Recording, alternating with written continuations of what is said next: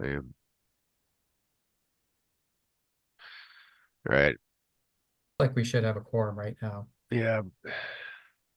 Should be here any moment. And Diana, did you send me your updated roll call sheet? I did. Awesome. Thank you. All right. It looks like we are live and ready to go whenever Chair Albrecht is ready. Awesome. Thank you. Well, good morning, everyone. I would like to greet you this morning and call this meeting to order of the LCCMR on Wednesday, June 25th. We are remote through electronic means and streaming on YouTube. So I'm going to ask that we assure that we have a quorum, and then I'll ask for a roll call.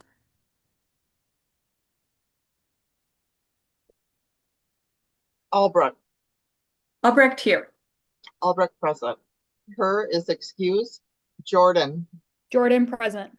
Jordan present. Beeman. Beeman present. Beeman present. Favor is excused. Fisher. Sure, present. Fisher present. Green. Here. Green present. Hedstrom. Hedstrom present. Hedstrom present. Heinzman. Heinzman present. Heinzman present. Langseth. Langseth present. Langseth present. Lily. Lily present. Lily present. McEwen. McEwen present. McEwen present. Moore. More present. Moore present. Putnam. Present. Putnam present. Reese. Present. Reese present. Sprava is excused. Westrom. Westrom. Currently, there are 13 members present. Thank you. And a quorum is 9, as I recall, so we're good to go today. So the second item on our agenda is that members need to report any conflicts of interest that they have with today's business. Are there any members that would like to report conflicts of interest?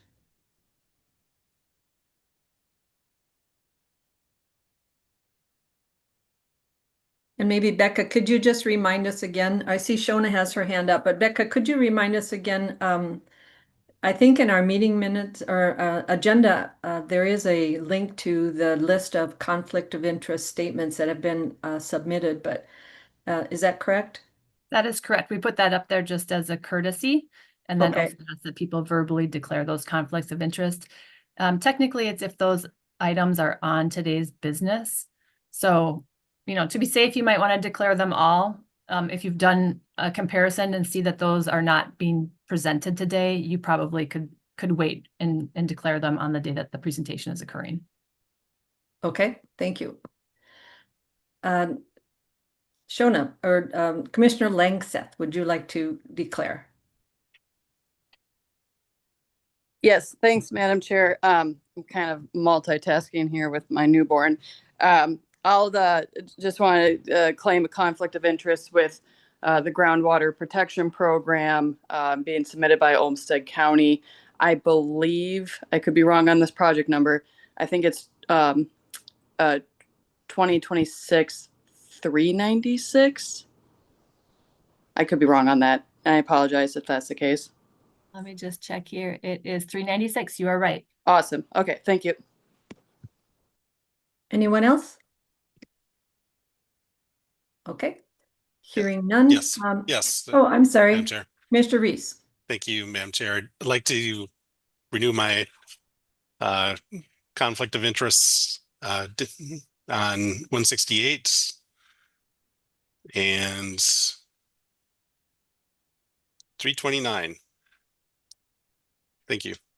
All righty, thank you. I'm having a little bit of technical difficulty on my screen right now, so I apologize for that. Madam Chair, it also looks like Commission Member Hedstrom has her hand up. And Commission Member Hedstrom. I'm not sure if these are being talked about today, but conflict of interest with 255, 318, and 465. Thank you. Thank you. All right. So we are ready to begin, and I'm going to ask Becca to give us an overview of our day today. Great. Good morning, members. So we have a pretty straightforward day today with just presentations. They're scheduled from 8:30 to 5 p.m. today. Most presentations are going to be 15-minute time slots, 5 minutes for presentations, 10 minutes for Q&A, and of course the chair has discretion to go over if she would like, especially for large projects. We've had 2 proposals from category G that were originally scheduled on Friday. They've been rescheduled for today. One is at noon and the other is at 12:10. And these are 10-minute long presentation slots. So 5 for presentation, 5 for Q&A. For presenters and for members, we will be running a timer that should show up in its own window on Zoom that you can see now. It's set at 15 minutes. You are welcome to pin that on your Zoom screen so that you can keep track of it and pace yourselves. We do ask people to self-monitor their times, and the chair may cut you off if you go over and we're running behind. But again, as I said, the chair is also allowed to go over, use their discretion to take longer, take more time on larger projects. If we get running too far ahead on our schedule today, we may need to take a break to get back on schedule. Members should use the Zoom function to raise your hands if you have questions, and the chair will take your questions in the order raised. Again, if we're running behind, the chair may ensure everyone has a chance to speak once before taking second questions. You'll need to turn on your microphones to speak. The presentation schedule, the updated presentation schedule has been posted on the meeting page and provides a direct link to the proposal in case you want to follow along that way. You can also, of course, access the proposals in the online system, and the chair will be calling off the project ID as we go along so that you can just plug the ID into the online system and that proposal should pop up along with your previous notes and scores. The chair will also include the line number on evaluation number 2 form for each of the presentations in case you are making notes on that spreadsheet that we sent that was sent out also in the US mail last week. When we do break for lunch, members and any presenters will be sent into separate break rooms until we're ready to reconvene. The main room will continue to stream on YouTube. So if you, for any reason, bounce out of the break room back into the main meeting room while that is happening, you might want to just keep your camera off and your microphones muted unless you wanted to be live streamed broadcast on YouTube. Letters of support or opposition received since the last meeting are posted on the meeting page, and I believe there's just one letter of support that it was received since yesterday. And then again, just as a reminder, members' individual evaluations and allocations are due by 4:30 p.m. Wednesday, July 9th. And that is a firm deadline so that we can turn your results around and be prepared for your meeting on July 18th, which is the day that you are scheduled to come together, review those results, and make allocation decisions. That is all for me, Madam Chair. All right, thank you. So with that, I think we're ready to begin our presentations, and I'll just remind you for members, I'll be staying out loud the category, the proposal ID, and the proposal title and line number, which is on our evaluation 2 form so that everyone can follow along. So the first one up today is under category B, water, proposal ID 2026-473 on your line number 39 on our evaluation form. And Ms. Lusardi, are you prepared and ready to go? Go ahead and introduce yourself and begin your presentation. Madam Chair, Commissioners, thank you for considering this proposal. I am Barbara Lusardi, Associate Director of the Minnesota Geological Survey, and with me is Bob Tipping. I'm Director of the MGS as of October 2024, and we are part of the University of Minnesota. The distribution of geologic materials defines the location of natural resources, including aquifer boundaries and the connection of aquifers to the land surface and to surface water.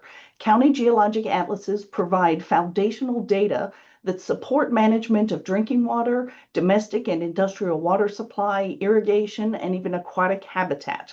The County Geologic Atlas provides each county with a complete package of geologic information, including maps, data, cross-sections, images, and text, which are drafted and interpreted by geologists.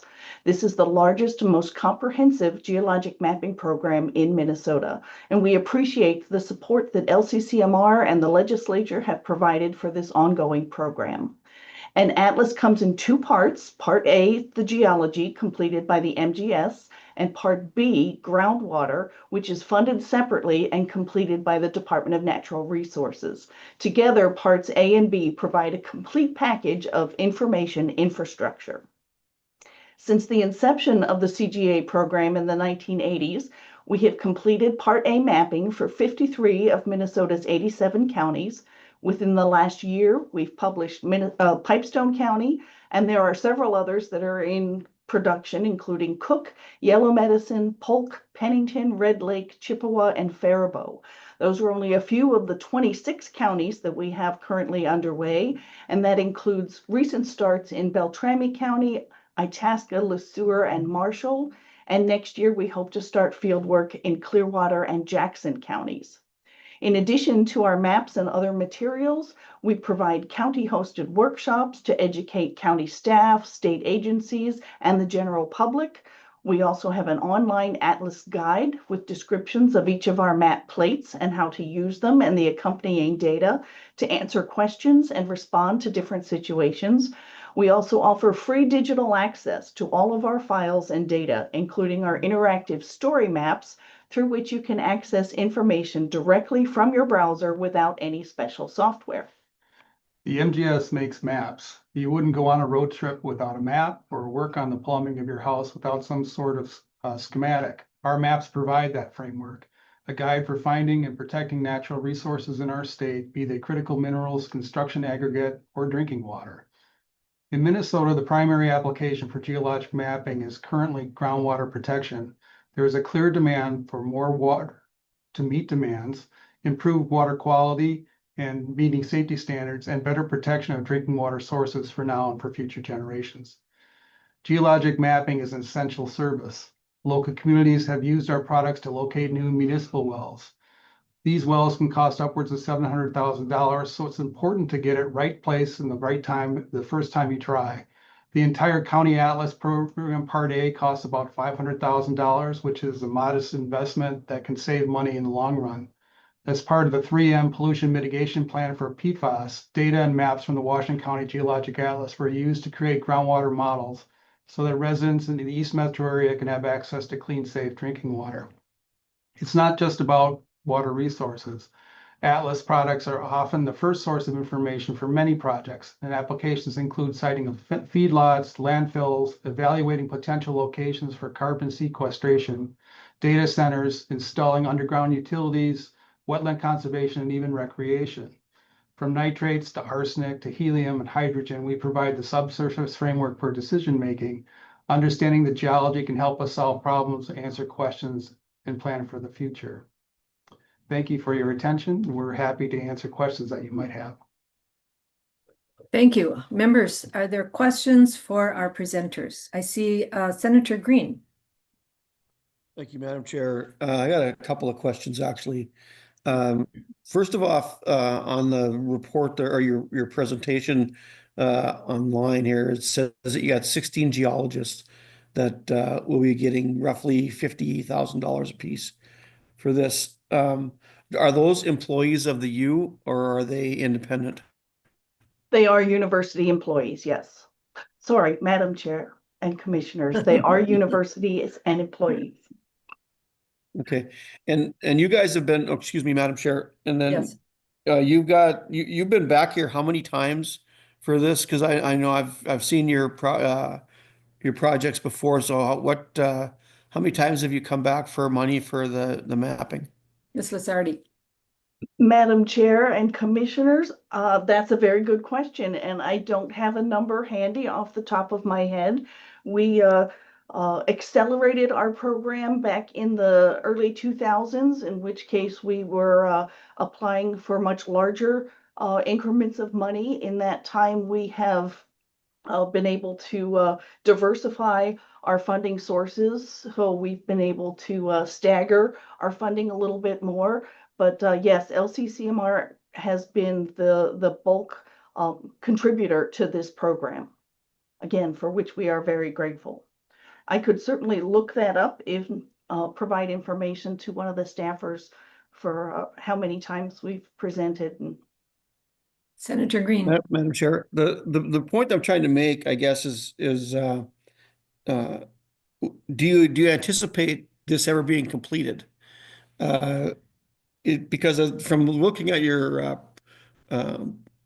presentation in the book, you're really just compiling data that's already there and putting it in one place. And so is there an estimated time of completion? And then I'll just make the comment now. You know, I've gone through the university stuff every year on this, and it seems to be creeping up. And last year it took the lion's share, basically, of or at least the biggest one entity that got the most money out of there. I think it was roughly $40 million.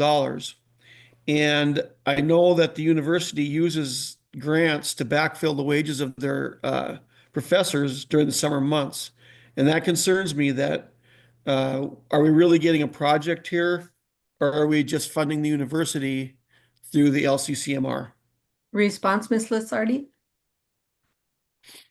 So I can respond to that. So the money that comes through the LCCMR goes directly to the mapping program here at the MGS. It doesn't support faculty at the University of Minnesota. So to your first question about who are the people that are on our staff, they're University of Minnesota employees, but they're all part of the Minnesota Geological Survey. To Barb's point about the increase in funding, I think it was in the early 2000s. This is when I was prior to my time as director. There was an acceleration in the program, considerable acceleration with the goal of trying to finish atlases over a time span now projected to be within the next 10 years to complete all atlases. That seriously ramped up the funding for the Geological Survey to be able to do this type of mapping. And as Barb mentioned, we currently have 26 maps underway, or at least are planned to be started. And so to get those things done to this stage, that was the reason for the increase in the funding compared to previous funding. LCCMR has historically always been a supporter of the Atlas program, which has been around since the early 1980s. So there has been a long history here of mapping, but that's where we're at now, expected to be completed within the next 10 years. Thank you. Well, Madam Chair, just one more thing. Senator Green. You say that the money's going to the U and not to the faculty, but out of the 1.5 million, 1.1 million is under personnel, and it lists the people that are going to be paying the money. So whether the money is going straight to the U or straight to them, it is being used to pay the wages of your faculty. So Yeah. so that's in there, and then also the service contracts, which also look like they could be part of the U. So you know, that's my concern. So but I appreciate you answering the questions. Thanks. To the Sure. presenter, did you want to respond? And then we'll go to Commissioner Veman.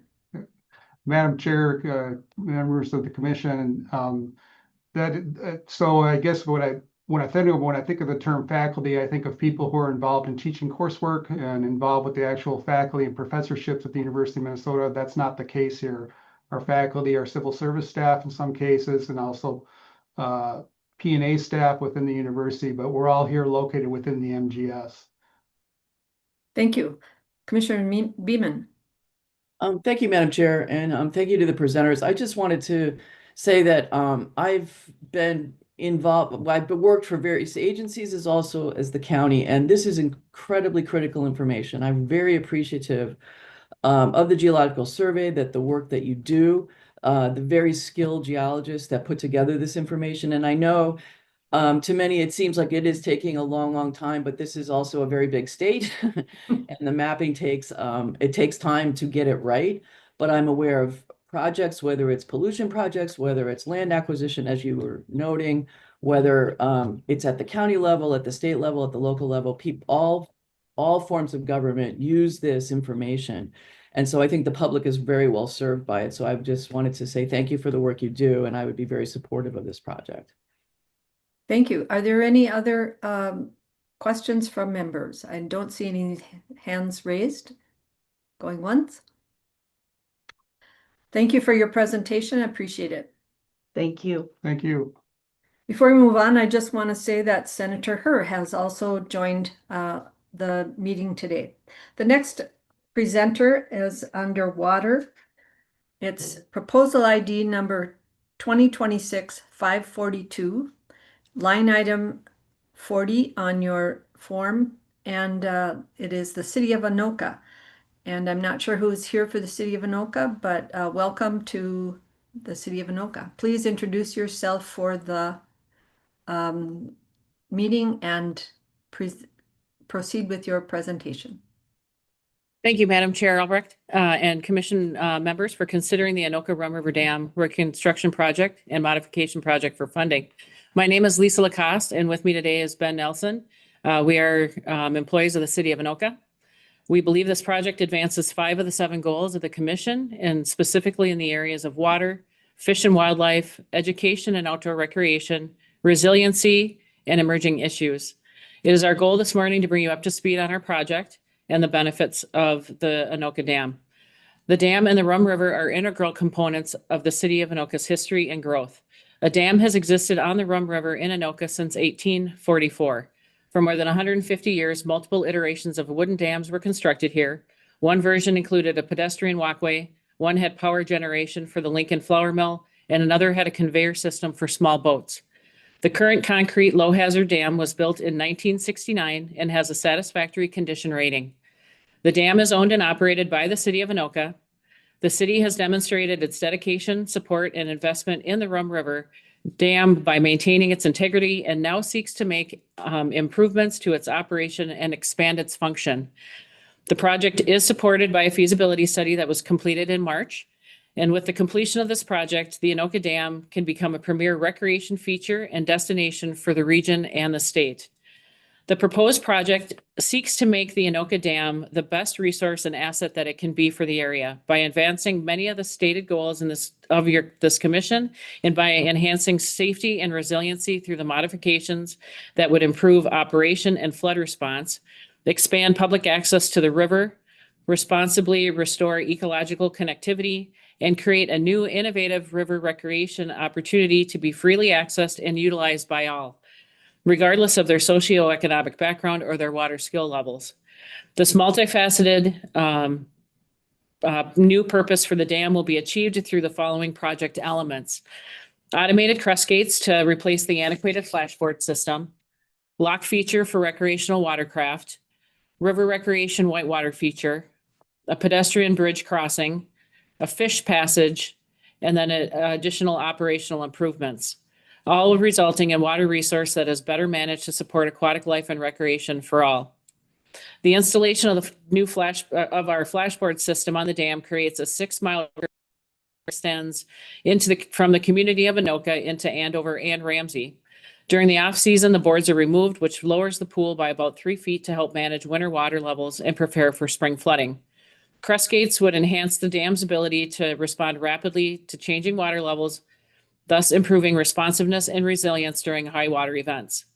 These improvements would result in reduced shoreline flood impacts while maintaining structural integrity and protection of ecological systems. The river recreation feature creates an innovative recreation amenity that would be a free resource for users, providing access to something that is unique, inland, a whitewater surf wave or rapid type experience that would be usable by all experience levels of paddlers, kayakers, surfers, and inner tube floaters that would be seeking a thrill experience. The river recreation feature would be the first of its kind in Minnesota, and we believe it would quickly become a regional attraction for recreation, education, and even first responder training. The pedestrian bridge also increases outdoor recreation opportunities by expanding the state, regional, and local trailway systems that all converge within the City of Anoka, resulting in improved accessibility to and interaction with the river, as well as the city's unique historical elements along the river corridor. Design features would include alcoves where people could fish, take in the sights around them, and just sit and watch the river activity that's occurring. The boat lock would allow recreational watercraft movers to move between the upper and lower Rum River and out to the Mississippi River.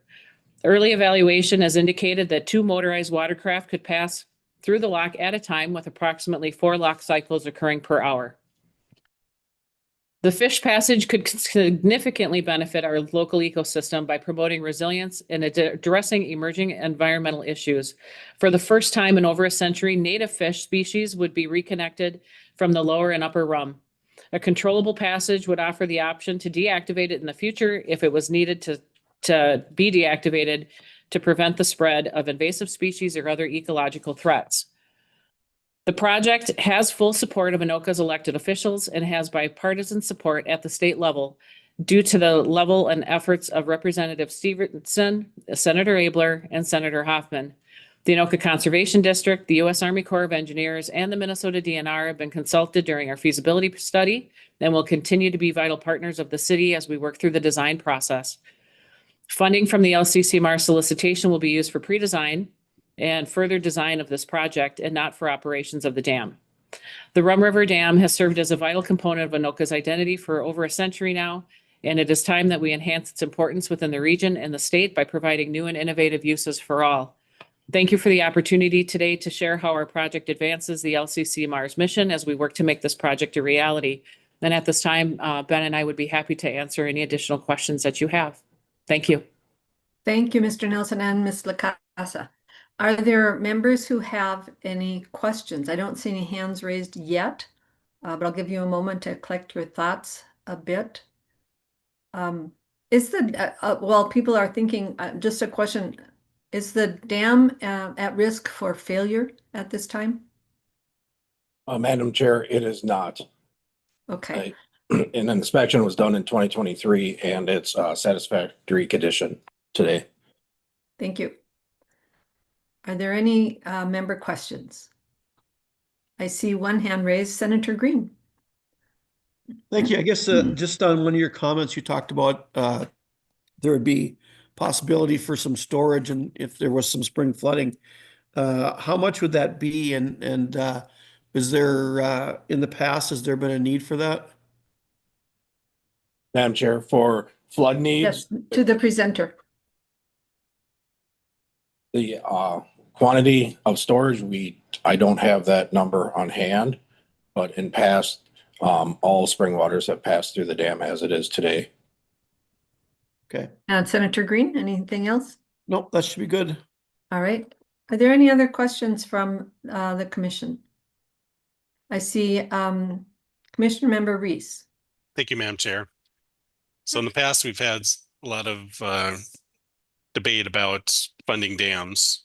And one of the factors that in the past has been the addition of natural features, more of a natural construction of the water flow. Will the engineering look into that and some of the DNR recommendations for making it more convenient and more passable for fish? I understand that you do already have fish passage as part of the design, but that may or may not be, kind of the more of a natural feature. So do you understand my question? To the presenter. Madam Chair, basically the removal of the dam is what you're getting at. And no, there's no consideration. The city of Anoka's always had a dam and it's our vision to keep a dam here.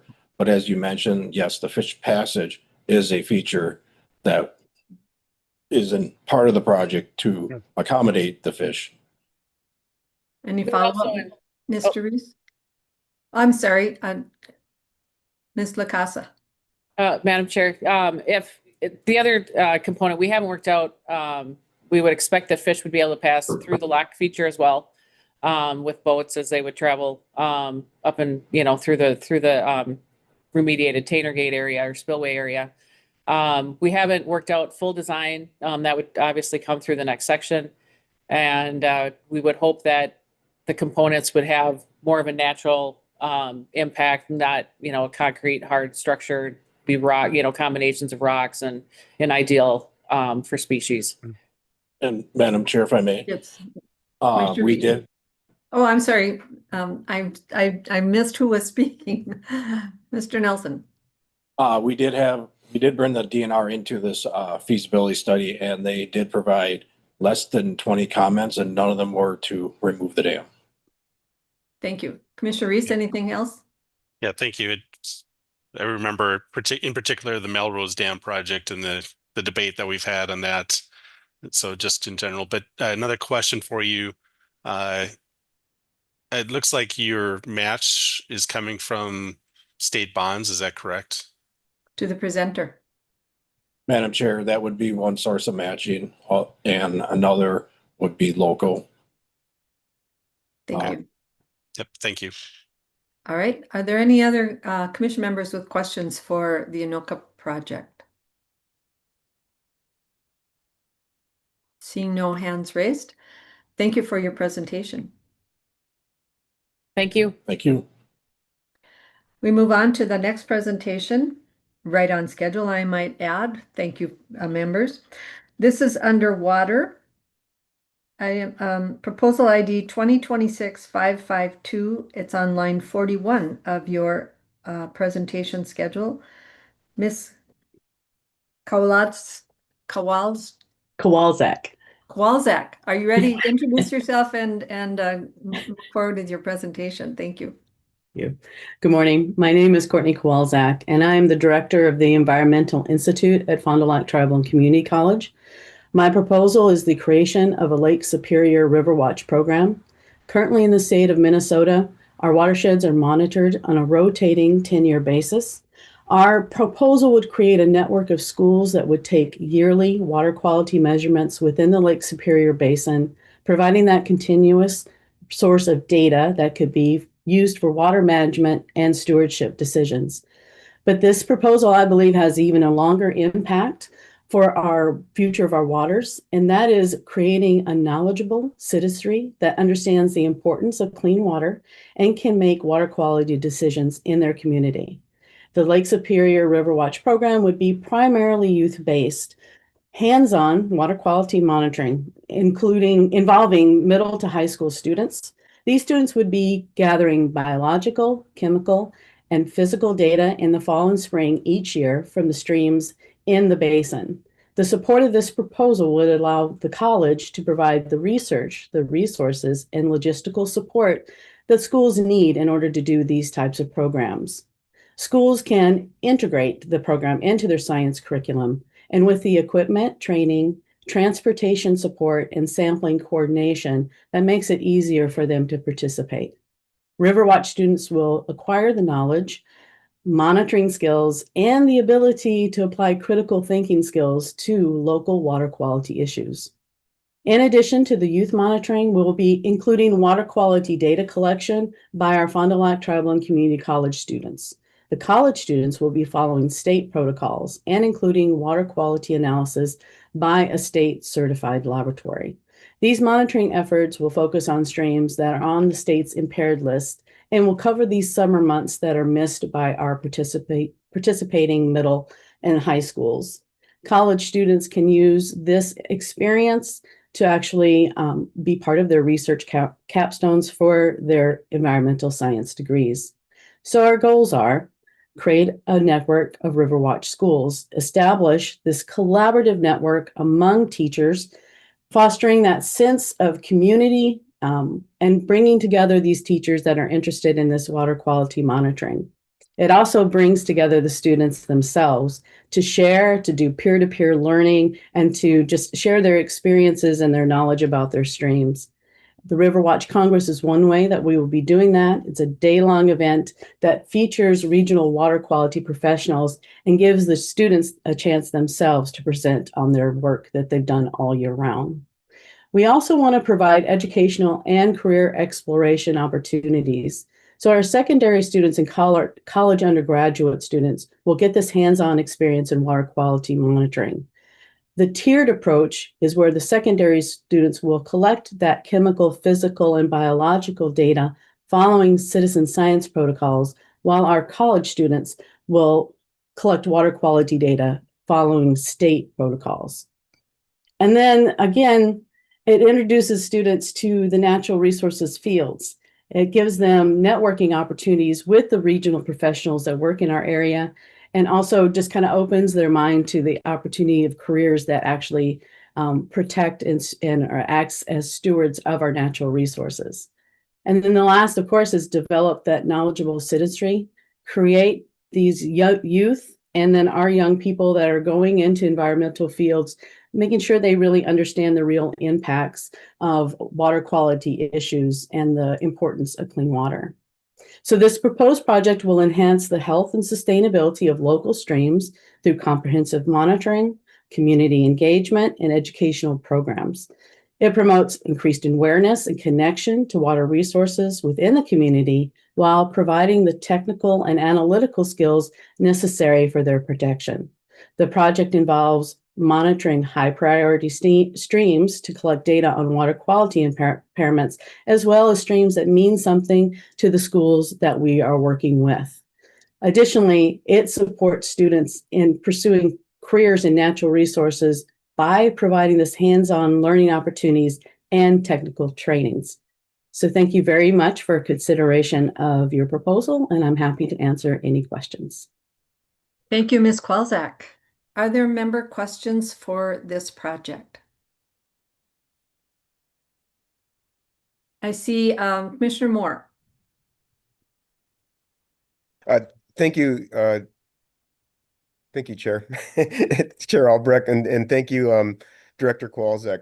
I guess I wanted to make first a comment to my fellow commissioners, and I may follow with a question, but my comment is this: there are about 700 tribal science positions in the Midwestern states of Minnesota, Wisconsin, and Michigan. And it's very difficult to fill these positions with qualified professionals. And tribes are constantly competing with federal and state agencies to fill these positions.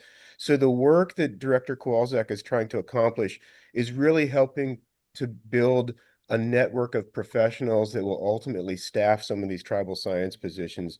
And I think that's extremely important work that needs to be done. I don't really have a question, I guess. Thank you. Thank you. Next up is Senator Green.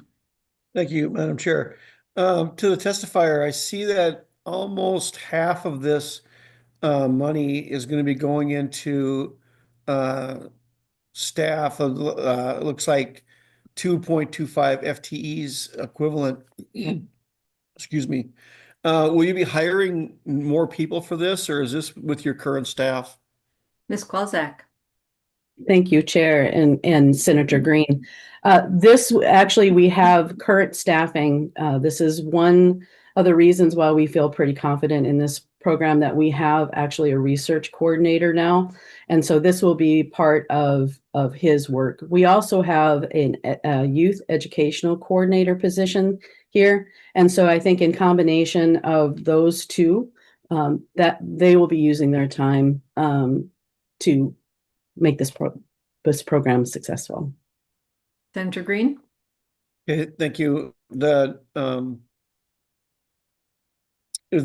of the same question then along the other lines is that, we're paying professors, we're giving you money to pay professors that you already have on staff.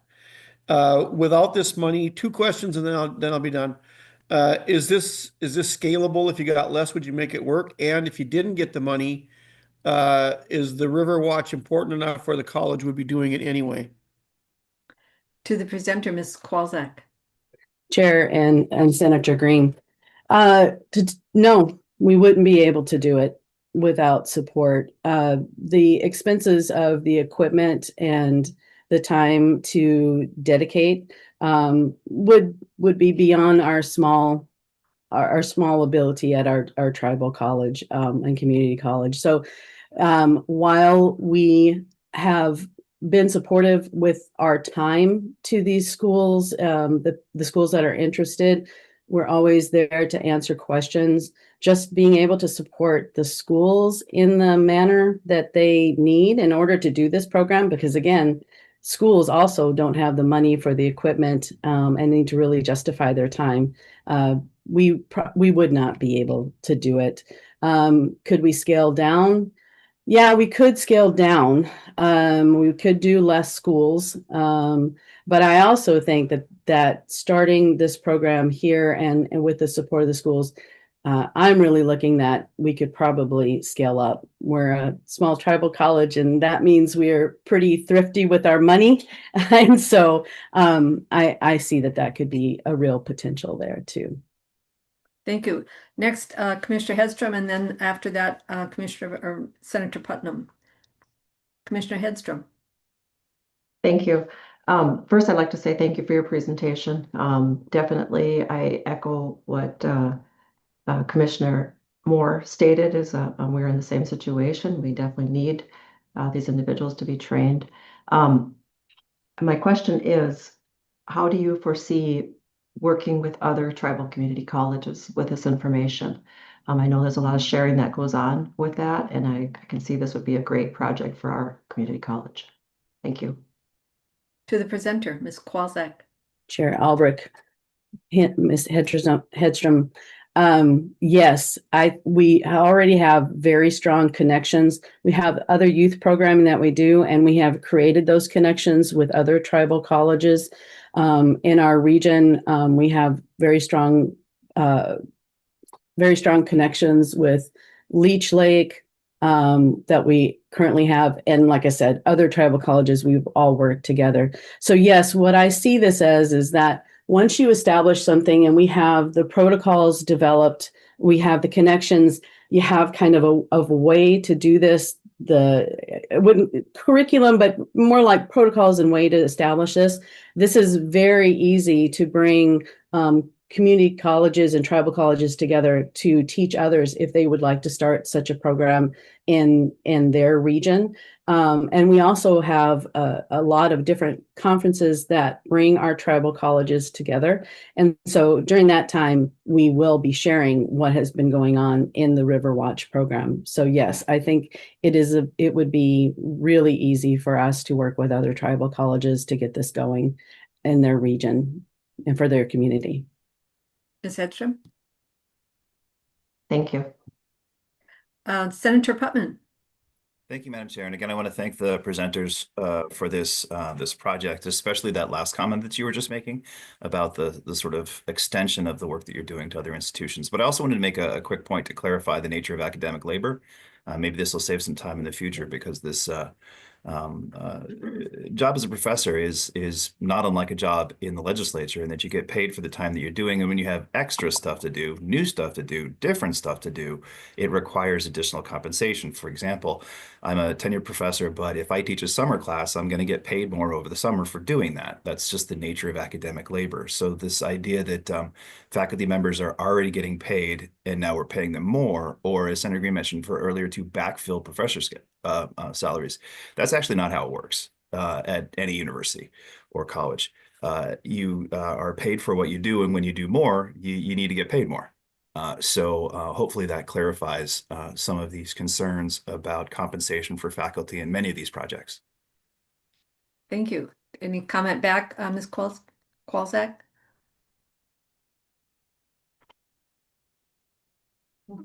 Seeing no other hands raised.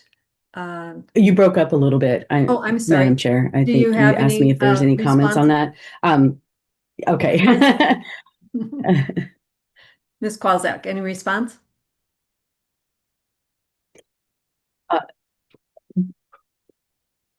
Just to say that what we're supporting here is actually our staff. The Environmental Institute is the extension, basically the extension arm of Fond du Lac Tribal and Community College. So we're paying a staff to actually do this work, not faculty. Thank you. And with that, it looks like our time is up. So I'm going to move on. Thank you for your presentation. Thank you.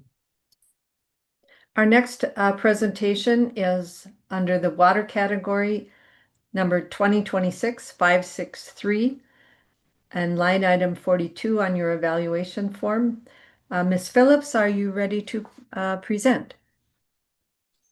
Yes, I am. Thank you, Madam Chair. Go ahead and introduce yourself and move forward with your presentation. Good morning. I want to start by thanking the Commission for the opportunity to share this proposal from Red Lake Nation. My name is Mindy Phillips, Climate Change Specialist. This is my colleague Shane Bowe, Director of the Waters Program. We're both staff at the Red Lake DNR. Red Lake Nation is seeking funds from the ENRTF to install 3 long-term continuous buoys on Upper Red Lake, Lower Red Lake, and Lake of the Woods. Red Lake Nation has partnered with the Minnesota Pollution Control Agency for decades to monitor the health of waters on and around the Red Lake Reservation. These efforts have helped us identify the importance of internal loading of nutrient pollution in Lake of the Woods, capture data on intense algal blooms in all basins, and most recently develop a collaborative site-specific phosphorus standard for Upper and Lower Red Lake that will apply to both tribal and state waters. Working on these large and difficult to access lakes has highlighted the need for continuous data collection. Previous work using smaller scale sensor strings has demonstrated the value of this approach, but these lower budget systems have significant limitations for this data integrity, accessibility, and timely reporting. Additionally, while the previous data collection techniques can inform us about monitoring harmful algal blooms or HABs, this monitoring can only identify past occurrences. It cannot predict future blooms or alert the public to active ones. These lower budget buoys have provided a strong proof of concept exercise and have directly informed decisions regarding the proposed project's design. Red Lake seeks funding to purchase upgraded buoys to collect and share real-time monitoring data in project lakes. These buoys will resemble those pictured in the virtual background, using technology specifically designed for large lakes. These buoys will be used in partnership with the MPCA and the Science Museum of Minnesota, who together with the Red Lake DNR have been participating in a collaborative water quality monitoring program on the project lakes for over a decade. These data will also be publicly available to the other regional partners. They will provide continuous dissolved oxygen, temperature, and weather data, allowing for valuable insights about water quality and toxic algal bloom events. Additionally, we believe that establishing a long-term, sustainable, and high-frequency data set will allow us to use the data to predict harmful algal blooms, to guide our monitoring, and, when necessary, inform the public of any health hazards on the lake. The proposed buoys are based on designs used by organizations that monitor water on very large lakes, including NOAA's Great Lakes Environmental Research Laboratory, or GLERL, and the Great Lakes Observing System, or GLOS, who have employed large buoys like these for almost 2 decades. The GLERL have been assisting Red Lake DNR in the design of the proposed buoys.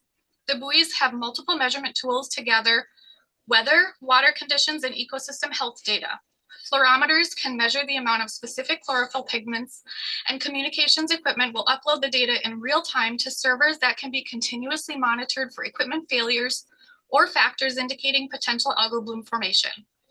These data will provide insights into hypoxia, stratification, and related nutrient loading. Continuous real-time monitoring will enhance our understanding of phosphorus loading sources in project lakes, while wave sensors will offer insights into shoreline erosion. This will facilitate more appropriate and timely water resource management and human health and safety protection as we confront ongoing climate changes.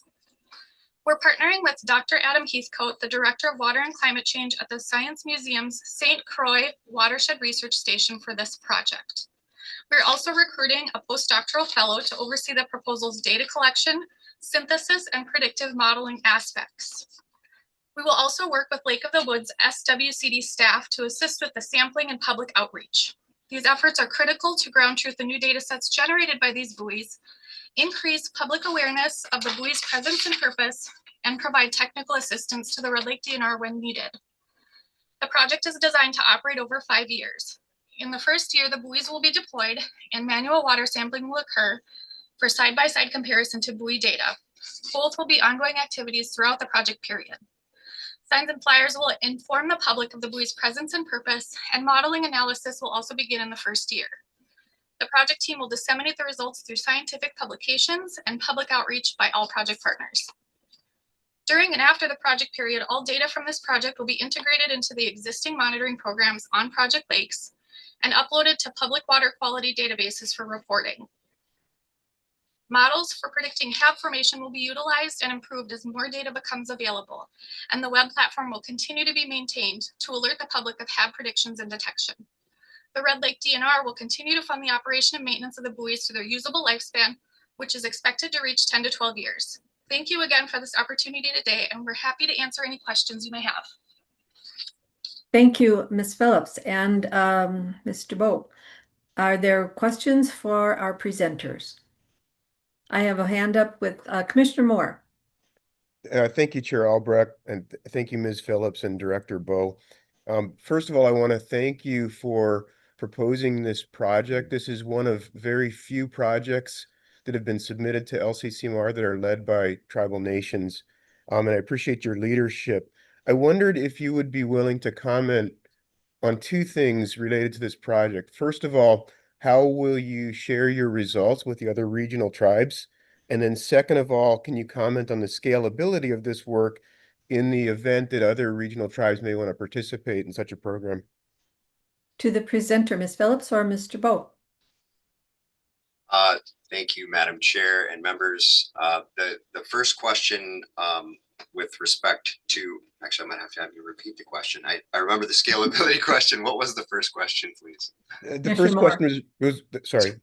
The first question was related to the communication strategy among regional tribes. Mr. Bowe. My apologies. With respect to sharing the data initially is going to be publicly available on a server that we are developing under the guidance of NOAA. They've done this with all of their buoys. They make everything available publicly. After that, the data will be compiled with our other water quality data, and then will be shared to the EPA's WQX system, which is an online database that all tribes will have access to.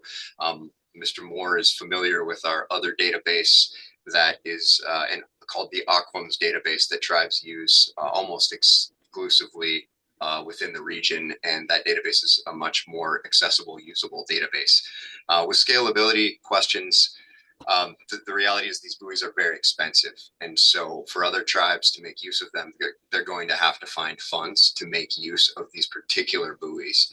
However, I think that after using 3 of these buoys for 5 years, we should be able to find ways to scale them down and make more affordable versions of these buoys. We know that they exist already. We happen to be answering very particular questions about halves with these buoys, and that's part of what makes them more expensive than, for example, a buoy that would be looking at something simple like dissolved oxygen or temperature. Commissioner Moore, anything else? Hearing none, I'm going to go to Commissioner Beeman. Thank you, Madam Chair, and thank you to the presenters. I'm curious if I understand the data that you're gathering, the monitoring is largely to determine potential harmful algal blooms. Is that right? And is there other uses or other impairments that you might be looking for through the use of these buoys? Mr. Bowe or Ms. Phillips?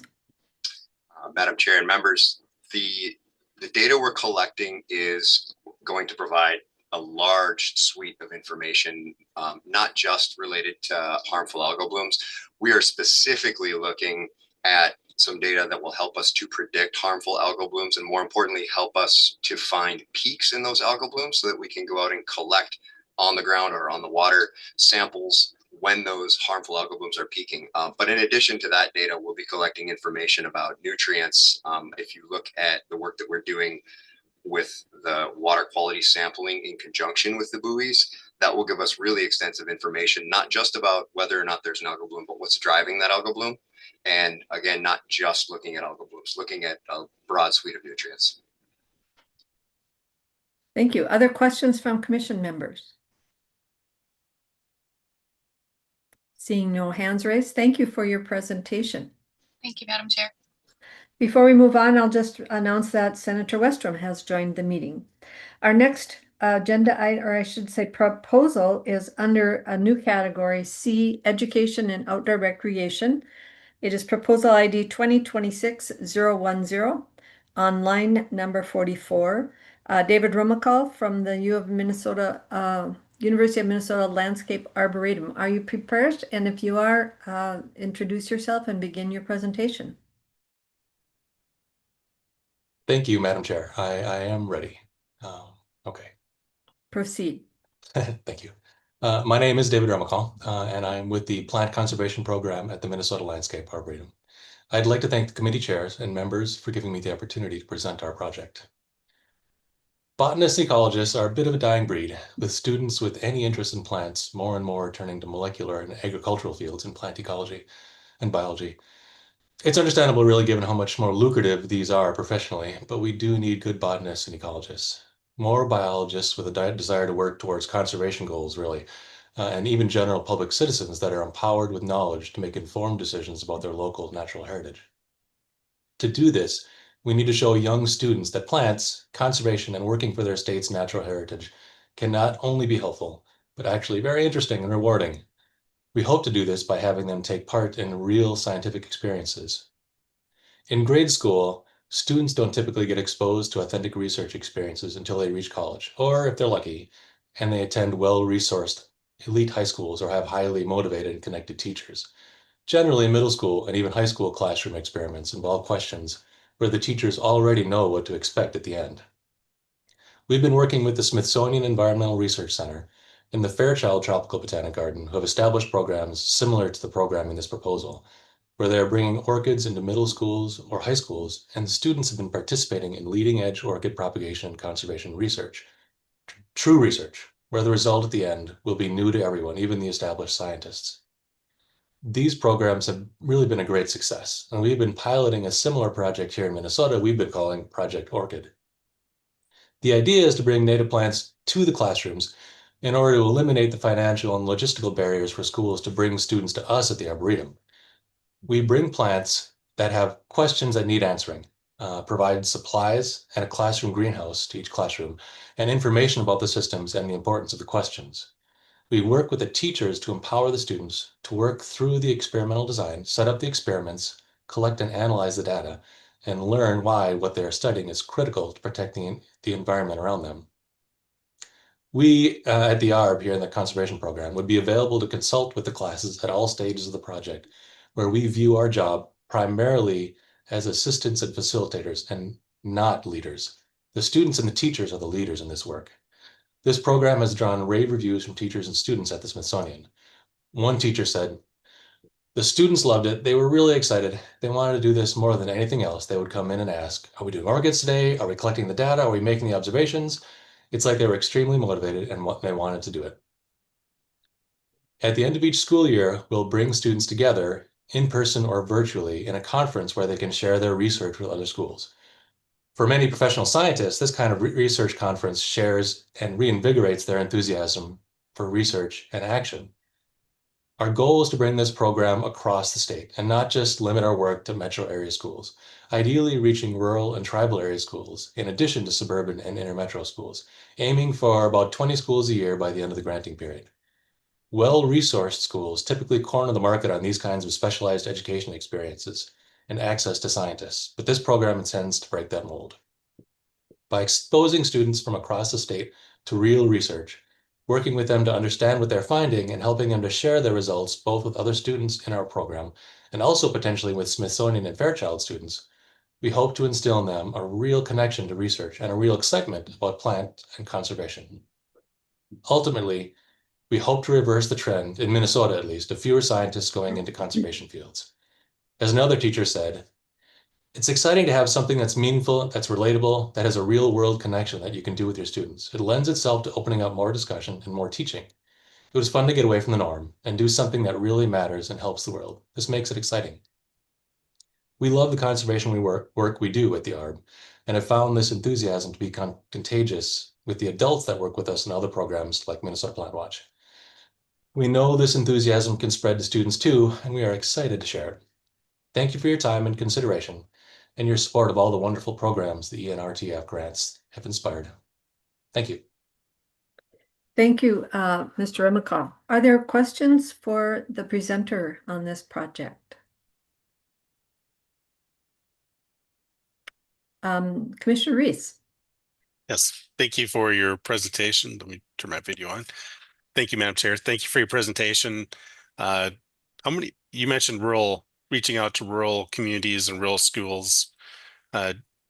Realistically, how many do you think you could reach with this funding? Mr. Remicall. Thank you, Madam Chair, Commissioner Reese. Thank you for the question. That's a great question. Our goal is to have every year at least half of the students be outside of the metro area, half of the classes be outside of the metro area. We've already reached out to a couple tribal schools. This past year in the pilot, we only had metro schools. We only had 4 schools, 4 classrooms in total. But the hope is to really push it outside of the Arboretum. I call it the Arboretum sphere of influence, right? Sort of the local area. I think that's extremely important. The goal is really to connect students, and it's not nearly as fun if it's all metro area. Yeah. Yep. Thank you. Sure. Thank you. Are there any questions from members? Commissioner Beaman. Thank you, Madam Chair. And just to kind of add on to that last question. So geographic proximity to the Arboretum is not critical to participation in this program. Is that right? Mr. Remical. Madam Chair, thank you. Yeah, that is a great question too. That is absolutely correct. It is not important. Well, it's not. If the students want to actually come to the Arboretum anytime during the school year, then it will be locally important for them. But it is not important for the success of the program by any means. The intention is that when we start each program each year, we bring everything to the classrooms that they need physically, and we do that in person. And then we also plan to, throughout the year, visit in person when requested, but make ourselves available virtually. I think the one thing the pandemic did for most of us is with the LCCMR meetings now, or these presentations now, the capabilities of remote teaching and learning have really just expanded, and we can take advantage of that. Yeah, but we do intend to continue to visit physically throughout the school year as needed or as requested. Are there other commission members with questions? I don't see any hands raised. I'm going to ask one more question for myself. I note in your project that you're talking about studying orchids. Can you tell me, I'm assuming you're going to do some of our native orchids like lady slippers, but can you tell me why you chose orchids as your study subject? Oh, that's a great question too. Yes, and I have a couple of our babies here with the show. So this is one of our native orchids. It's called Losel's Twablade.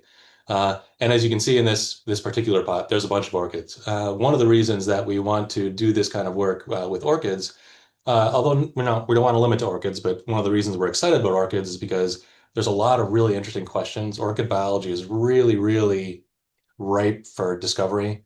There's a lot that the world doesn't know about orchid biology, especially terrestrials like we have. So there's a lot of good questions, and we, through our conservation work, have been able to grow a lot of orchids because we got a lot in this pot. So we have a lot of those to offer. And another good reason is, and here's another one of our babies. This is the tuberous grass pink. You can see the flowers. It's flowering, just happens to be flowering today. They're beautiful. They're really charismatic plants. We love these plants. We love cacti. We love carnivorous plants because they're great ambassador plants.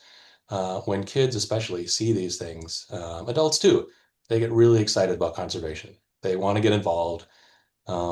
Yeah, that's kind of the reason why we're biased towards orchids. But Thank you. Thanks for showing us those blooming orchids that you have there. Oh, Are sure. there any other questions from the commissioners? Seeing none, thank you so much for your present. Oh, wait, one more. Representative Jordan.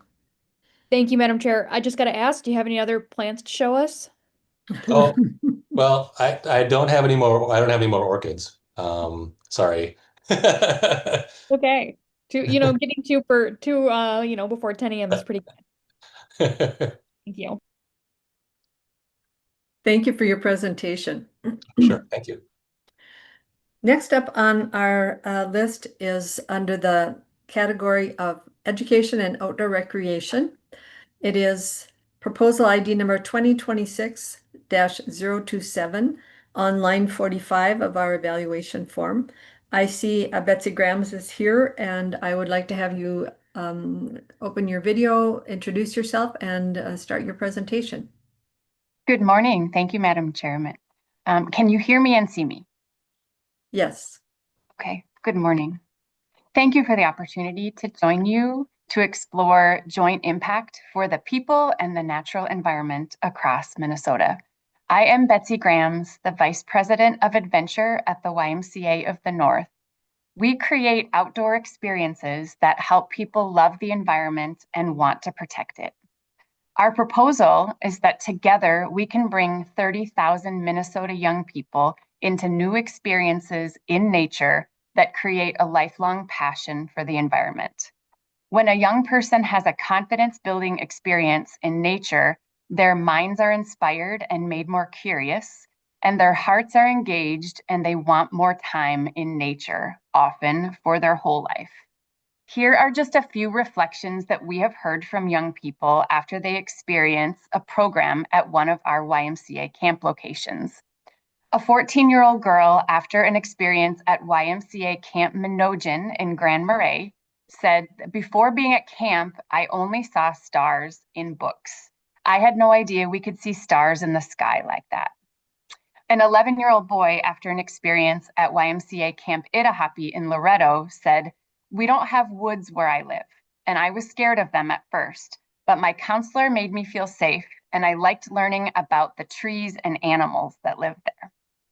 A 9-year-old girl, after an experience at YMCA Camp Warren in Eveleth, said, "Canoeing was so fun. It was like gliding on top of the water." The YMCA of the North stewards 16 camp locations in 10 Minnesota counties. You may know us for summer camp, but many of our camp locations are open year-round for educational, nature-based programming for school groups and community partners. Our programs don't just entertain, they teach science in nature, build resilience, foster environmental literacy, and even introduce youth to green careers through partnerships with the DNR and Minnesota Forestry Service. Minnesota's natural environment will need champions for generations to come to preserve and protect and enjoy our wild spaces. Our team at the Y is ready to deliver impactful first nature experiences to 30,000 additional youth across the state with your help. We know that many families, schools, and community partners lack the resources to join us. Our proposal calls for the funding required to break down the barriers that stand in their way, from gear that makes nature experiences safe and enjoyable, to transportation, to travel from home or school to one of our camp locations, to the scholarship support we know is essential. Your partnership can deliver environmental education to young people who wouldn't otherwise experience it. The most recent Minnesota statewide health assessment notes that nature spaces are a strength of Minnesota, while also acknowledging that not all people in Minnesota have the same access, resources, or support to use these natural resources. The YMCA can be a partner in creating greater access for all Minnesotans, particularly young Minnesotans, to experience the bounty of what nature in Minnesota has to offer in every season. With your support over the next 3 years, we will welcome 30,000 young people to have a first experience learning and enjoying nature. You will note that our proposal will help to resource all of our 16 camps statewide, and the funding will be laser focused on underserved populations through school and community partnerships. We have the team and the infrastructure during the school year to increase our programming to meet the goal of 30,000 new experiences over the next 3 years. And the budget we put together addresses the barriers we know to exist for the groups that we most want to serve. Our request of $5.1 million provides access to 30,000 young people. That is breaking down to $172.10 per camper. Every dollar directly removes known barriers, gear libraries, transportation, and financial assistance. And we target those resources to the schools, community partners, and families who need them most. When Minnesotans voted to create the Environment and Natural Resources Trust Fund, this is the kind of legacy they imagined: equitable access to nature and outdoor experiences, love of the outdoors passed to the next generation, and education that creates lifelong environmental stewards. On behalf of the YMCA and the thousands of young people who will grow up to protect, care for, and appreciate Minnesota's natural resources, thank you for your consideration. Thank you, Ms. Grams. Do commission members have questions for the presenter? Commission Member Reese. Thank you, Madam Chair. Thank you for your presentation. It's a large budget, so I was just curious if you can do this work at a reduced rate, reduced budget amount. Yeah. Ms. Grams? Yes, thank you, Madam Chair and Commissioner Reese. Yes, so what we really wanted to put together is a picture for you of what we believe is the demand and the unmet need that is on the side, matching up with our capacity, especially in fall, winter, spring, to be able to host and invite school and community partnerships. So yes, we can scale back, but we really think the time is now post-COVID that schools and community partners are ready to re-engage and wanting these experiences for their young people. Commissioner Reese? Thank you, Madam Chair. Second question on some of your budget items. You have camper financial aid for overnight wilderness camp, along with the day camp and schools. Mm-hmm. Is this essentially a scholarship that they pay back to the YMCA, or how does that work? Or stipends? Thank you for the question. Yes, thank you for the question, Madam Chair and Commissioner Reese again. We have a simple way to validate need through the YMCA. And so this is taking the proportion of our currently served population that is awarded financial assistance, and it's plussing it up for this amount of growth over 3 years. And so this is not a loan that they pay back. This is need-based scholarship financial assistance that the YMCA traditionally offers. It's just that we come to the end of our capacity to do so, and we know that there's this much more demand waiting on the sidelines for this kind of programming. Just one quick follow-up, Madam Chair. Commissioner Reed. Yeah, and so these are things that are difficult for commission members because we have a responsibility to make sure that funds are used appropriately, and there's restrictions on how LCCMR funds can be used, and so this just makes it difficult for us to have oversight. So just wanted your commitment that you will, if funded, you'll use LCCMR funds for only those expenditures that are allowed. Ms. Grams. Thank you, Madam Chair, and thank you, Commissioner Reese. We share your commitment to responsible use of intended funding, and we've been fortunate beneficiaries of LCCMR grants in the recent past. There's one that's running right now, and so our team is quite familiar and versed with the requirements of said funding, and you would have our commitment as a YMCA to stay true to the intention and the regulations of the funding. We want to be a good partner. Thank you. Thank you. I'm going to move on to Commissioner Moore and then Commissioner Beeman. Commissioner Moore. Thank you, Chair Albrecht, and thank you, Ms. Grams. My question is this: I appreciate the intent of your project, and I think it's extremely valuable. My question is, how do you plan to engage the Minnesota tribes in this project and to help to get those youth involved in some of these activities? Ms. Grams? Yes, thank you, Madam Chair, and thank you, Commissioner Moore. I love this question, and I will say that this is an emerging piece of work and intention on our team that we are still learning how to co-create experiences with our tribal friends and neighbors at many of our camp locations, right? And so we do have Indigenous action work happening, and it's happening at local levels at our camp locations with the local communities, right? So every YMCA overnight camp has a board, a community council, and we've been intentional about relationship building around our camp locations to ask the questions, what experiences speak to you as a family, right? And as a community, and how can we be hospitable to those hopes and dreams, right? That we all have for our children. I will say that this is a piece that we're still learning how to do well and intentionally, but are fully committed, and we're learning from sort of our early findings in relationship building. One follow-up, Chair Sure, Albrecht? Commissioner Moore. Mhm. Sure, thank you. And I appreciate your answer, and I appreciate the intentionality of your approach. One suggestion is, if funded early in the process, develop some strategy specifically for that intent. And that's all I have. Thank you. Mm-hmm. Thank you. Commissioner Beaman, and then Commissioner Langseth. Commissioner Beaman? Oh, thank you, Madam Chair and Ms. Grams.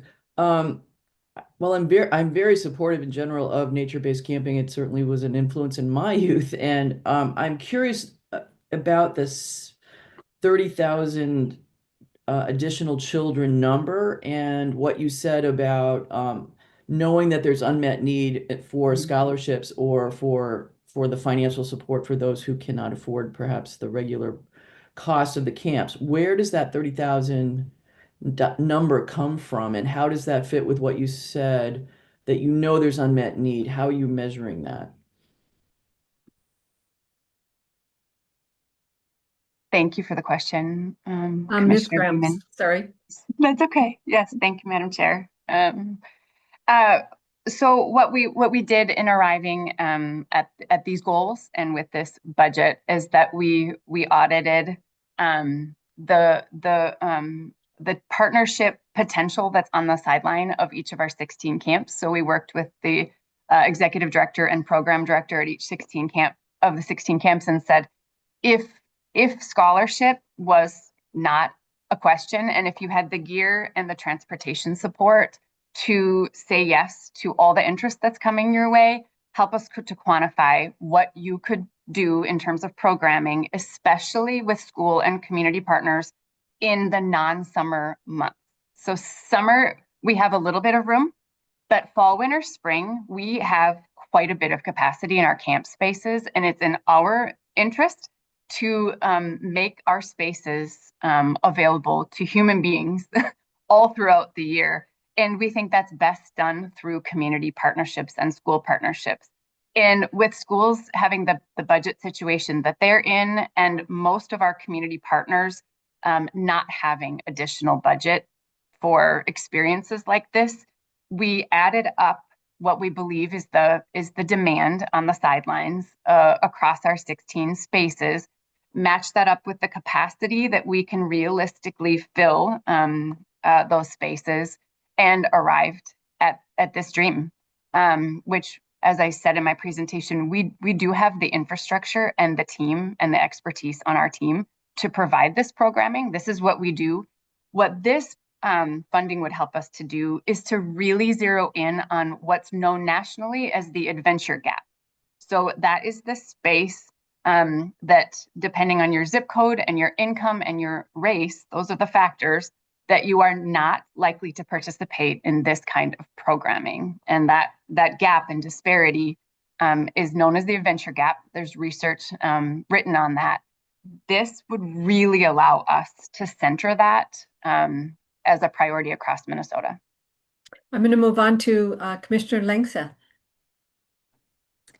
Thank you, Madam Chair, and Ms. Grams for your presentation. I do remember past presentations that you have given to the LCCMR, and I've always been really impressed with your presentation and also the numbers of youth that you're able to reach. Could you just, you mentioned this, you are working on another LCCMR grant. Could you just real briefly tell us the difference between this one and the one that's currently in place, just so we know the difference of what's being funded? And I'll have to say the 5 million is a pretty high number when we have a lot of other education organizations. So I just really would like to know the difference there. Thank you. Ms. Grams. Yes, thank you, Madam Chair. And thank you, Commissioner Langseth, for the question, because I am the point person on the current LCCMR grant, and so excited to remind this group what that is. and the difference. So you are currently funding the expansion of a program we call Unlock It. And that is a series of free maps that are available that correspond to parks across the state that, that people can download right now and go and take the map and go to the park and follow the clues and solve the clues to have what amounts to be a couple-mile walk in a park and then solve this word puzzle inside a park. So your funding is allowing us to add 36 new maps across the state and to engage 100,000 youth. And we are well on our way to that right now because we have community partners across the state that are utilizing these maps in their programming. Schools and other YMCAs and even city councils are using it across the state. So love that program as well. This is very different. This proposal is to invite young people to our camp spaces for more immersive programming, where the other one is always on and you can do it anytime you want, and it's completely free. This one is programming, outdoor learning programming at our camp spaces across Minnesota. So very different, although both happening in nature. Thank you, Ms. Grimes, for your presentation. Our time is up and we're going to move on, but I appreciate your presentation. Thank you. Thank you very much. Next up on our agenda, I see that Dr. Evans is online. It is under the C category, Education and Outdoor Recreation. Project number 2026-080. And it's on our line item 46, increasing pollinator conservation action through education and engagement. Dr. Evans, please open your camera and begin your presentation and introduce yourself and begin your presentation. Thank you, Madam Chair. Thank you, council members, for this opportunity to talk to you about this program. The increasing pollinator conservation action through education and engagement. So I am Dr. Elaine Evans. I am an extension educator and researcher, and I work out of the University of Minnesota Bee Lab. The problem that we are addressing with this proposal is that although the majority of Minnesotans are concerned about pollinators and know that they're in trouble, many of them lack the knowledge of the action steps to take to help those pollinators. So our goal is to increase pollinator conservation awareness and adoption of action steps to help them. And we are proposing to do this through 3 different activities. Our first activity is pollinator ambassadors, where we would train Minnesotans across the state to volunteer to be ambassadors for pollinators within their communities. So strengths of this program is that we would be building on and expanding on successful Bee Lab programs that have been piloted with this, using pollinator education toolkits. So we have this wonderful set of, this is an example of a pollinator plate of what would be on your plate with or without pollinators. We have a whole set of educational tools that were developed with previous NRF support that can be used by these volunteers. Outcomes are that we would train 40 volunteers to reach 30,000 Minnesotans. For our training and recruitment, we'd be focusing on areas outside of the metro to really be able to expand our reach. We would be collaborating with Indigenous educators to integrate Indigenous science into this program. And we would also be able to provide support to lawns to legumes, pollinator pathway trainers, taking advantage of beautiful pollinator habitat that's already been created and being able to tier this educational value on top of that. Our second program activity would be pollinator education for beekeepers. With this program, we would be engaging beekeepers and beekeeping military veterans to increase awareness of all pollinators. Beekeepers frequently talk with the public about honeybees, who they're very passionate about, that this is an example of a honeybee on this pink flower here. But we have over 500 different species of pollinators. Some of these other beauties are pictured behind me. And this program would expand beekeepers to be knowledgeable beyond just honeybees to all of these different pollinators to broaden the value of conservation actions that they're recommending. We would be engaging 120 Minnesota military veterans, as well as 100 beekeepers to give them tools to engage others to increase awareness and action for pollinators. Our third activity is Bumblebee Nest Quest. This would engage volunteers to help us find bumblebee nests. Bumblebee nesting habitat in general is very poorly understood, especially for species that are of conservation concern. So we would be building on some research that's been happening at the Bee Lab here and engaging volunteers from previous ETRA-supported bee volunteer programs like the Bee Atlas to have volunteers across the state.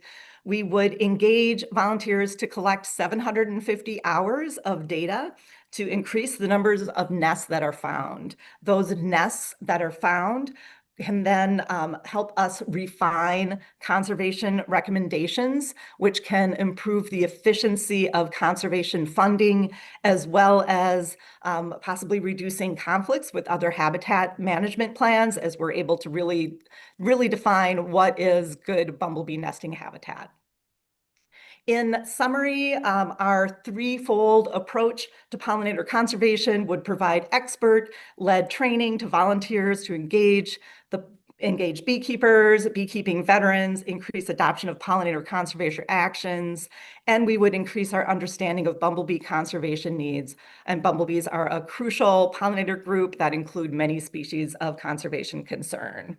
I want to mention that we have attracted donor funding, private money that can help our programs hit the ground running by supporting these programs in the spring and early summer of 2026. So if we do receive funding in July, we can take advantage of that summer season. So with the Minnesota Bee Lab and the Bee Squad, we have the expertise, connections, and passion to lead this effort. For questions, I want to also welcome Jessica Helgen, who is the director of the University of Minnesota Bee Squad. Can you introduce yourself, Ms. Helgen? Yes, thank you, Madam Chairman. I'm Jessica Helgen. I'm the program director for the University of Minnesota Bee Squad. Thank you. I see Senator Green as the first question. Thank you, Madam Chair. You say that you're expanding on existing programs. What successes have you had with the other programs, and are they volunteer led as well? I'm sorry, Dr. Evans.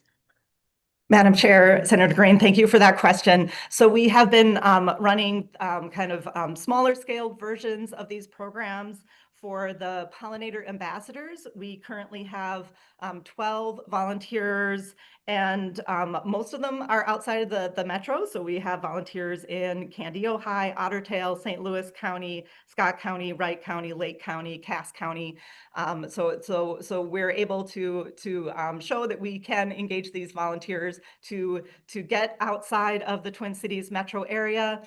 We did run a pilot year with our Bumblebee Nest Quest last year and this year. So we are able to just do that in the Twin Cities metro currently. And we have successfully been having these volunteers out searching for nests, finding nests. We're just starting to collect data, so we need a lot more before we can really characterize the habitat. I would like to pass on to Jessica to let her talk about the beekeeping veterans and beekeeping programs. Ms. Helgen? Thank you, Madam Chair and Senator Green. So specifically with our Beekeeping for Military Veterans program, it's a program that's been going for about 10 years. And so we have 6 classes for veterans who are interested in beekeeping that we teach each summer. And we always hit our capacity. So we allow, about 40 people per class, and we always have a wait list. And so we know that there's a huge demand for beekeeping interest. And then through conversations with those beekeepers, we know that they're interested in pollinator conservation, and they would like to have opportunities to learn more and to expand and to bring that information to their communities. Senator Green? Thank you for that. And on the beekeeping, I guess I understand that there probably is an interest in that. The question then would be the volunteers, a lot of money for training volunteers that may or may not be there. And we spend a lot of money on bees. And I'm just going to make one comment, Madam Chair, to a previous comment that was made, because we're going to have to get this straightened out in the future, but I'm not going to take up time here. And that is the information that I got from the University of Minnesota, is that they go out and actively seek grants to pay their professors through the summers. And so my concern is that we need to scrutinize these programs, because this is supposed to be for LCCMR and not for funding the university. And so we need to get that clear. Thank you. And now I'm moving on to the next questioner is Commissioner Hedstrom. Thank you, Madam Chair, and thank you for your presentation. My question is, in the proposal, you mentioned Indigenous pollinator knowledge and Native educators. Have they been identified? And if not, how do you plan to reach out? And then the second part of my question is regarding tribal veterans, and do you reach out to tribal veterans? Thank you. Miss Evans. Thank you, Madam Chair. Thank you, Commissioner Hedstrom. We have been working with several Indigenous-led organizations. We have reached out to Hope Flanagan, who is an educator who works with the Dream of Wild Health organization, and we currently cooperate with them doing pollinator education alongside them at some of their youth events. So I was just out at their farm up in Hugo last week and talking with Hope about doing this. So Hope is a Seneca tribal member from the Turtle Clan, and every time I'm with her, I learn so much more with the depth of knowledge that she has about pollinators and the natural world. So we're really excited to work with her and integrate that knowledge into this program for Minnesotans to learn more about pollinators and the connections. Follow up, Commissioner Hedstrom. Thank you for that. The second part of my question was regarding tribal veterans, and do you include them, or how do you reach out? Ms. Helgen. Thank you for the question, Commissioner Hedstrom and Madam Chairman. So far our efforts have been to go through things like the VA and send out information through veterans programs. That's a great idea to specifically reach out to tribal veterans. And it's not something that we've done in the past, but I think that would be a great addition to the program, especially with how we're adding Indigenous knowledge to the training. So thank you for the suggestion. Any follow-up, Commissioner Hedstrom? No. Thank you, Madam Chair. Moving on to Representative Heinzman. Yeah, just had a quick question. I love the idea of helping veterans with getting started and getting involved in beekeeping. I did wonder, though, if there's anything that you guys do to help folks, and I'm not even sure if this is a thing, but if it is, great. Is there any beekeeping for native species that's available through your program? Ms. Helgen or Dr. Evans? Yes, thank you, Madam Chair. Thank you, Commissioner Heinzman. For the native bees, we focus more on creating habitat for them rather than keeping them. We have worked with raising native bees, both bumblebees and cavity nesting bees, but we do that more for research. When we're working on conservation, really the best way to do that is creating natural habitat. These other ways to do it, can be problems with diseases and attracting more predators in when you kind of concentrate populations. So our focus is more on educating people about what those natural homes are and being able to create habitat. And that connects with the bumblebee nest quest as well, where when we learn more about bumblebee nesting habitat, we can really improve our ability to provide those homes out in the wild. Representative Heinzman, anything else? Thank you, Madam Chair. I just make the comment that it would be interesting to see more work done on raising native species. Also, just a thought. Thank you. Thank you. Are there any other members that have questions for the presenters? Seeing no hands raised, thank you, Dr. Evans and Ms. Helgen, for your presentation. Thank you for this opportunity. Thank you. Moving on, we are going to the next item, which is education and outdoor recreation category. And the number is 2026-086, and it's on line number 47. Rob Blair will be presenting on Flyway Fellows, engaging teachers in bird migration and education. Mr. Blair. Thank you, Madam Chairman and members of the committee. I appreciate having this chance to present. I am a professor in the Department of Fisheries, Wildlife, and Conservation Biology at the University of Minnesota. And I spend a lot of my time working with in-service teachers, doing professional development for them so that they can use the outdoors in their classroom to teach about science. With the new science standards, that can sometimes be a stretch for them, and actually I know how to do it very well. I'm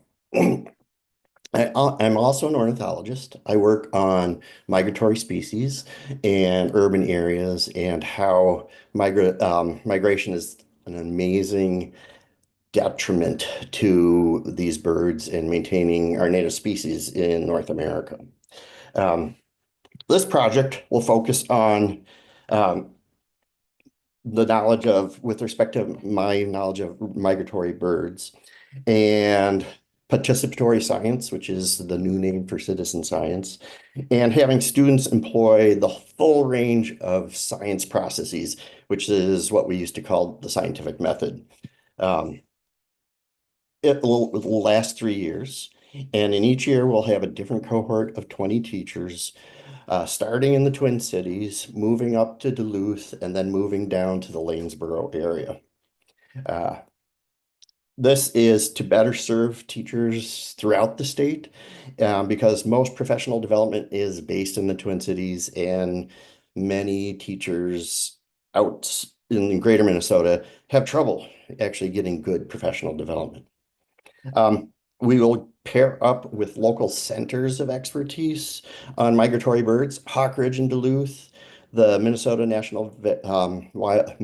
River National Wildlife Refuge in the Twin Cities, and the Eagle Center down near Lanesboro. And the hope is that we'll be able to pair up these educators with a local resource so that they know where to go to get information, where they can bring their students, and projects that they can do. Each annual cohort will meet for 4 weekends across the year, so that teachers have a better understanding of migration and what changes across the year. But this also has better benefits because it allows the teachers to trade experiences in how they implement what they're doing. And this leads to a greater probability of teachers actually implementing what they learn across the school year. Peer pressure is kind of a good thing sometimes. Another benefit of the format is that it allows the teachers to get to know one another across a year, to find a companion in a nearby school district who is interested in doing the science teaching, the type of science teaching that they do. We're going to be recruiting teachers through a wide range of efforts. We have a database of about 10,000 teachers who have been through teacher development through my career.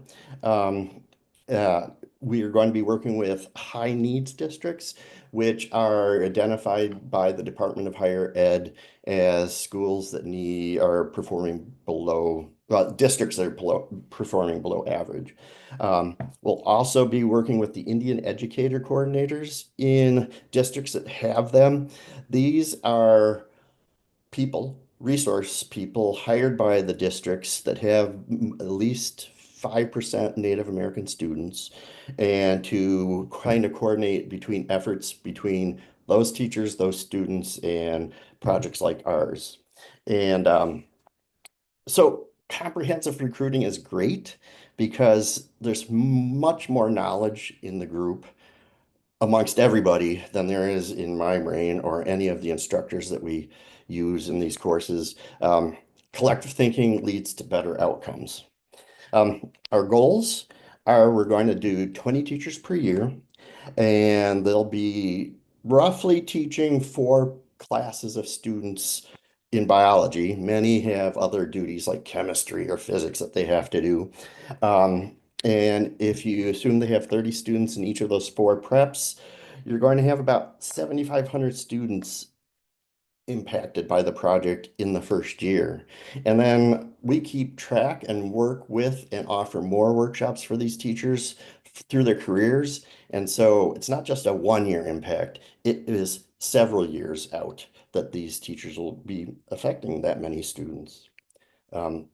So I guess thank you, and I guess questions. Thank you, Mr. Blair. Are there questions for the presenter?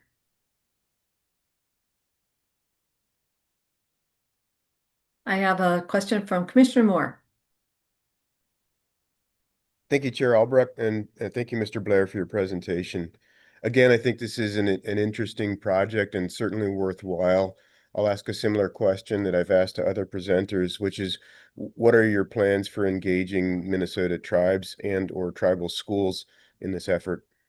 Okay. Mr. Blair? I'm sorry. When our northern project will be based at the Cloquet Forestry Center, which is just surrounded by the Fond du Lac tribe. We've worked with Fond du Lac teachers over many years and actually have incorporated what students do with the wildlife managers of the tribe. So that situation is pretty well established. In the Twin Cities, we've been working with Wakan Tipi, but in the next couple of years, they've got a lot to do. So they were a little reluctant to say, yes, we'll grab onto this. They have in the past, and I hope to be able to nudge them along in the future. Down in Lanesboro, we have less connections, and I would love to have any recommendation from you because I know you're up at Grand Portage. It's always trying to get people involved, integrated. More brains means better knowledge from multiple ways of knowing. So we always try and do that. Just a Anything follow-up else, Commissioner comment, Moore? Chair Albrecht. Yeah. Thank you. Thank you for that. And the point of my comments to this presenter and to other presenters is the intentionality and the strategic thinking behind this. These are public dollars that the tribes contribute to the corpus of, and they should be beneficiaries of these dollars, whether educationally, in research, and in every facet of it. So thank you for your response, and no further questions. Any other commission members with questions? Any questions from the commission for Mr. Blair? Seeing none, we'll move on. Thank you, Mr. Blair, for your presentation. The next presentation on our list is in the outdoor education and recreation category, number 2026-093 on line 48. Minnesota Community Schoolyards, the Trust for Public Land. Ms. Callahan, are you ready to present? If so, open your camera, introduce yourself, and proceed with your presentation. Well, good morning, Madam Chair. Good morning, Commissioners. My name is Sophie Vorhoff. I'm the Minnesota State Director for Trust for Public Land. I'm here with my colleague, Anna Callahan, who's our Schoolyard Senior Program Manager. And we're here to talk with you about the Minnesota Community Schoolyards Program. That's 2026-093. The Trust for Public Land is a nonprofit. We work nationwide to connect everyone to the benefits and joys of the outdoors. We believe access to the outdoors is a fundamental human need, essential for our health and well-being. And we work with communities to create parks, protect land where they're needed most. Here in Minnesota, we've been working for 30 years. We've protected over 100,000 acres of land and connected over 80,000 people to the outdoors. So the problem we're working on here is that today our students are less connected to nature than a generation ago. The average kid spends less than 10 minutes outside compared to 7 hours on a screen daily. And we're seeing behavioral issues, social isolation, mental health issues skyrocketing. Studies show that daily access to nature is a key ingredient for mental and physical health and well-being, and the correlation to student achievement gap, teacher burnout, parent exhaustion isn't lost. So let me ask you, what was your schoolyard like growing up? or what does your kid's schoolyard look like? Was it like many Minnesota schoolyards that are an asphalt slab or a patchy field, blazing hot in the sun, not a tree for respite? Did you gaze out the window on a beautiful Minnesota spring day, longing not to just read about nature in your textbooks, but to touch and experience it? Minnesota schoolyards count for thousands of acres, and with a school in nearly every community, there are opportunities across the state to transform conventional play spaces into habitat-rich community schoolyards. Across the country, Trust Public Land has transformed over 350 schools into green machines, packed with trees, outdoor classrooms, and green infrastructure. And when the school day is over, these spaces become public parks, open for the community to enjoy. Thanks to the support from the Environmental and Natural Resources Trust Fund, we brought this program to Minnesota, and we're seeking your support to continue to build on our successful first cohort.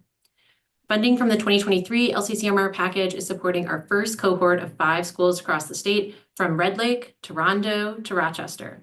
And in our first cohort, we're transforming a collective 2 acres of public land into quality outdoor learning spaces for over 16,000 students and neighbors within a 10-minute walk. At Brooklyn Center, where we restored a third of the site to native prairie, plants, and microforests last fall, we're already seeing the nature benefits unfold, and students are eager to see the remaining 4 schoolyards open this fall. In partnership with DNR and Minnesota Children's Outdoor Bill of Rights, we're also planning a schoolyard summit this fall, where we will share best practices and troubleshoot challenges for school districts and communities to implement their own nature-based schoolyard improvements. That's the model: direct implementation, movement building, and technical assistance. Our program is unique because we work directly with students to design their outdoor spaces. Our 7-week program uses the Schoolyard Initiative as a project-based learning opportunity in which students learn about environmental issues like heat, water, and habitat, explore design solutions like green infrastructure, create plans for the new schoolyard, and grow as environmental stewards. Students and neighbors are also engaged during and after the project is completed. They're invited to participate in the hands-on care and installation through community planting days, cleanup events, garden intern and schoolyard stewardship programs, and workshops with experts like master gardeners. With the support of LCCMR, we're looking to expand our program to a second cohort of schools. Project sites will be selected through a competitive process with at least half of projects allocated to communities in greater Minnesota. And as we've seen, these projects tend to grow as excitement builds. For example, in Rochester, the schoolyard project there prompted the city of Rochester to improve 4 nearby parks with native plantings and trees. And in Brooklyn Center, Excel Energy committed to turning land underneath a nearby transmission line into a 7-acre prairie meadow, installed with the help of our 2nd grade students. This substantial investment from the Environmental and Natural Resources Trust Fund was leveraged to bring in over $2.5 million in additional funding from cities, school districts, public agencies, and private funders to fully deliver on the students' visions for their schoolyards. This is over a 1-to-1 match. We anticipate similar investments will come to fruition at our future schoolyard communities.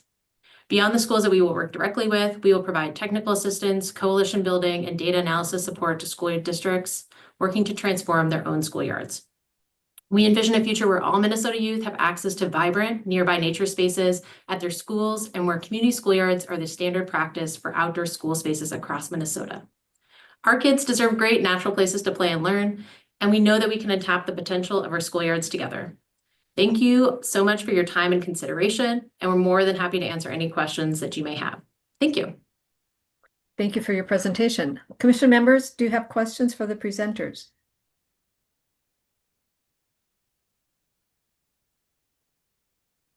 Any questions for the presenters?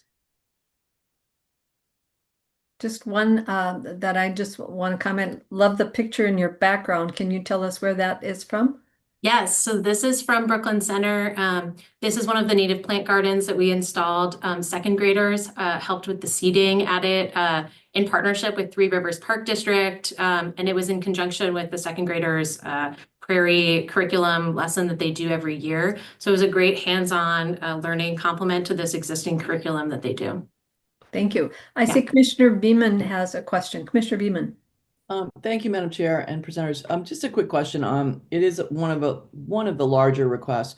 So scalability always comes up for this. If there was less money allocated to it, would you be able to accomplish at least part of the goals of the project? Yes, thank you. Thank you, Madam Chair and Commissioner Beeman. Yes, so the funding, our proposal is in response to the need that we've seen from schools and school districts across the the state. So the request that we have both reflects the nature-based improvements costs that we are seeing for the individual sites that we're working with, and then as well as being able to provide robust technical assistance, data analysis support to the school districts that we've already gotten interest from that we may not be able to work with on such a robust and intensive process like in our cohort. Commissioner Beeman, any additional comments? Okay, any other questions from members? Seeing none, thank you for your presentation. We'll move on to our next presentation, and that is under the category Education and Outdoor Recreation. Project number 2026-141, line 49 on our evaluation form, Hardwood Creek Regional Trail Extension. Ms. McKinney, I see is online. Open your camera, introduce yourself, and proceed with your presentation. Yeah, well, thank you. Good morning, chairs and commission members. And I just want to confirm you can hear me okay? And it's Alex is a Mr. I'm sorry, Mr. McKinney. Welcome. Yes, we can hear you. Thank you. Wonderful. Well, thank you. Oh, thank you for having me here today and the opportunity to present Washington County's project, which is to complete the Hardwood Creek Regional Trail. My name is Alex McKinney. I serve as the Parks Director in Washington County. So the Hardwood Creek Regional Trail is a north-south multi-use trail in northwestern Washington County. The existing portion of this trail runs on 11 miles of former railroad right-of-way, extending from the Washington-Chisago County line in Forest Lake to 130th Street in Hugo. Today, there is a 1-mile trail gap that exists between 130th Street and 120th Street, where the rail remains active. And this gap is what we're here requesting funding for to complete this regional trail. So currently this gap means there's no connection to Ramsey County Parks and Trails, including the Bruce Vento Regional Trail, and also Bald Eagle Otter Lakes Regional Park, which is an 850-acre preserve for public enjoyment. The other issue this gap creates is a safety concern as current users bike along Highway 61 to continue south. For our feasibility study we did conduct this study in partnership with City of Hugo and Washington County's proposed project to extend the Hardwood Creek Regional Trail to close the gap. The project scope includes final design, acquisition, construction, and closeouts. And the feasibility study demonstrated wide support for the proposed extension. So the City of Hugo is serving as an enthusiastic partner for this. We touch base with local businesses in the area, including area businesses such as Wilson Tool.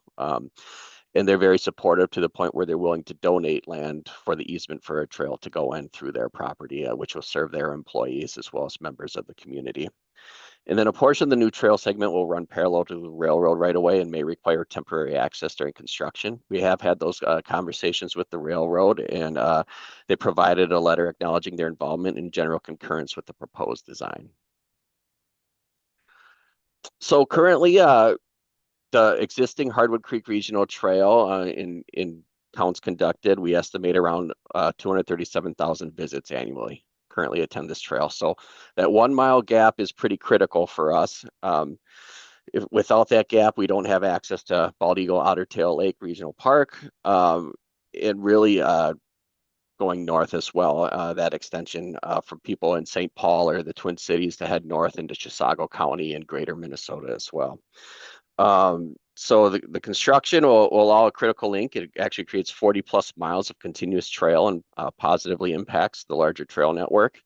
And then it'll also connect Anoka County Regional Trails to the west, Chisago County Sunrise Trails to the north, Ramsey County's Bruce Vento, and then trail users will one day ultimately be able to travel, like I said, from downtown St. Paul to North Branch on a continuous dedicated trail.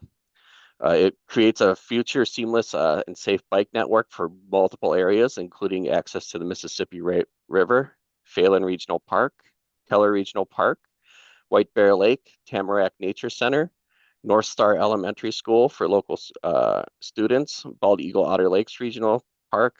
And then it's also used for large events such as like the MS 150 that starts in Duluth and bikes all the way to the Twin Cities. So completing the end of this trail offers access, and really the big component here is that Bald Eagle Otter Lake Regional Park. This is a major natural resource in Ramsey County. The park is 862 acres. in a developing suburban neighborhood. It has extensive woods, wetlands, grasslands, provide habitat for many species of wildlife, including deer, fox, beaver, bluebirds, and owls. Rare species of wildlife, osprey, and otters have also been sighted in the park. The regional trail connects key destinations and draw visitors to engage with the area's plentiful green spaces. The trail will be accessible to users of all abilities, expanding the number of people who can enjoy this recreational opportunity. And with that, I'd be happy to stand for any questions the commission may have. Thank you, Mr. McKinney. I see Commission Member Beeman, you're up first. Thank you, Madam Chair, and thank you, Mr. McKinney. I know trail projects are getting increasingly popular and usage is way up, so I think it's wonderful when you're able to complete one, and it sounds like this is that critical link, which I know can often be the last hardest piece of a long network of trails. I also am very aware of the challenges with trail building when it comes to acquisition and rights of way and easements, and particularly with railroads. So I just want to make sure, from what I heard you say, that you don't have any barriers right now in this last section with any of the current landowners, including the railroad, for you to be able to complete the project. Mr. McKinney. Chairs, Commission Member Beeman, thank you for that question. And yeah, we are ready to deliver this project if funding is approved here. The city is actually going to work on redesigning the road next to the right-of-way, and so that'll incorporate a separated 10-foot paved trail. And we have been in those contacts with the railroad. They are on board if it's temporary access while we construct this trail. It'll be minimal impact to their service and actually create improved safety for them as well. Commissioner Beeman, follow-up? Okay. Any other questions from commission members?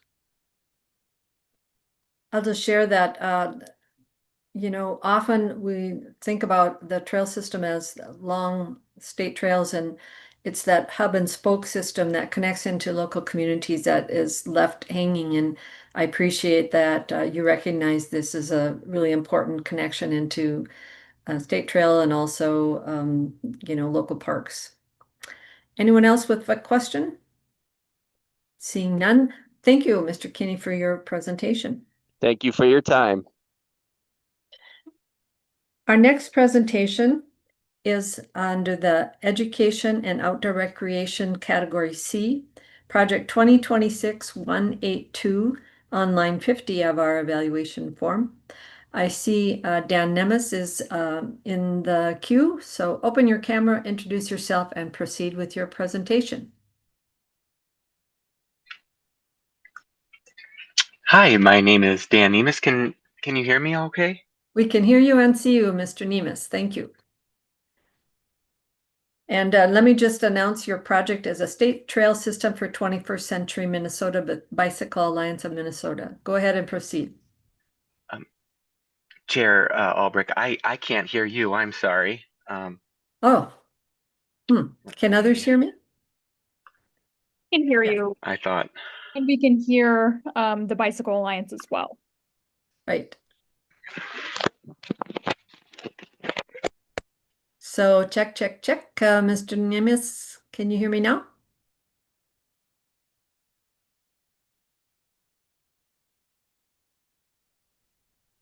Now I lost the presenter. Right, now we don't have the presenter's voice, but So, Madam Chair, if there's a need here, if it doesn't get corrected in the next minute or so, we can offer to bump this presenter out into a break room, maybe go on to the next presenter, and in the meantime, have staff do some troubleshooting with them in the break room. that sounds good. Can you chat with the presenter because he can't hear what we're saying? I think they can do some chatting. Okay. So, Noah, I think you are a point on that. If you Yep, I will do what I can figure out and get back to you. Okay, thank you so much. Yep. Thank you. So we're going to come back to you, Mr. Nemes, and hopefully we'll get your audio and corrected. So I'm going to move on, and I know that presenters are waiting in the queue and that the next presenter is online. And the next project is under Category C, Education and Outdoor Recreation. Project number 2026-221 on line 51 of our evaluation form. It is the Mississippi River Water Trail access in Dayton by Three Rivers Park District. Maggie Horing, if you're available, open your camera, introduce yourself, and proceed with your presentation. Good morning. Good morning. Thank you, Madam Chair and fellow commission members. Can you all hear me all right? We can hear you. Great. That's great to hear. My name is Maggie Hirung, and I am a planner at Three Rivers Park District. And I'm here today to talk about the Mississippi River Water Trail access in Dayton. This project is located along the Mississippi River in Dayton, Minnesota, on Three Rivers property, just east of or adjacent to the city of Dayton's Gooden Park and across the river from the DNR's Gooden Island. It is also within the Mississippi River Migratory Flyway Corridor, the Mississippi National River Recreation Area, and along the U.S. Bicycle Route 45, also known as the Mississippi River Trail, making it a corridor with natural, historical, recreational, and cultural significance.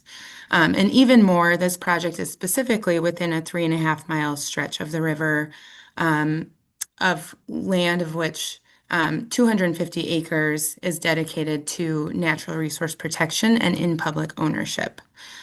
However, like many areas along the Mississippi River, there's a lack of public access for recreation or viewing the river, thus leading to a disconnect between the public and the significance of the Mississippi River. Three Rivers and several of our partners are trying to change that.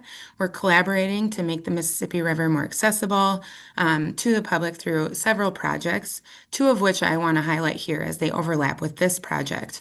They include the following: the Dayton Water Trail, which includes 3 non-motorized launch locations. The first being the DNR location at the Crow or Mississippi confluence, 1.65 miles upstream from our project. The second is our project at Gooden Park. And then the third is the launch at LC Stevens Park, and that's 1.85 miles downstream. Three Rivers is also working on and securing funding for implementing long-range regional trail plans within this corridor, which includes the West Mississippi River Regional Trail that shares an alignment with the U.S. Bike Route 45. We have acquired nearly 40 acres of land along the Mississippi in this area for the trail and are working to restore and protect these parcels along with future designated parcels within the corridor. The acquisition of this land allows the trail to meander and really touch the Mississippi River in a way that is more interactive with the Mississippi. So we're looking forward to that. As I mentioned, this request is specifically for the Gooden Park launch. This location provides one of the best opportunities for a publicly accessible shoreline due to the property's gradual slope to the river. It will not only include the non-motorized boat launch, but will also include other recreational amenities to make the river accessible to more people. We are requesting $500,000 for phase 1 of the project, and that includes the following: a non-motorized stepped boat launch with railing, a gravel overlook and staging area, an 8-foot wide bituminous trail from the parking lot to the boat launch, meeting all ADA requirements, shoreline fishing access, picnic tables, and then restoration services will be provided in kind during this phase, and those will be provided by Three Rivers. And then, although funds will not be used for future project phases, I wanted to highlight that future improvements include constructing the convergence of the Diamond Lake and West Mississippi River regional trails, along with a regional trailhead kiosk, wayfinding, and a bike fix-it station. And then we will also be constructing a shelter with restrooms, since this should bring a larger regional audience. Three Rivers is very excited at the idea of receiving funding and moving this project forward in order to serve that larger regional audience by providing both a series of inviting and approachable recreational amenities and other amenities as well. Ultimately, we believe this will encourage residents and visitors to become environmental stewards who can support and appreciate the restoration and protection of the land, water, and critical habitat along the Mississippi River in Dayton and beyond.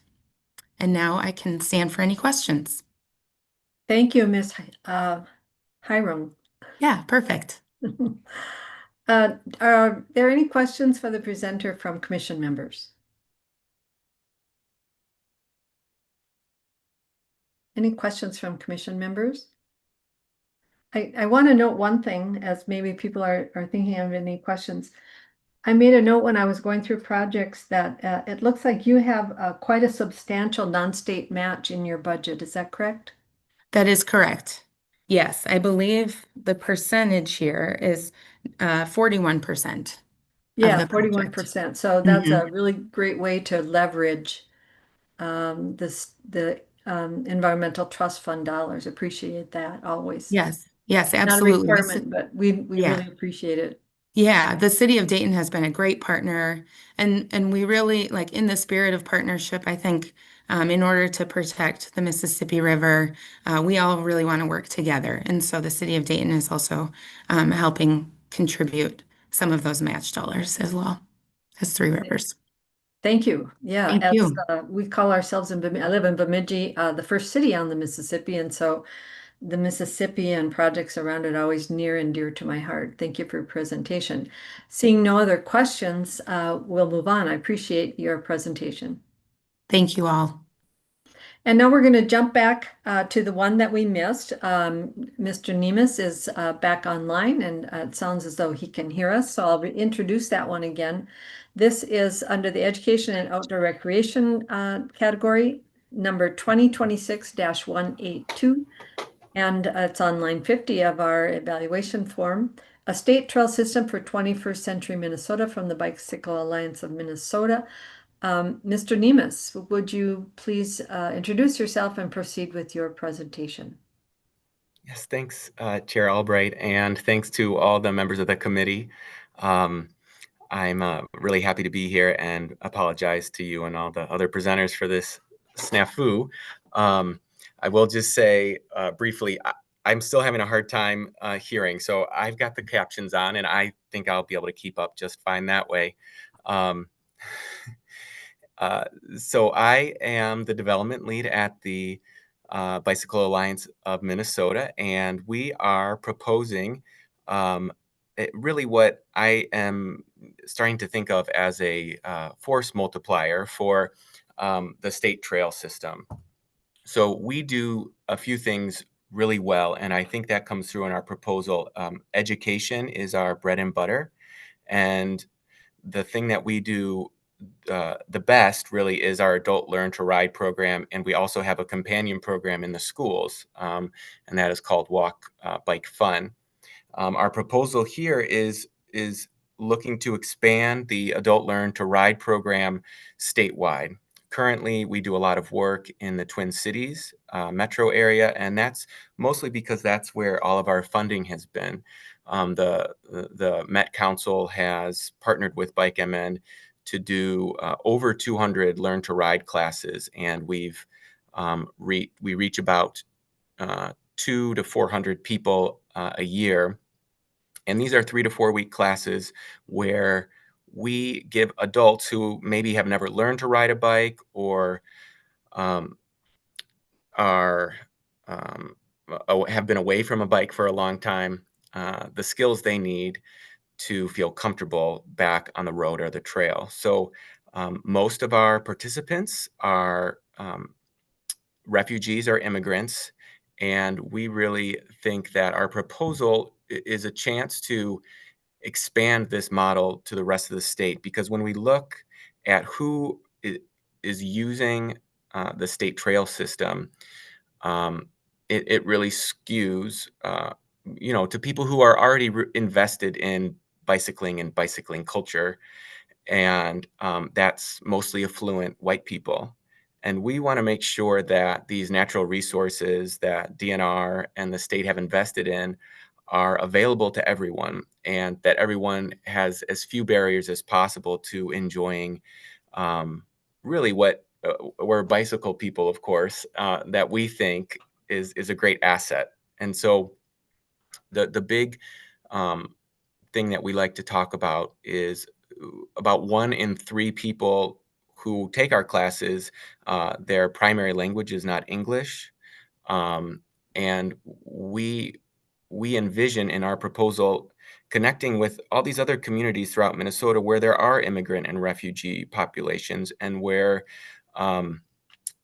connecting to the outdoors and enjoying these resources will be a lower barrier. So what we're going to do is offer at least 15 classes throughout Minnesota. So taking our program statewide, and then also offering pop-up classes in what we're calling state trail communities.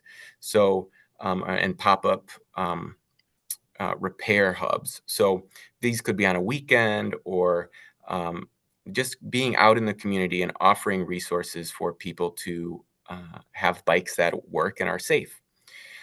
And so that's one aspect of what we're proposing. The second part of the proposal is working with about 3 or 4 trail communities. So Duluth, we'd be looking at Gitchigami and the Munger Trail.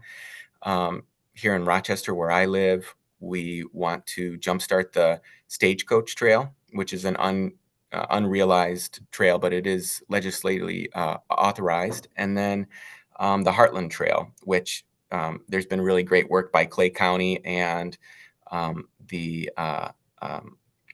folks in Moorhead to look at how we kind of connect Moorhead all the way to the Paul Bunyan Trail, which of course is kind of the jewel of the state trail system. So we think focusing on those communities, we could have a big impact, and doing outreach and making sure that people whose voices aren't always included in the planning for state trails get included. So we've got, part of our proposal would be to do some outreach and kind of things that probably is familiar to the committee, but outreach and meetings, but with really a real equity focus. And we think that this would be, again, a way to connect more people from a more diverse and equitable way to get people connected to this resource. So thank you for your time, and I really appreciate the chance to get to present today. Thank you, Mr. Nemes. Do commission members have questions for the presenter? I have one hand raised, and that is Representative Jordan. Thank you. And thank you to the presenter. I understand you have some audio issues, so I'm going to try to speak slowly for any transcribing. But I'm wondering, for me, when I talk to my community members who rely on bikes as their transportation because they can't afford a car or don't have the ability to have a car, maintenance and maintenance skills, even just things like changing a tire is a barrier. In addition to making sure people have access to trails, is there going to be information around maintenance and not just riding the bike and navigating our bike system, but also navigating your bike as a machine too? Mr. Nemes. Yeah, thank you for that question. Yes, part of the curriculum, when we teach these adult learn to ride classes, there is a basic maintenance module.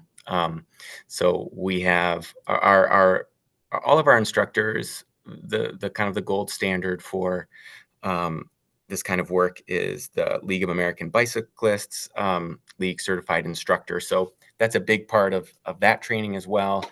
And they do train people, show how to fix a flat, some of these basic things that, you know, when you go out to your bike and if you don't have a flat, or if your chain, even if your chain's fallen off, these things can feel kind of overwhelming. So we do practice that. And then also, again, part of the proposal will have 45 different instances of these pop-up events in the community. So maybe someone has their bike sitting outside or locked up in their garage or at their apartment, and it's not working. They can bring it here and we would get it rideable for free.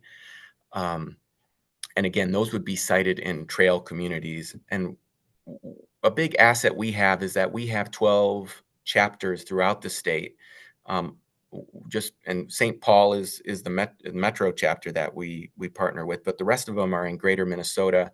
And these are people who are gearheads and who love working on bikes, and they volunteer their time, and we would really leverage that relationship we have on the ground in these communities to make sure that these events are useful to people who need help. Other questions from commission members? Any hands? I don't see any hands raised. Thank you, Mr. Nemes, for working through the audio and giving us your presentation. I really appreciate your patience. So thank you so much. You're welcome. And thanks for your work. The next presentation on our list is under Education and Outdoor Recreation, project number 2026-254 on line 52 of our evaluation form. And that is Sharing Minnesota's Greatest Environmental Investment, Phase 2 from the Science Museum of Minnesota. Ms. Hobbs, I see you are online. Please open your camera, introduce yourself, and proceed with your presentation. Good morning, Chair Albrecht and members of the Commission. My name is Joy Hobbs, and I'm here from the Science Museum of Minnesota. My colleague from the museum and partner on the project, Stephanie Long, is also here today to help answer questions. And we thank you for the opportunity to present our proposal titled Sharing Minnesota's Greatest Environmental Investment, Phase 2. As we all know, the LCCMR and the Environment and Natural Resources Trust Fund have funded an extensive body of work over the years and have been instrumental in conserving, protecting, and enhancing Minnesota's resources by funding projects ranging from research to the creation of trails. And just last year, the citizens of Minnesota overwhelmingly voted yes to the trust fund reauthorization. So we want Minnesotans to hear about all the amazing work that you've been funding. The goal of this project is to make the work funded by you and the Environment and Natural Resources Trust Fund accessible to the public in a way that is easily digestible and can be found in one central place. We aim to generate a feeling of pride for making this commitment to the state's future and illustrate that these projects, which you've been funding for decades, have long-lasting ripple effects. Phase 1 of this project, which will be completed in June of next year, includes an online interactive story map with 100 stories of LCCMR projects told through a summary of interesting findings and photos. This story map will be hosted on the Science Museum of Minnesota website and will launch in the spring of 2026. Additionally, for a subset of projects, we've been making short documentary-style films. The first 8 of these films are available to view, and the link can be found in our proposal. And a second round will be completed by the end of the year. We've also filmed a number of personal spotlight films where we're telling the stories of people whose lives and careers have been positively affected by LCCMR funding, such as citizen scientists and graduate students.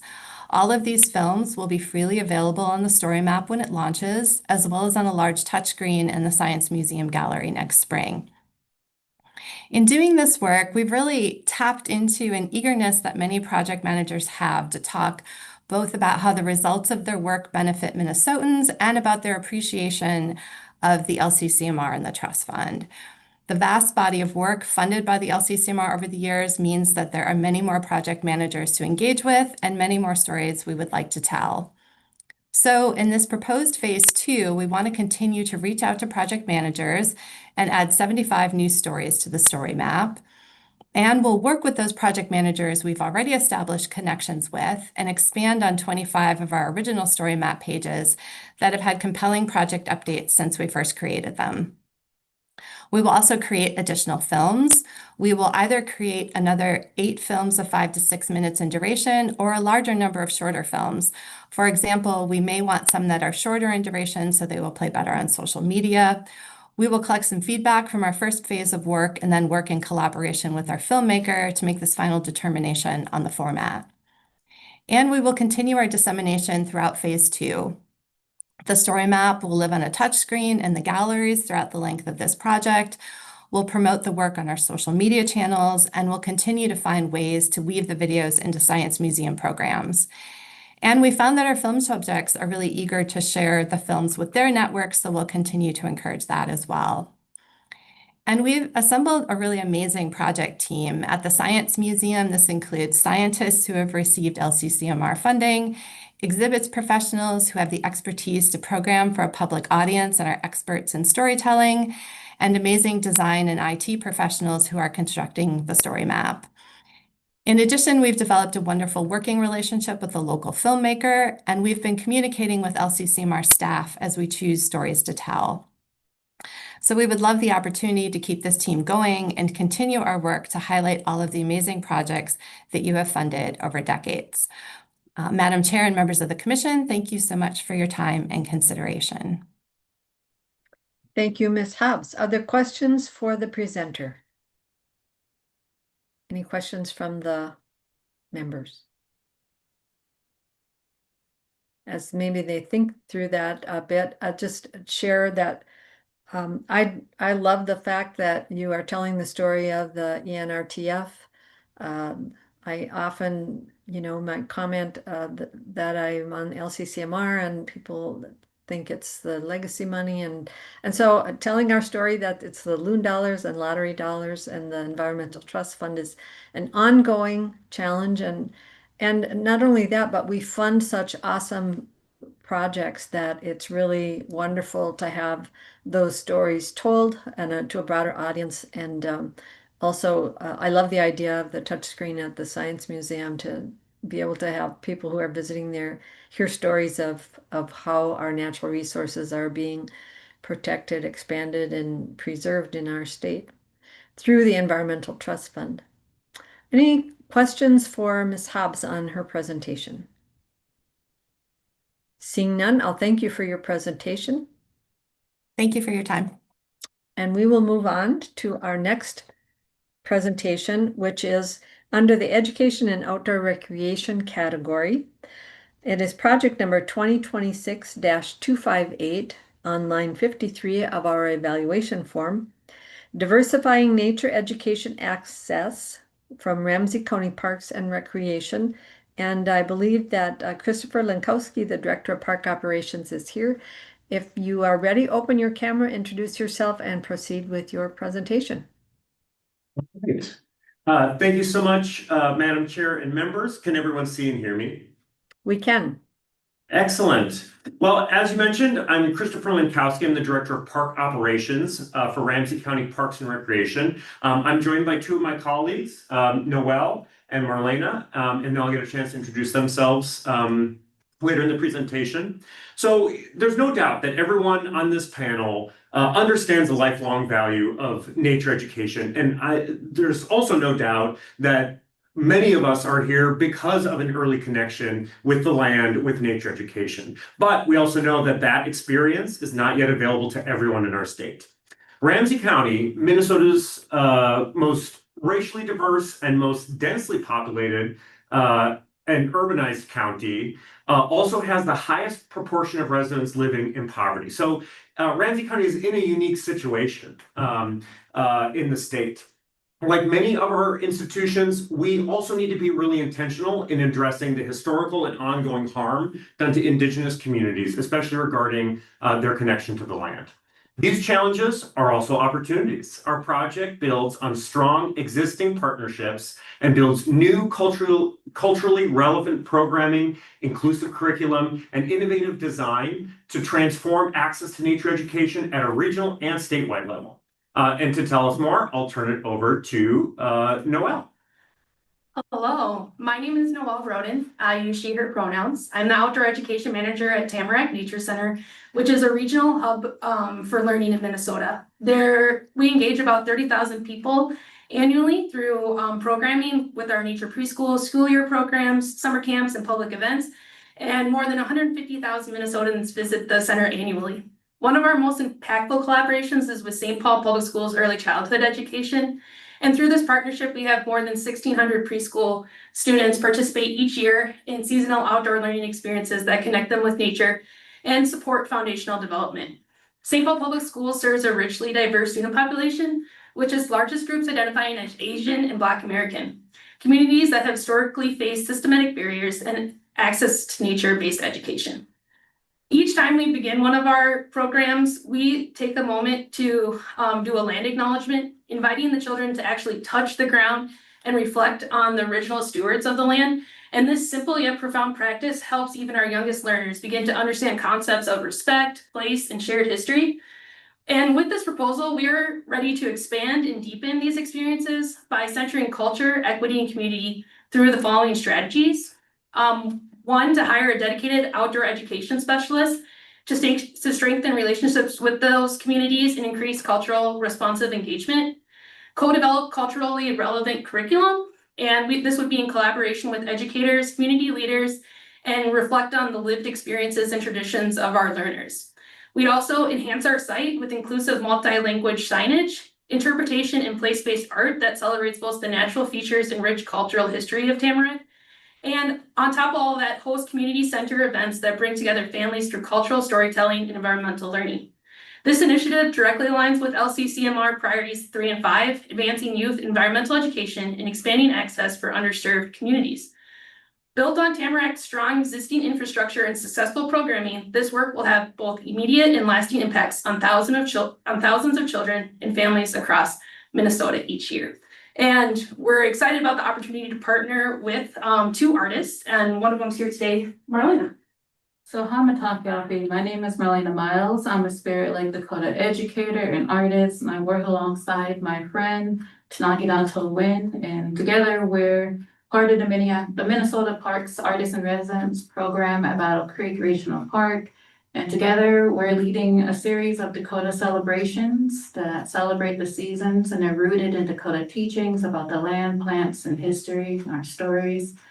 Our workshops create more than education, they create belonging. We invite people of all backgrounds to learn from the land in a way that honors Indigenous knowledge. For Dakota people, the land holds our language, our values, and our instructions for living. And when we share that, it reconnects everyone, native and non-native, to the natural world and to each other. And, our programs are intentionally welcoming, especially for those who haven't always felt safe or included in park spaces. We work with families, schools, and youth organizations, and we remove barriers by offering transportation, meals, and free access to all activities. We're also developing augmented reality art, workshops with knowledge keepers in the community, and we're creating open source interpretive signage, or at least we hope to, so that these teachings stay accessible on the land itself. And this work shows that when we center Indigenous leadership and knowledge, we make room for everyone to feel connected, informed, and responsible for the land. And that's how we can grow environmental stewardship through shared belonging. And too often, we're brought in at the very end, asked to add art or knowledge to a process that's already decided. But with this project, that lets us shape the foundation from the first ideas to the final designs. And it's a rare and powerful opportunity to embed Indigenous values into how people learn from the land, and not just decorating the trails or the walkways, but help define how it speaks. Yeah, that's really powerful. And Marlena was part of a signage project, and a piece of her art is in the back of our room there. In that project won an Innovation and Equity Award from the National Recreation and Park Association, which we were really proud of, and Marlena was a huge part of that. Equity in outdoor education isn't optional, it's overdue. And with this grant, we can expand what already works, build a structure to provide sustainability to these programs. And since partners are well established, we'll begin to see an impact right away. With this grant, we can deliver outdoor education to underserved communities, empower Indigenous voices, and transform trails, minds, and lives. Chair and members, thank you for the opportunity, and we look forward to answering your questions. Thank you, Mr. Lankowski. Members, do you have questions for the presenters? I see Dr. Morris. Would you like to go ahead? Thank you, Chair Albrecht, and thank you for an excellent presentation. I may have missed this early. First of all, this is a very easy decision for me, and I hope that it is for the rest of the commission. But my question is what is your visitorship currently? Do you have any estimate of that? Yep, Blankowski. we get visitor counts through the Met Council. Our agency overall has 8 million, around 8 million visits every year just to our regional park facilities. Battle Creek, I think, is around 800,000 to 1 million visits each year. Tamarack has, which is just a 320 acre site, is about 150,000 visits. And how many do we do actual hands-on programming with? About 30,000. So Yeah. we have some day camps, the partnerships with some school districts, and just weekend programming and recreation as well. Yeah. So quite a few people, but obviously, even with all those visits, we want to be sure that there isn't a gap between the visitorship of traditionally white visitors and our racially and ethnically diverse residents. Thank you. Any follow-up, Commissioner Moore? Yeah, just one. I think first of all, you guys are doing amazing work. Those numbers are staggering. This is obviously a lot of bang for the buck. And also too, I really appreciate the fact that you are educating both non-Indigenous and Indigenous people. I think that's hugely important and will do a lot to change how our society functions. So thank you for that. Any other commission members with questions? Seeing none, thank you, Marlena, Noel, and Christopher for your presentation. Great. Thank you. Thank you, Chair, and thank you, members. We really appreciate it. Moving on to our next presenter, I will note that we shortened our Friday schedule, which is all small projects, and two projects have been rescheduled to today, and the afternoon projects from Friday have been rescheduled, two of them today and the rest of them tomorrow. And so since we are ahead of schedule and we have our next two presenters available, we're going to go ahead and move on to the next presenters, which I will just note for members is under the small projects. The first one is under small projects, fish and wildlife. The second one is under small projects, lands. Our small projects have a different timeline than the large projects. So there's 5 minutes for presentation and 5 minutes for Q&A. And I see our timer has switched out our clock for our benefit. Thank you for that. And so I'm going to move to the next one that is in our schedule, and that is under G, small projects, subdivision D, fish and wildlife. Project number 2026-532. It's on line 131 of our evaluation form if you want to flip the pages to find that one. It is regarding native fish, outreach, engagement, and citizen science from the University of Minnesota College of Food, Ag, and Natural Resources Science.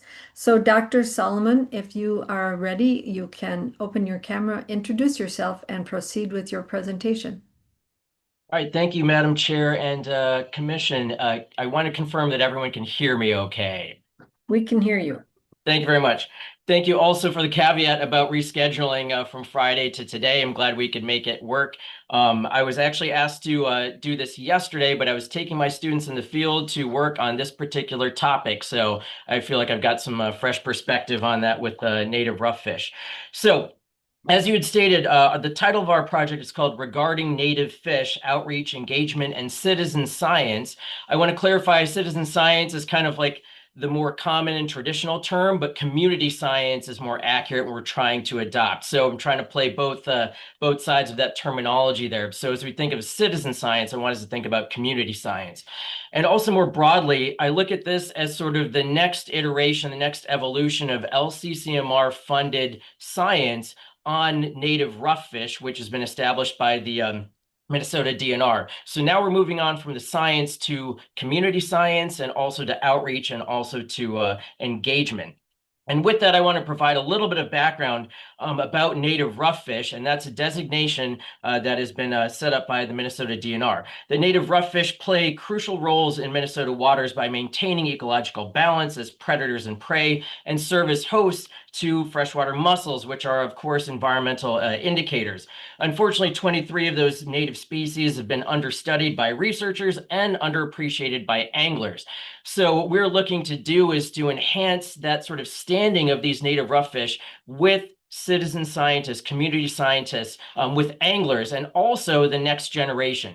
If we can get the next generation of both anglers and just community members to appreciate these underappreciated yet ecologically important fishes, then we can conserve this valuable natural resource and underutilized natural resource for the future. So we think about folks fishing for walleye and fishing for bass and fishing for trout, very popular game fishes, but there are over 23 other native rough fishes that people do fish for maybe on a smaller scale that play these important ecological roles. Unfortunately, a lot of these species are considered to be pests or damaging to other more desirable fishes, and the science has shown that this is not the case. So we want to show the community that there is value to these different species, from suckers to gars and to bowfins.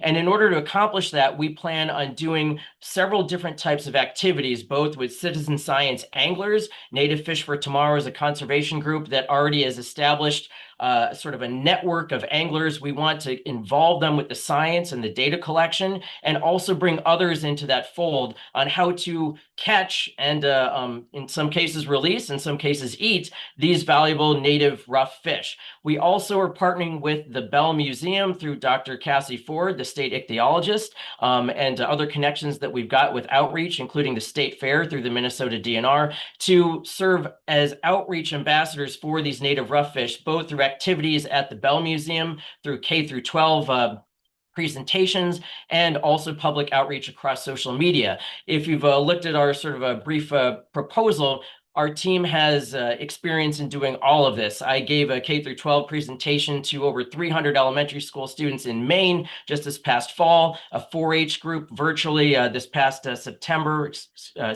past May. So we've been doing this, but we're looking for this support to expand this outreach effort and provide that sort of justification support for native fish. So again, encouraging the conservation and the value of this underutilized Minnesota native fish resource. And with that, I'm almost at time, so I'm happy to take any questions if you've got any follow-ups there. Thank you, Dr. Solomon. I see a question, a hand raised by Senator Green. You're first up. Thank you, Madam Chair. Are the native rough fish are declining in numbers? Some of them we believe are. So we know that the bigmouth buffalo, the smallmouth buffalo are very long-lived fishes, but yet the harvest record is pretty high right now. Luckily, through the state legislature, we've established limits for gars, and bowfin are kind of being considered right now. So that's an excellent question, because the science has been lagging behind. We don't have a great understanding of the population status of these native rough fish, because they've been largely ignored in the face of more valuable game fishes. So we are working on that science right now, and we're looking to, alongside the science, encourage that outreach and that citizen science engagement, because we can't wait on just the science to come through for, let's say, another year or two. We want the community to be excited about this freshwater biodiversity. That way, when limits might be imposed or, let's say, expanded, we can adjust accordingly. So I think that appreciation for this natural resource should go without saying, but if people don't know about these fish, haven't seen these fish, then it's hard to appreciate what you don't know about. And so we are definitely doing the science to look at those population dynamics and that status currently right now. Follow up, Senator Green? Well, I'm not really sure what we're trying to solve here with this particular study, because if people want to eat the fish, they'll be fishing for them. I didn't see the decline in there. That's why I asked if there was really a decline. But it sounds like you're trying to increase dollars so people will fish for these things, but a lot of them aren't good eating fish. So I'm not really sure where we're going with this particular study. Thanks. I would respond. Dr. Solomon? Okay, sorry about that. Thank you, Madam Chair, and thank you for the question, Commission. I would also respond that a lot of these fish actually are good eating fish. Gars, bowfin, suckers have been consumed by indigenous peoples, persons of color. We're looking to expand that opportunity for people to actually try these fish. Therefore, they can try that and make that judgment call on their own. I think taste is definitely going to be a matter of opinion, but I strongly believe that if people have the opportunity, they will recognize that additional value to these fish. And again, sometimes just seeing these fish and being sort of informed on their role in native ecosystems is extremely important. Thank you. Representative Jordan. Thank you, Madam Chair, and thank you, Dr. David. It's good to see you again. You know, just to add a little bit of support for this project, I carried the bill to designate native rough fish in the legislature, and it's one of the more popular bills I've ever carried, where, you know, my very urban constituents all had stories to share about the fish that they had learned about, the fish that they don't maybe only seen at the fish pond, at the state fair, or a fish that they grew up remembering fishing for and really loving. Like, for example, I grew up catching buffalo in the Mississippi River, and I grew up calling them trash fish. And that's not true. They're really important. They're a very important species for our native mussels and our water quality. And I think learning about the important role that these fish have in our ecosystem is a gap that many of my constituents, as a result of me carrying that bill, have identified and have lots of questions. And I get a lot of questions because you carry one weird fish bill. People tend to go to you with other ones, and so they ask how they can learn more. And so there's a real need for this. And Minnesotans just love fish. Like, let's be real. It's part of our state's heritage. It's part of our state's culture. It's something that unites people from every part of the state. So I think it's a great project, and I'm glad to see you here. Dr. David. Thank you, Representative Jordan. Thank you, Madam Chair. And I really appreciate the support. And that's part of the reason why I left Louisiana and came up here to Minnesota. So I've been here for 2 years working on native rough fish, mainly because of what the legislature has done. And I will add that this is a priority for the Minnesota DNR in their native fish report. The outreach and the education is extremely important, yet they did not have the funding to do that. They wanted to put it to other researchers to sort of find that funding. And we have the capability and the expertise to do that. And I will also add, along with that priority, that sort of outreach has already been successful at a smaller scale. This will allow us to expand that beyond. And Minnesota is leading the country on native rough fish conservation. So I believe this will allow us to continue setting that pace that other states look at, and therefore we can sort of continue leading the country in native fish conservation and natural resource management and stewardship. Thank you. Any other questions from commission members? Seeing no hands raised, I'll thank you, Dr. David, for your presentation. Thank you very much. Our next presentation is also one that was rescheduled from Friday, and that is under the category G, Small Projects, Subdivision F, Land. The project number is 2026-384. It's on line 136 of our evaluation form 2. And it is alleviating PFAS impacts of biosolids on agricultural lands from the University of Minnesota College of Food, Ag, and Natural Resources Sciences. And this is from Dr. Zhang. If you are ready, you can open your camera, introduce yourself, and proceed with your presentation. Yeah, I want to make sure everybody can hear me voice. You can speak up a little louder, it would be helpful. Okay, thank you so much, and Madam Chairs and Commissioners and members and everybody. And thank you for coordinating my presentation today. And so hopefully everybody can hear it more clearly right now.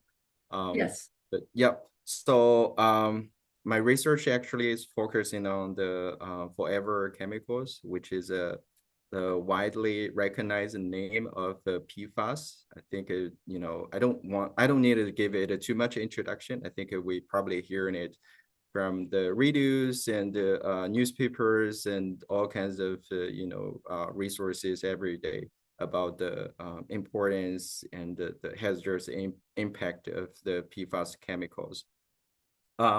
So myself is Ji-Wei Zhang, and I'm assistant professor at the University of Minnesota, the Department of Bioproduct and Biosystem Engineering.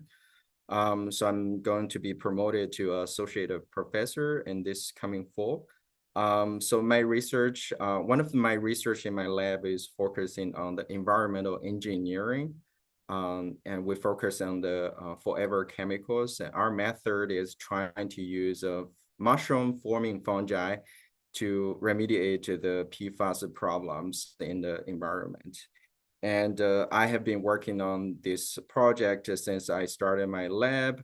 And so actually one of my previous PFAS research is supported by the LCCMR. Since then, we have published 2 papers and 3 or 4 presentations in the conference meetings. And I've accumulated, I and my lab has accumulated a wealth of research experiences on the PFAS. And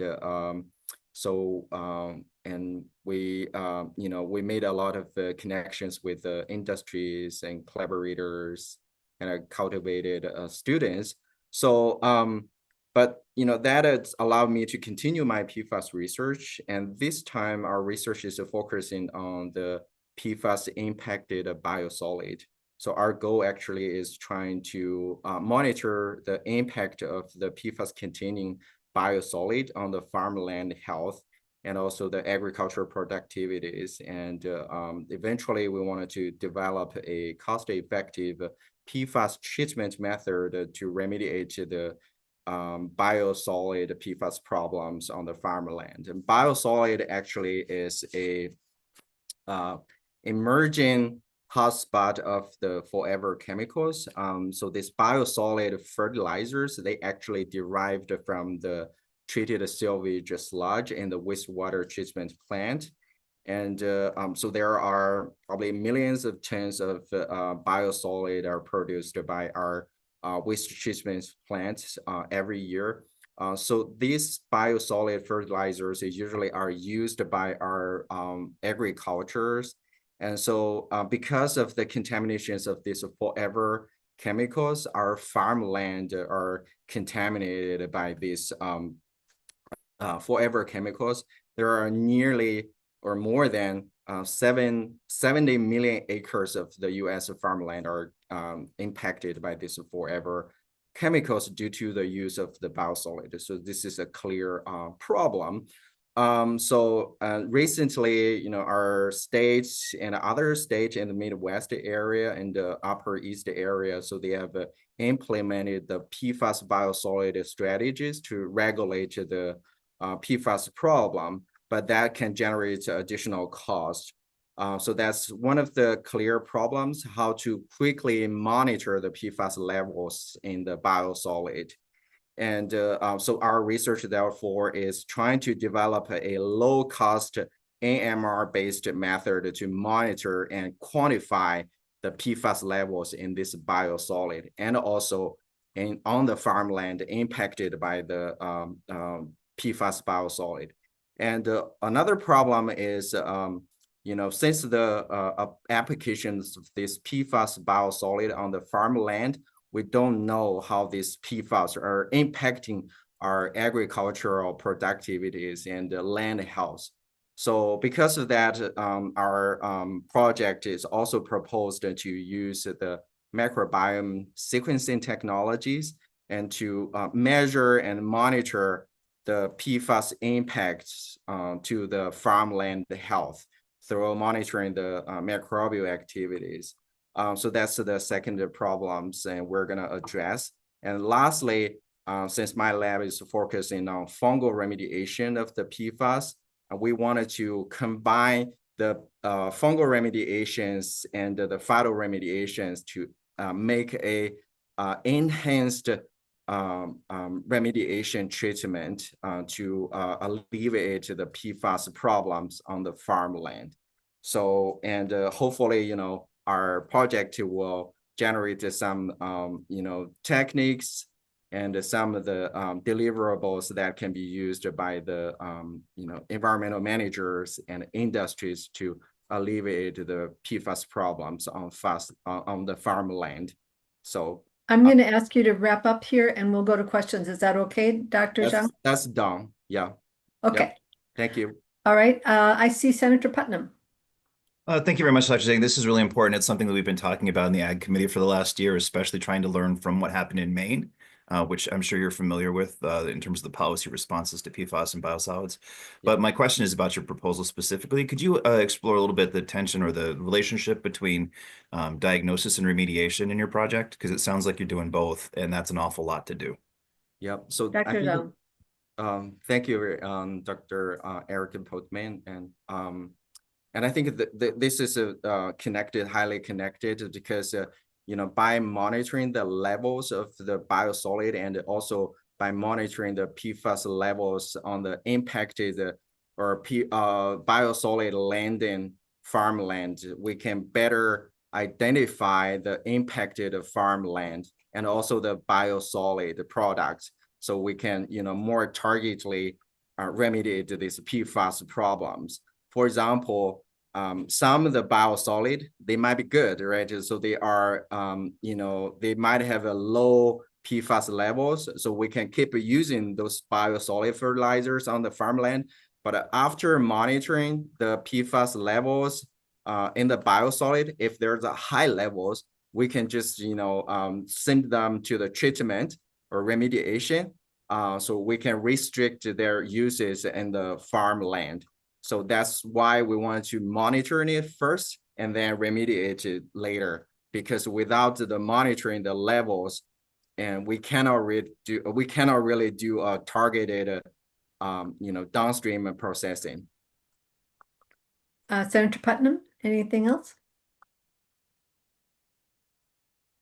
Seeing no, are there any other hands raised I don't see any other hands raised. Are any other questions from commission members for our presenter?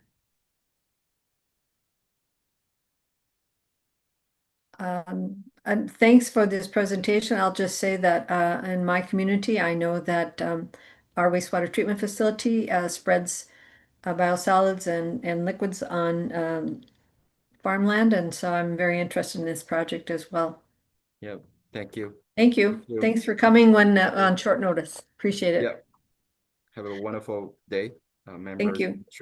So we have, actually we're ahead of schedule a bit, as folks can see, and we do have our presenter for the next project online and in the queue. So our suggestion from staff is that we do this one more presentation. We'll go back to the large categories, and then we will, after this presentation, we'll break for lunch, and I'll remind us of this again, but we'll have a little bit of an extended lunch break.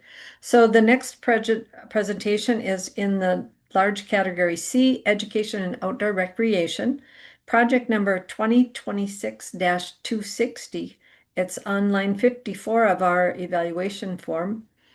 Cultivating conservation leaders through education and wilderness experiences. The Friends of the Boundary Waters Wilderness. Ms. Nyanhus, are you available? If so, open your camera, introduce yourself, and proceed with your presentation. Thank you, Madam Chair and members. My name is Allison Nienhuis, Education Director for Friends of the Boundary Waters Wilderness, and I am here presenting on behalf of Project 2026-260, Cultivating Conservation Leaders Through Education and Wilderness Experiences. Thank you very much for having me here today. The Boundary Waters is the most visited wilderness area in the country, and for good reason. It is home to iconic Minnesota species like the moose, loon, and lynx. It is an international dark sky sanctuary where visitors can view the Milky Way and Northern Lights, and it offers remote wilderness travel where people can form a truly unique connection with the landscape as they paddle through lakes and portage through boreal forests. Wilderness experiences like the Boundary Waters hold many benefits for young people. In the short term, this includes connection to nature and peers, problem solving, and increased confidence with outdoor skills. Long-term benefits include interest in lifelong outdoor activities, resilience, and career opportunities related to the outdoors and the environment. The opportunity we seek to address with this project is that despite all of these benefits, many young people around the state have never been to or even heard of the Boundary Waters. In fact, in a classroom program in Hibbing, just an hour from the wilderness, not a single student raised their hands when asked if they had heard of the Boundary Waters. There are several barriers that students in Minnesota face to experiencing this wilderness, including awareness, financial security, gear access and experience level, and cultural and family norms around the wilderness. Since launching this program in 2020, we have seen these barriers firsthand throughout Minnesota, in both urban and rural locations and across different cultural backgrounds. To address these barriers, our project employs a scaffolded approach, enabling students to build on their experiences in our program, going from never hearing about the Boundary Waters to becoming student leaders in recreation and conservation. In Activity 1, we will build awareness. Our project will connect 12,000 students with hands-on environmental education centered around the ecology of the Boundary Waters in their own schoolyards and community parks. In Activity 2, we will use this network of schools to recruit for multi-day Boundary Waters trips for students all over Minnesota. Not only will our program provide scholarships to remove financial barriers, but our staff work directly with school communities to address the unique barriers they face, using tools like our personal gear lending library, skill building workshops, chaperone training, curriculum support, and community engagement. When students feel supported and safe on this new experience, it increases the likelihood of future engagement with this place and others like it. In the last activity of our project, students who are looking for the next step after a wilderness trip can apply for a leadership cohort, which would meet several times throughout the school year.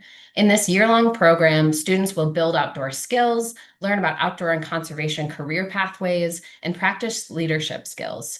As a culmination of the program, they will serve as a peer leader on their school's Boundary Waters trip. We piloted the leadership program this year with 13 students who had been to the Boundary Waters through our program and wanted to learn more. At their last session, several students mentioned wanting to teach their family and friends the skills they had learned, and almost all were interested in pursuing careers in the outdoors. This project would allow us to open up this leadership opportunity for more students and to expand this program to northern Minnesota. Since beginning our program in 2020, with LCCMR's support, we have provided over 10,000 students with programs that connect them to the outdoors and to the unique wilderness of the Boundary Waters. We've exceeded our outcomes in past projects and wish to continue and expand our programming to 12,000 students by 2029, including 600 students on wilderness trips and 60 students from the Metro and Greater Minnesota in our leadership program. One teacher said, "I believe these programs have extremely great value for youth by exposing them to nature and adventure in a safe, interactive, and instructive way. This is a great foundation for future exploration and exploring a passion for the outdoors." In one student's words, "The experience builds teamwork and builds yourself.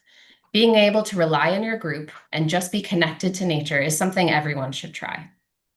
Everyone deserves the access to the benefits that a place like the Boundary Waters offers, and pristine natural areas of Minnesota will also benefit from a passionate, knowledgeable, and adventurous next generation of Minnesotans.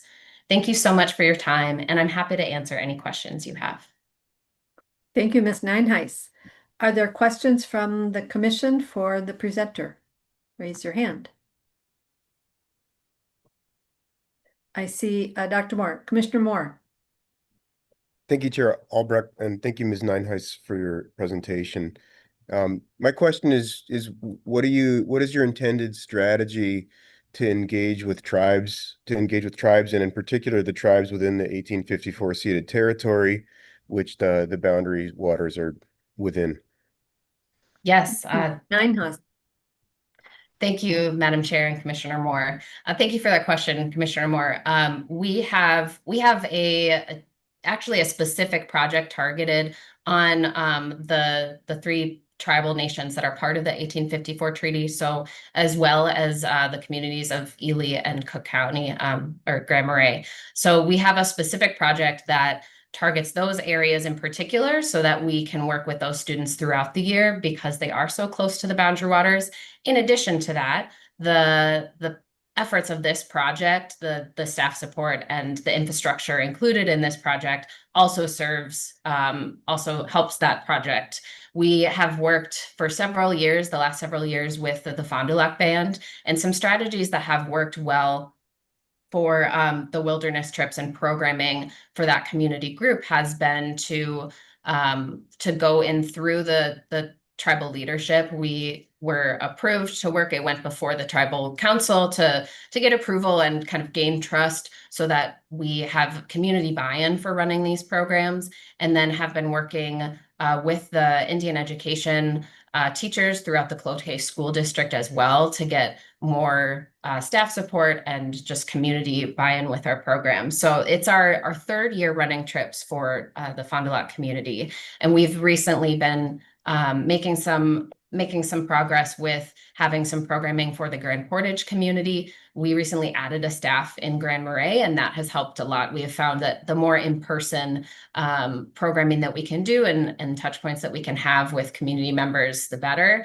And it's been a learning process for us, and just trying to get more buy-in and involvement from the community. With the Fond du Lac group, we have some community members present on the wilderness trips, which has been a draw for students as well. So it's ongoing, and it's definitely a part of this project as well as a focus of another project of ours. Commissioner Moore, anything else? Just one follow-up. First of all, thank you for that response. It's very thoughtful, and you're obviously carefully thinking about this. I will say this, make this comment. You know, I've lived on the Grand Portage Reservation for the last 20 years, and by and large, the majority of our kids have no direct access to the boundary waters, despite the fact that the boundary waters are only 30 minutes away. So it's definitely something that needs some attention, and I appreciate your focus and your strategy to do that. Thank you. I see Commissioner Beeman. Thank you, Madam Chair. I just wanted to clarify it. So it says the program is started in 2020, I believe, and this is, you've already received some LCCMR money. Can you just clarify how much and how many times you've gotten this type of funding? Yes. Ms. Nyheis. Yes, thank you, Madam Chair and Commissioner Beeman. We received an LCCMR allocation in 2019. I came on early 2020, and that's kind of when our project or our program started. So that was in 2019 for roughly 500,000, and then we received a second LCCMR allocation in 2023 for roughly 1 million, and then we received a third LCCMR allocation for a separate but related project in 2024, the one I was referencing earlier that focuses in northeastern Minnesota, and that was for 500,000. Commissioner Beeman. Oh, that's fine. Thank you. Mm-hmm. Are there any other questions for the presenter from members? I just will share that the Boundary Waters is in some ways the best kept secret for Minnesotans, because often we have this great natural resource in our backyard, and so many people, as you've noted, have not got access to it and don't know how to access it. So appreciate your work. With that, thank you for your presentation, Ms. Nyheis. Thank you very much, Chair and members, for having me. And so the time is 11:31. We are going to take a little bit of an extended lunch break. Thanks to everyone for keeping us on time. So I'm going to propose that we'll come back at 12:45, but Becca or staff, do you have any other directions for us as we go into our lunch break?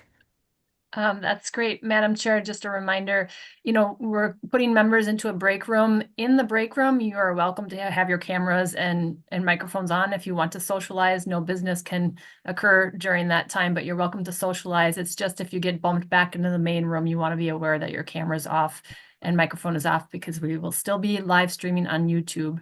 But otherwise, we'll give you some warning before we do intentionally bump you back for the 12:45 restart. Thank you very much. With that, we can mute and turn off our cameras, and we'll see you back at 12:45.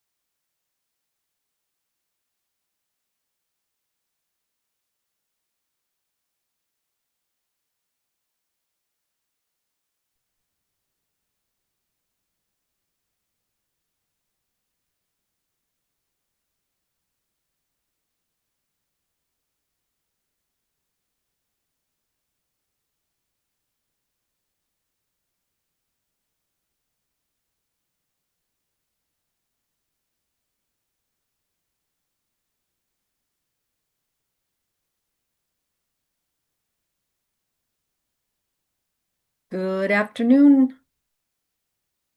Good afternoon, everyone. We are back and ready to go. I will make sure that everyone is hearing me and that we're ready to go. We are going to reconvene this meeting of the Legislative Citizen Commission on Minnesota Resources and continue our presentation schedule.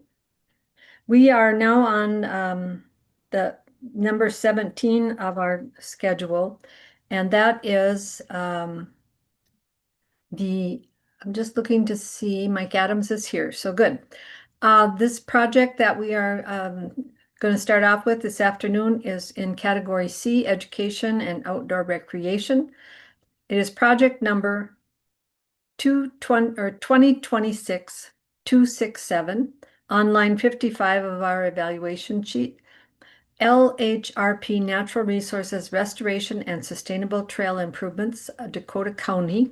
And we have Mr. Mike Adams with us.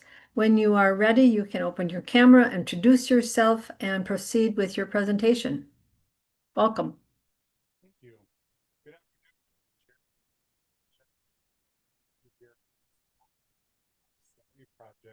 I can't quite hear you. Can you just speak a little bit louder or get closer to your microphone. Sure. Is that better? Ah, much better. Okay, fantastic. Good afternoon, Madam Chair and members of the commission. I'm thrilled to be here, and it's an honor to be amongst so many projects I personally would like to see happen in my community and in our state. My name is Mike Adams. I'm a senior project manager on the Parks team for Dakota County. During its 50-plus year history, the Dakota County Park System has played a pivotal role in protecting and stewarding lands, enhancing environmental quality, and serving visitors through access to the outdoors and nature-based recreation. Our request is to support Lebanon Hills Regional Park, a 2,000-acre park located in Egan and Apple Valley, which has been at the forefront of this work with significant commitment to protection, restoration, and management of incredible natural resources totaling over $3 million of investment to date. As an active father with 2 adventurous kids, I'm painfully reminded each summer how hard our family campouts in the backyard, disc golf putting practice, bike riding, and neighborhood games of hide and seek just before dark can be on our yard and my prized pollinator gardens. Like my yard each summer, Lebanon Hills has shown signs of being overloved by its 1 million visitors each year for quite some time. Operationally, Lebanon Hills is home to our outdoor education and recreation programming, equipment rental, mountain bike trails with a regional draw, a campground that routinely operates at capacity, and is a classic ski destination for the entire metro each winter. Now, don't get me wrong, we want to see this use and we work incredibly hard to make it happen. But because daily there are magical moments that occur in our park for our visitors. All of this corresponding use does have a negative impact on the sustainability of the land, which is now showing signs of significant erosion, particularly on trails first built when the park opened for public use nearly 60 years ago. These trails go directly up and down the elevation changes of the park, known as a fall line trail, allowing water to directly race down the path of least resistance and carry precious soil with it. These existing conditions led the county to embark on a comprehensive trail study completed last year that details the condition of all 50 miles of trail and makes recommendation for trail decommissioning to prevent erosion, trail realignments to avoid user conflicts and simplify wayfinding, and improvements to increase access throughout the park with additional lake loops and an adaptive mountain bike trail. This project will provide the opportunity to decommission our fall line trails and redesign the new trails to follow the contours of the land, which effectively slows erosion by diverting water as it makes its way downhill. In addition to severe erosion we are experiencing in areas of the park, increased use has also resulted in increased user conflicts, particularly between our winter mountain bikers and cross-country skiers with trail intersections near the bottom of hills. The redesign of our fall line trail system provides a second chance to greatly reduce intersection between uses where conflicts occur most. Restoration and management of natural resources are also big winners in this proposed project. The west section of the park is patiently waited in a long line of high priorities within our park system for natural resource restoration. A key component of this project is to remove European buckthorn from the west section of the park of approximately 200 acres, followed by native vegetation establishment and enhancement. In closing, we have completed significant work in natural resource restoration, fall line trail decommissioning, and sustainable trail design in the eastern portion of this park.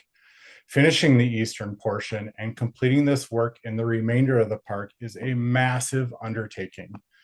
Buckthorn removal, trail decommissioning, and new sustainable trail design should all happen together as a package to be most effective. We need your support for Lebanon Hills and all its magical moments. It's a popular destination with local and regional significance. This is a place where 1 million people visit each year to connect with each other and the natural world with no entrance fee. This project provides protection and critical improvements to this natural space, ensuring a resilient and healthy environment for Lebanon Hills Regional Park to inspire well-being, wonder, adventure, and learning through engaging and inclusive outdoor experiences. This project has strong public support and meets many of the funding priorities for this grant. This financial support will ensure this project no longer has to wait in a long line of high priorities in our county while we explore alternate funding options for this need. I thank you for your time and consideration and happily stand for questions. Thank you, Mr. Adams. Do commission members have any questions for the presenter? I see Commission Member Beeman. Yes, hi. Thank you, Madam Chair, and thanks, Mr. Adams, for presenting. I'm glad you pointed out the million visitors because I'm very familiar with the park. I'm a big user of the park, and for people who have not been there, I think it's important to realize that it is totally a crown jewel for the whole metro area, and it really does attract people from all over, both winter and summer. And so I'm curious, Mike, if just the winter versus summer visitation, if you've got general numbers or percentages on that, because I thought your point about reducing user conflicts in the winter is surprising. I didn't realize that was as much of a driving factor as the heavy summer use that all those trails get. Mr. Adams. Madam Chair, members of the commission, this is a both and answer. We do have significant winter use, and we are seeing that use dramatically increase as these winters go on with the invention of fat tire winter mountain biking and all the different ways Minnesotans create to get out in the snow. Those user conflicts definitely exist. Also in the summer, you have right now the existing conditions. The buckthorn provides phenomenal screening at these intersections, which does create a safety concern. And so while it's not bikers and skiers that we're seeing, it's bikers and dog walkers, it's bikers and trail runners at these same intersections. Any additional questions, Commissioner Beeman? No, thank you. All right. I will go to Commissioner Reese. Thank you, Madam Chair. I think my questions should be directed to Director Nash. Okay. For a moment. Just sorry to get you mid-bite, Director Nash, but just curious on what the policy has been in the past about invasive weed removal and mitigation. It's my understanding that we tend not to fund that kind of activity. Director Nash, do you have any comment on that question? Yeah, Madam Chair and members, we do have something in our RFP that does say that standard control of invasive species will not be funded. And this is something that, we struggle at a staff level with our comments on and figuring out what is standard control.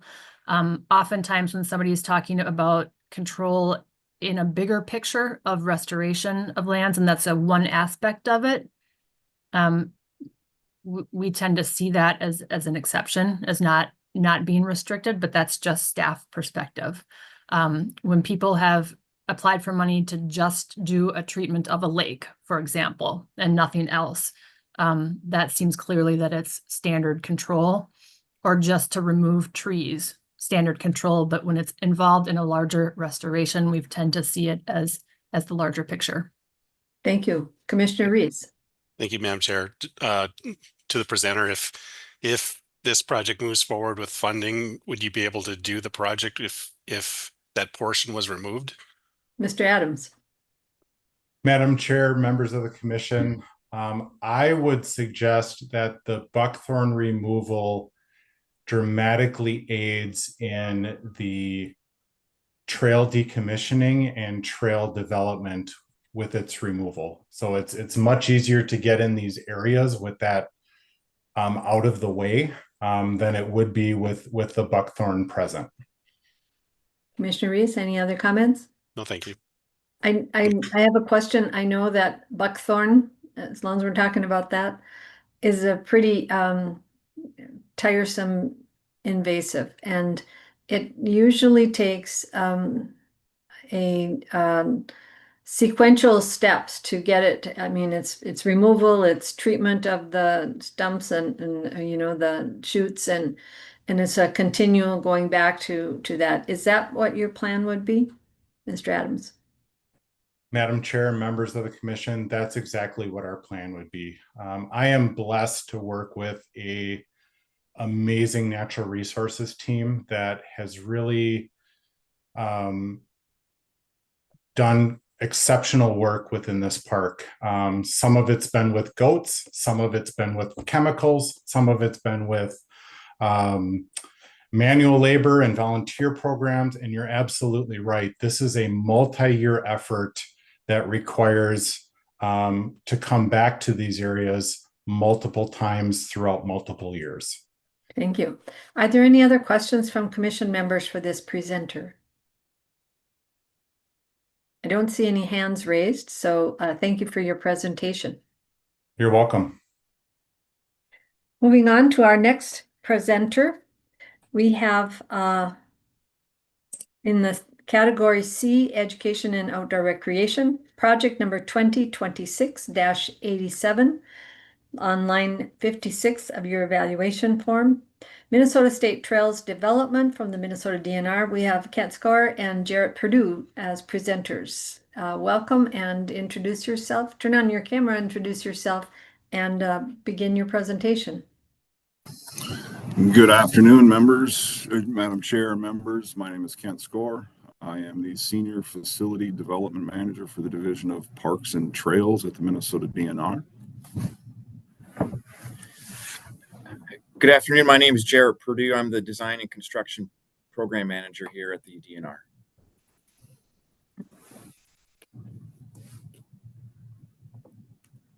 Go ahead and proceed. Thank you. So with that, yes, thank you very much. Thank you for the opportunity, obviously, to be here to provide you additional information on our proposal, Minnesota State Trails Development 2026-287. But also want to thank the Commission for your past support for the State Trails program. Over the last 10 years, with your support, we've been able to develop 14 miles of new state trail on 9 separate corridors. We've been able to upgrade over 42 miles of existing state trail on 12 separate corridors. And we've been able to engineer, design, replace, and/or rehabilitate 38 existing state trail bridges. So thank you very much. Our current proposal before you includes 3 separate projects on 3 separate state trails, all representing new trail construction.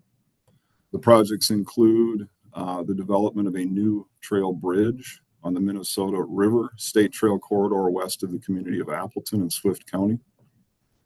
The second, the development of a new 4.2-mile segment of the Glacial Lake State Trail in Candy-Ojai County. And the third, the development of a new 1.6-mile segment of the Minnesota Valley State Trail in the city of Bloomington, Hennepin County.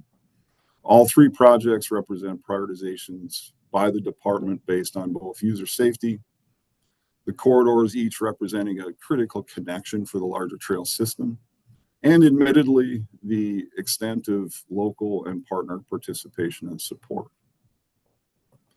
The first of those projects is, of course, the new State Trail Bridge on the Minnesota River State Trail, Swift County, west of Appleton. That project represents essentially 20 years of effort by the community of Appleton and Swift County. The bridge itself will be a critical connection of what is a 4.5-mile segment that would extend between the community of Appleton and what is the Corps of Engineers managed Marsh Lake recreation area on the Minnesota River. The Corps is an active supporter of this project. The first segment of this trail was built in 2023, extends about 2.5 miles out of the community of Appleton. The bridge, this request would represent the second phase of this project. The installation of the bridge is about 1 mile beyond the current terminus of the trail. The remaining 2 miles of the trail to be developed that would lead to this bridge utilize both existing DNR wildlife management property on the margins and admittedly the abandoned roadway that had provided access to the Corps' recreation area until their reconstruction 5 years ago. The bridge as proposed will be a multi-span standard Core 10 recreational trail bridge of about 200 feet in length. It'll contain a concrete deck and load ratings capable of carrying all maintenance and emergency vehicles along this segment of the corridor. At this point, it is the intent that LCCMR funding, if approved, will be limited to the bridge construction, and the DNR is prepared to fund both the engineering, design, and the match using its existing legacy fund allocations for new state trail development. The second project is a new segment of the Glacial Lake State Trail between the community of New London and Sibley State Park. Represents an extension of the existing glacial lakes, which passes through the community of New London. As proposed, it's 4.2 miles long. Will provide an immediate safety improvement for residents and users who leave the existing state trail from New London and head to Sibley State Park. With local support, we started the active design of this project over a decade ago. In 2015, we initiated concept engineering. In 2016, we actually installed a tunnel under Trunk Highway 71, which borders Sibley State Park. The tunnel will provide access for the trail itself. In 2021, we constructed the first segment of the connection to Sibley State Park with about 2 miles in Sibley State Park. We have acquired all land necessary to construct between the community and the park boundary. As designed, as proposed, the trail will consist of a 10-foot wide bituminous surface, 2-foot shoulders, an extension of an existing county highway culvert over the Crow River, an additional tunnel under County Highway 9 within the community of New London, and a secondary bridge also within the community of New London. At this point, the project is partially funded in 2023. The project received a $2.5 million bond appropriation at community request. The engineering and design for this project is underway with final plans and specifications expected to be complete within the next 2 months. Right now, match funding obviously will be the bond fund themselves, but legacy funding is also available to support that project. The third project is an extension of the Minnesota Valley State Trail in the city of Bloomington. 1.6 miles. Extends a portion of what we have done over the last several years. There's a 13-mile corridor that's identified, extending from Fort Snelling State Park to the southwest corner of the city of Bloomington. There was a mandatory EAW completed for the entire corridor in 2018. And we've, of course, built 2 segments accounting for about 3.5 miles. As of last year, those 2 corridors connect Cedar Avenue Trails and Lindale. This project is in part primarily funded by a grant, federal highway transportation grant sought and secured by the city of Bloomington and subsequently assigned to the DNR.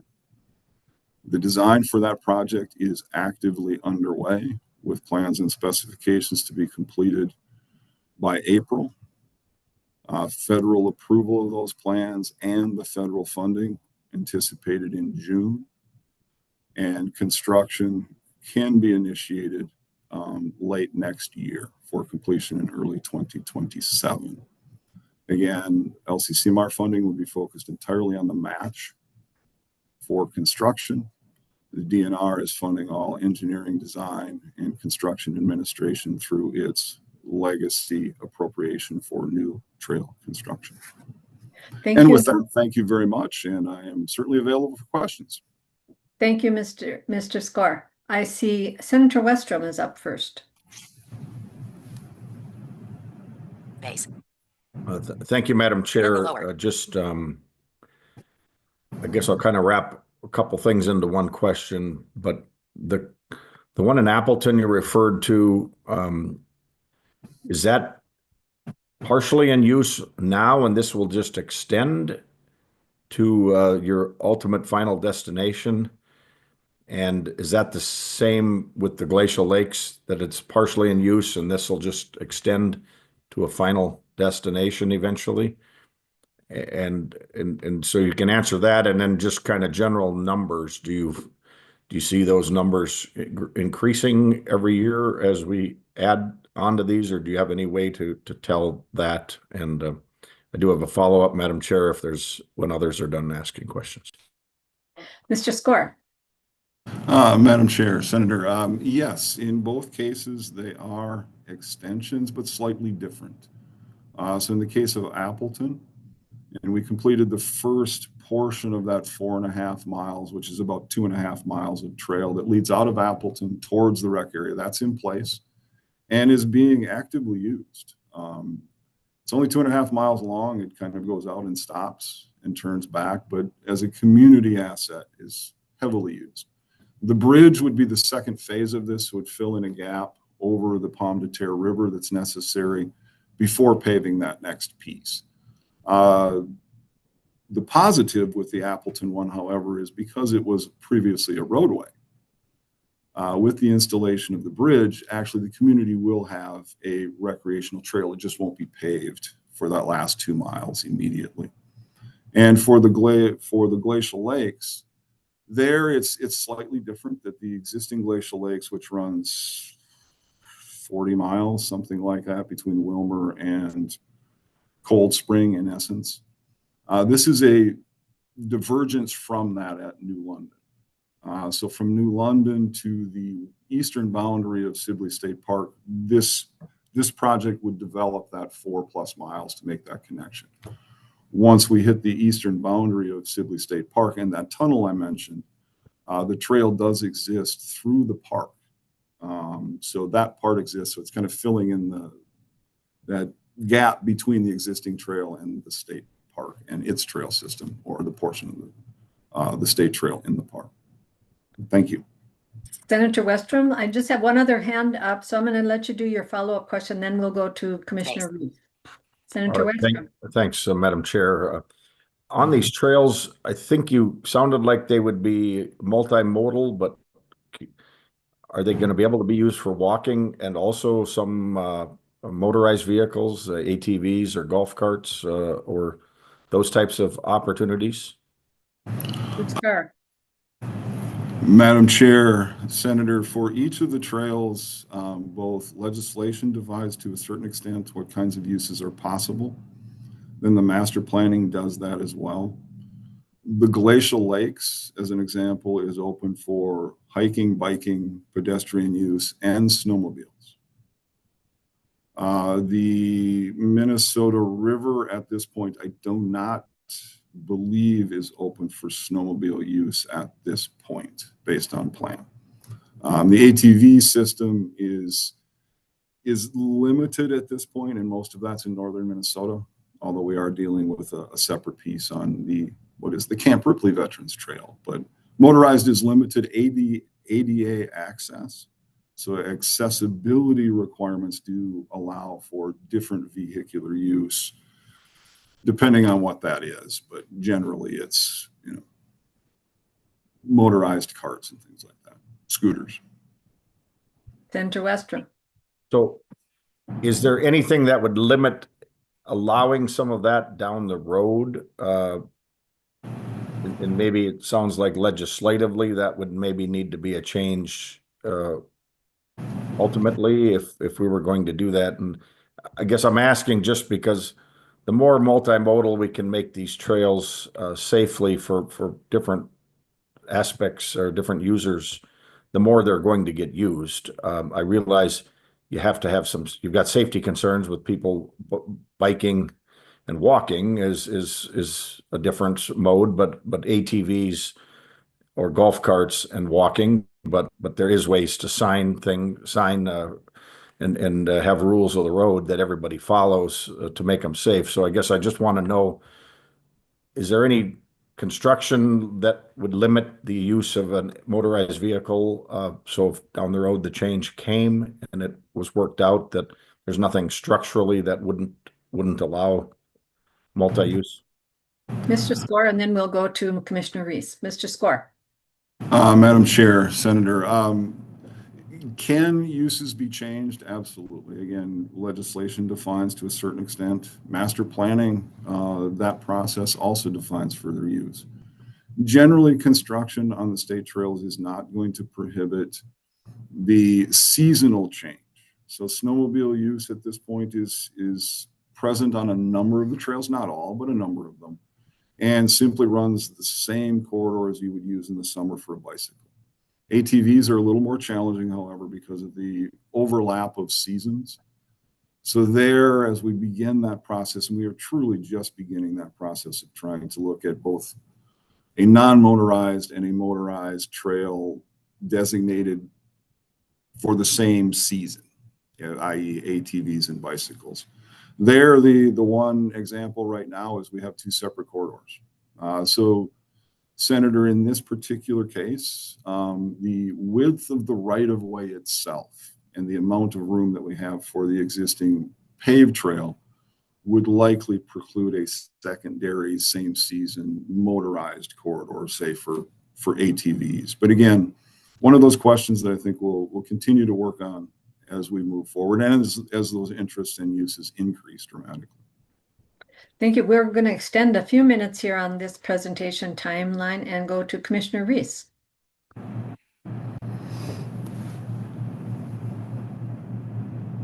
Did you put your hand down, Commissioner Reese? Thank you, Madam Chair. Sorry, I didn't have my mic on. Thank you, Mr. Scar, for the presentation. Just curious on, or I should say Score, sorry about that. Just curious on the priority, if, this is a big budget item, if we were to fund a portion of it, how would you prioritize these projects? Is it currently in order? They were prioritized in order. However, we would certainly want to look first at the existing funding that is available. So admittedly, the two projects that have existing funding, the federal grant, admittedly, if not utilized in a timely fashion, would disappear. So there's probably some movement there just to make sure that we capitalize on the existing funding that's available for these corridors first. So number one may actually become number three just because it is not currently funded at all. Okay, just Madam Chair, quickly. Yes. So at this point in time, as we know, the federal grants seem to be in question, all federal grants. So I'm just curious about that. If even with the signed contract, it seems like that's still in jeopardy. And then overall, just the comment on it, we've had comments about university and faculty and things of that nature, but all of these projects seem to be displacement. And, that's, how were these projects funded prior to LCMR? It seems like these trails were in place. And so just kind of question that. Not that I don't support, these projects, but it just seems like the budgets are getting higher and higher every year for these. Thank you. Briefly, Mr. Score, because then we'll go on to your next project presentation. Certainly, Madam Chair, members. Historically, actually, LCMR was a pretty substantial funder very early on in some of the early trail development. But admittedly, capital bonding has provided the vast majority of new trail construction. There is no question. A lot of that simply based on the priority that's placed on further development by the local communities. So as we sit here today, I'll be working on a number of new trail projects. The vast majority of those are bond funded based on requests from the local communities rather than the department itself. Thank you. Thank you. So I don't see any more hands up for this presentation, so stay on the line there. We're going to move to your next presentation. And so members, we are moving to the next project, which is Education and Outdoor Recreation category. Project number 288, line item 57. And that is Tetagooch State Park Entrance Bridge Replacement with the Minnesota DNR. And again, we have Kent Score and Jarrett Purdue. Just a reminder, presenters, that the time set aside hopefully is 5 minutes for your presentation and 10 minutes for Q&A. Thank you. Thank you, Madam Chair, members. Yes, again, my name is Kent Score. I'm Senior Facility Development Project Manager for the Division of Parks and Trails within the Minnesota DNR, where I manage both our state trail program and the division's bridge program. And thank you again for the opportunity to present more detail on our project 2026-288, the Tetagooch State Park Entrance Bridge Replacement. This current proposal is seeking support for what is the necessary replacement of the existing Tetagooch State Park Entrance Bridge, formerly identified as Bridge 3459. The bridge is located entirely within the boundaries of Tetagooch State Park, located about 3.5 miles north of the city of Silver Bay in Lake County. The bridge currently provides internal state park vehicular traffic for both personal vehicles, recreational vehicles, and maintenance vehicles to pass within the park, over the Baptism River, and between the two portions of the park. As many of the North Shore state parks, it has essentially two components, a lakeside and an inland side. This bridge provides the only crossing of Trunk Highway 61 for the state park, vehicular crossing for the state park. The existing bridge is a 5-span, 383-foot long steel Baltimore truss, which is only interesting as we move forward. Originally constructed in 1923 for what was then Trunk Highway 1, but is now, of course, Trunk Highway 61. And while this generally iconic structure for many, the 102-year-old bridge at this point, has been termed historically as fracture critical. Now that no longer applies. There's actually a new term called the non-redundant steel tension member design. But what that means is that it's not going to fail immediately, but that the bridge itself does not have the structural capacity that if one member were to fail, the remainder of the bridge would fail as well. So although this does not mean that this bridge is going to collapse at any short time, nor is the department going to allow it to fail, it does mean that there is extensive ongoing cost relative to retaining that structure. One of those is just simply because of the nature of the design, it is required to have annual structural inspections, far different from a typical bridge. A little bit of history just to kind of lead into what this bridge is. Of course, it was constructed in 1923, but by the 1960s, MnDOT was realigning Highway 61, building a new bridge over the Baptism River, and abandoned this old structure.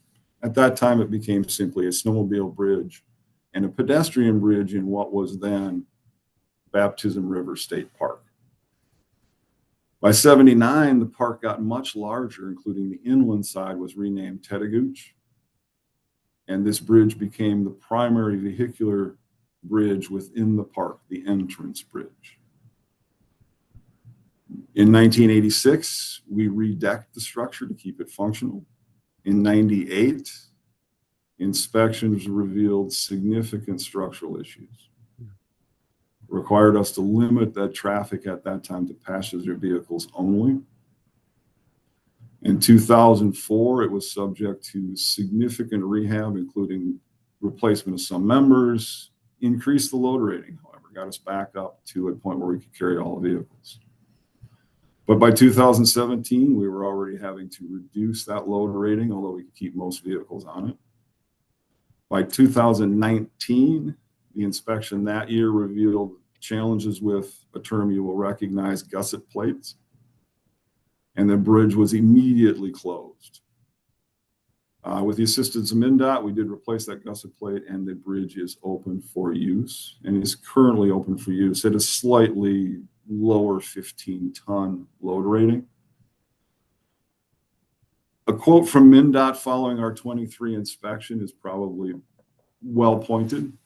In quotes, "I urge the DNR to accelerate the project development to either replace or implement extensive rehabilitation of the existing bridge, which has limited remaining surface life.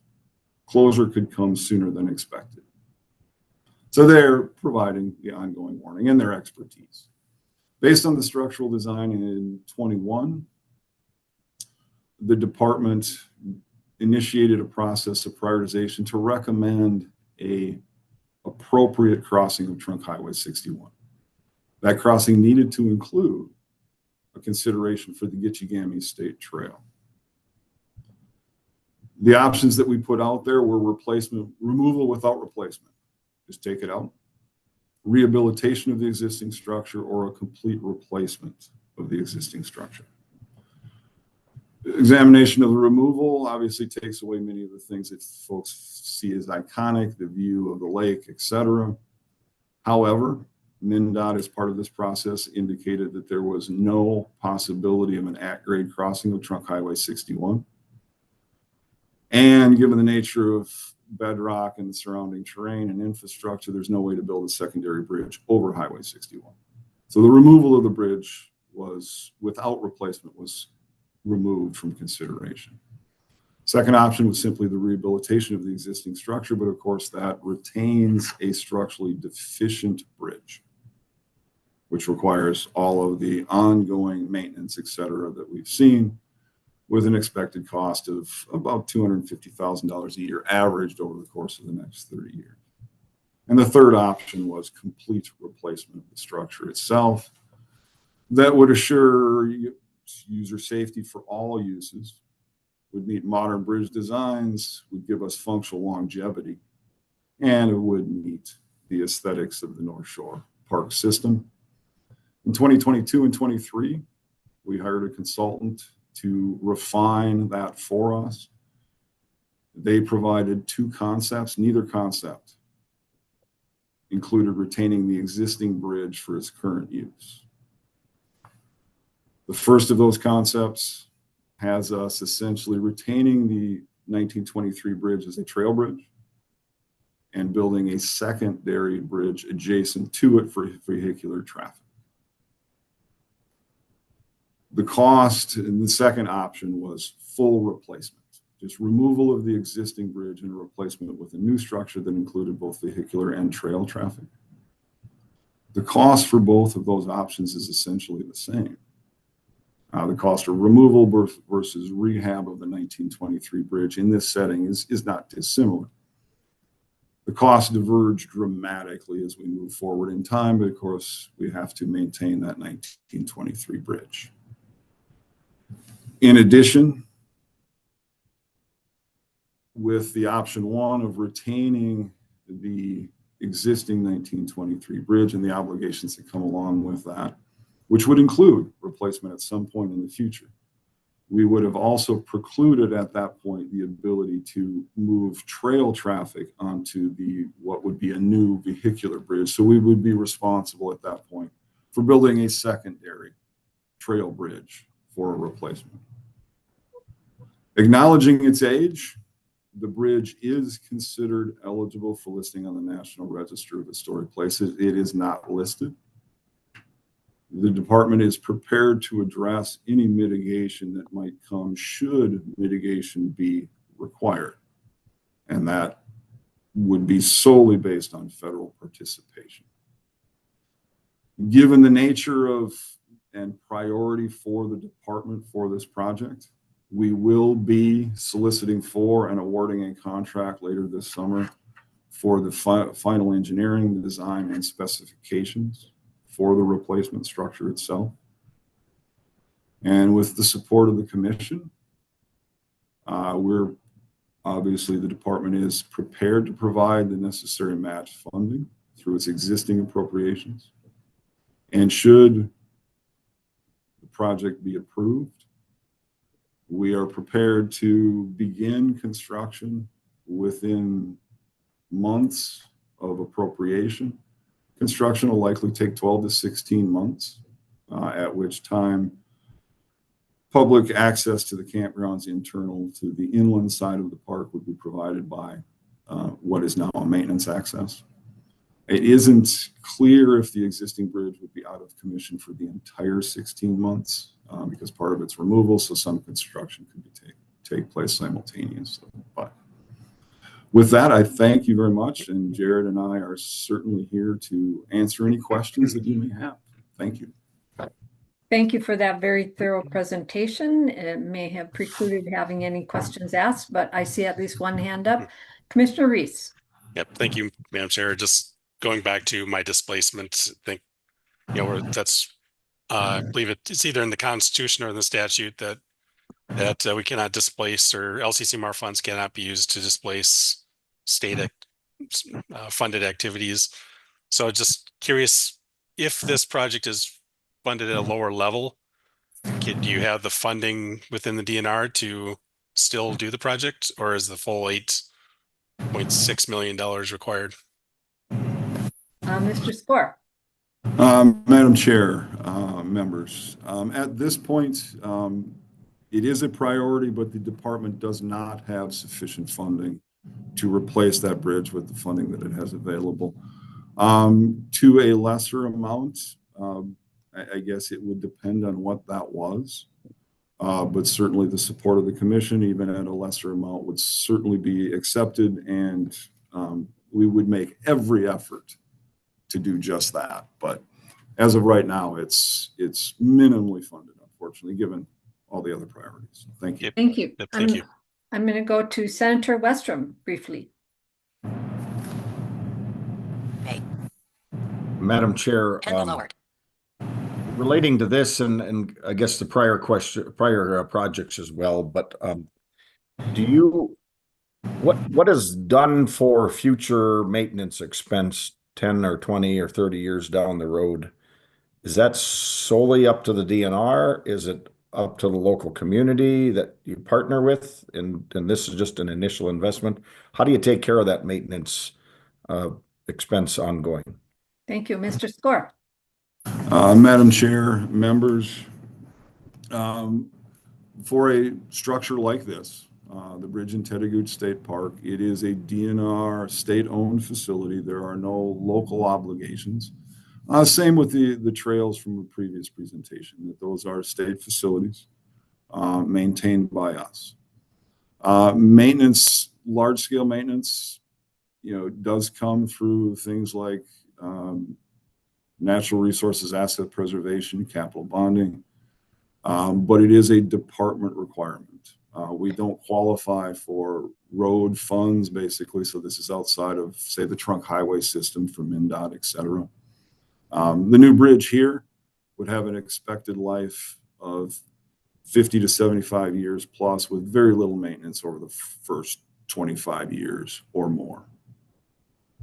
So a brief follow-up, Senator Westrom, and then I have another question. Yeah, thanks, Madam Chair. And I guess it's just a question I wonder if we think about it enough, because I want to support these projects, but I also want to make sure we don't get ahead of where the maintenance can't be kept up. And I say that with Central Lakes Trail and coming through Alexandria and Douglas County, I frequently field some questions from people that think there's a lot of potholes that are beginning to be a problem on the trail, and it doesn't seem like the maintenance gets done real fast on these trails. And so, are we getting too big of a system to be able to handle? Did you want a response from the presenter? Just briefly, Madam Chair, and Okay. then I'm done. Briefly, Mr. Score? Madam Chair, members, yes, I mean, maintenance certainly for all public facilities is a challenge. For this bridge, as the example, the maintenance responsibilities for us moving forward are going to range anywhere between $25,000 and $250,000 a year. The replacement bridge, although expensive, will remove that annual maintenance cost from the department for, again, 2 or 3 decades into the future. So the bridge, somewhat different. Trails, yes, we can acknowledge that, you know, trail surface is a challenge, and we continue to work on that. For Senator Westrom, the Central Lakes actually has a couple of projects that will be coming pretty soon. One of those, hopefully in Alexandria, maybe on that exact segment that you're referencing. So Thank you. I'm going to go to Commissioner Moore. Do you have a question? I do. Thank you, Chair Albrecht, and thank you, Mr. Scar, for the presentation. Highway 61 is the primary travel corridor between Duluth and Canada, and I have a hard time understanding, first of all, why this is a responsibility of the Department of Natural Resources. Second of all, why this is not a responsibility of the Minnesota Department of Transportation, and why this isn't funded with either federal or other state funding.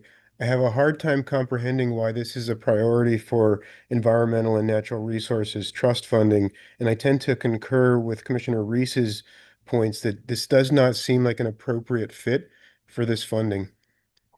So our time is up, Mr. Score, but if you could have a brief comment to that question. Madam Chair, members, in this case, again, the bridge, although originally constructed by then the Highway Department or Minnesota Department of Transportation, it was transferred in its entirety, including the land on which it sits, to the Department of Natural Resources in 1979.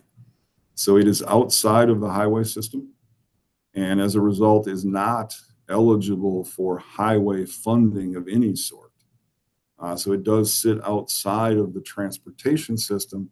And because the Department of Natural Resources is not a road authority, we're essentially not eligible for the vast majority of road funds. It would be, again, an internal park project, unfortunately. So maybe the Department of Transportation was wise in their choice in 1979, and we were maybe less wise. We'll see. Thank you. Thank you for your presentation. I don't have any other hands up for questions, so I appreciate your time and your presentation. Thank you very much. Moving on to our next project, which is in the education and outdoor recreation category. It's project number 2026-293 on line 58 of our evaluation form. Expanding adaptive outdoor recreation opportunities around the BWCA by the Adaptive Wilderness Within. And we have before us Jill and Sean Leary. If you're ready to present, please open your camera, introduce yourself, and proceed. Thank you, Madam Chair and members of the Commission. Appreciate the opportunity to speak with you today. My name is Sean Leary. And I'm Jill Leary, and we're here with Adaptive Wilderness Within Reach, and I'm our project manager for this grant. Our project is about making outdoor recreation in the Boundary Waters region more accessible and welcoming to Minnesotans with physical disabilities, not just during the life of this grant, but for decades to come. Right now, outdoor recreation in northern Minnesota has a major accessibility gap. More than 659,000 Minnesotans, about 12% of our population, live with a disability. Yet many lack the ability to participate in our thriving outdoor recreation community due to limited adaptive programs, lack of adaptive equipment, or financial constraints. This means that many Minnesotans are missing out on the physical, emotional, and social benefits of being in nature. It also means that fewer people with disabilities are able to build lasting connection to the land or take part in caring for it. That's a gap we can and should close. So our proposal addresses this problem in 3 ways. First, we invest in equipment, including adaptive kayaks, hiking gear, sit skis, hand cycles, and an ADA compliant van for participant transportation. This investment will enhance our existing adaptive equipment fleet and make larger group activities possible.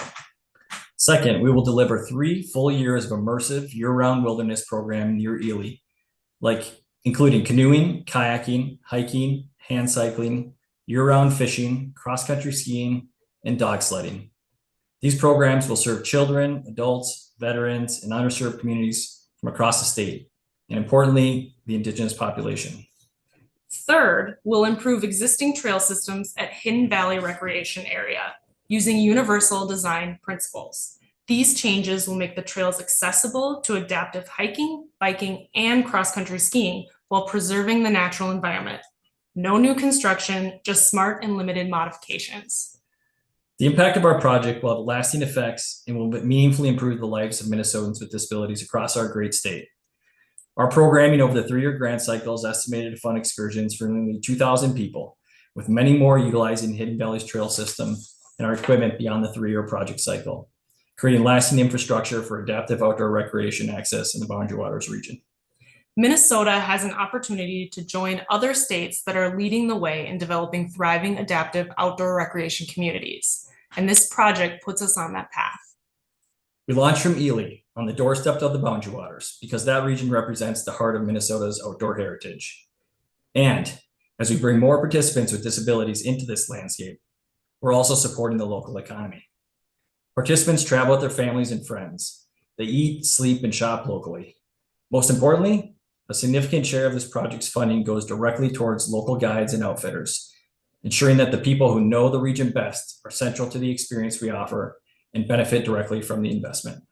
This is how you build a resilient outdoor economy, by expanding access, supporting local communities, and setting a national example for how outdoor recreation can serve more people more effectively. In just the past year, our nonprofit has welcomed participants from over 18 states, as well as international visitors from Ukraine and Canada. Over the course of this grant, thousands more will be given the opportunity to explore Minnesota's wilderness, creating lasting memories and meaningful connections with the land.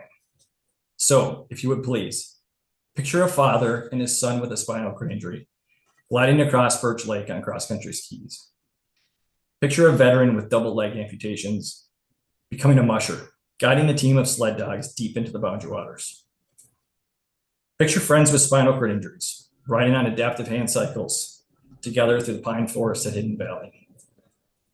And picture a family who thought they'd never be able to paddle together again, spending a peaceful day fishing and exploring our public lands and waters.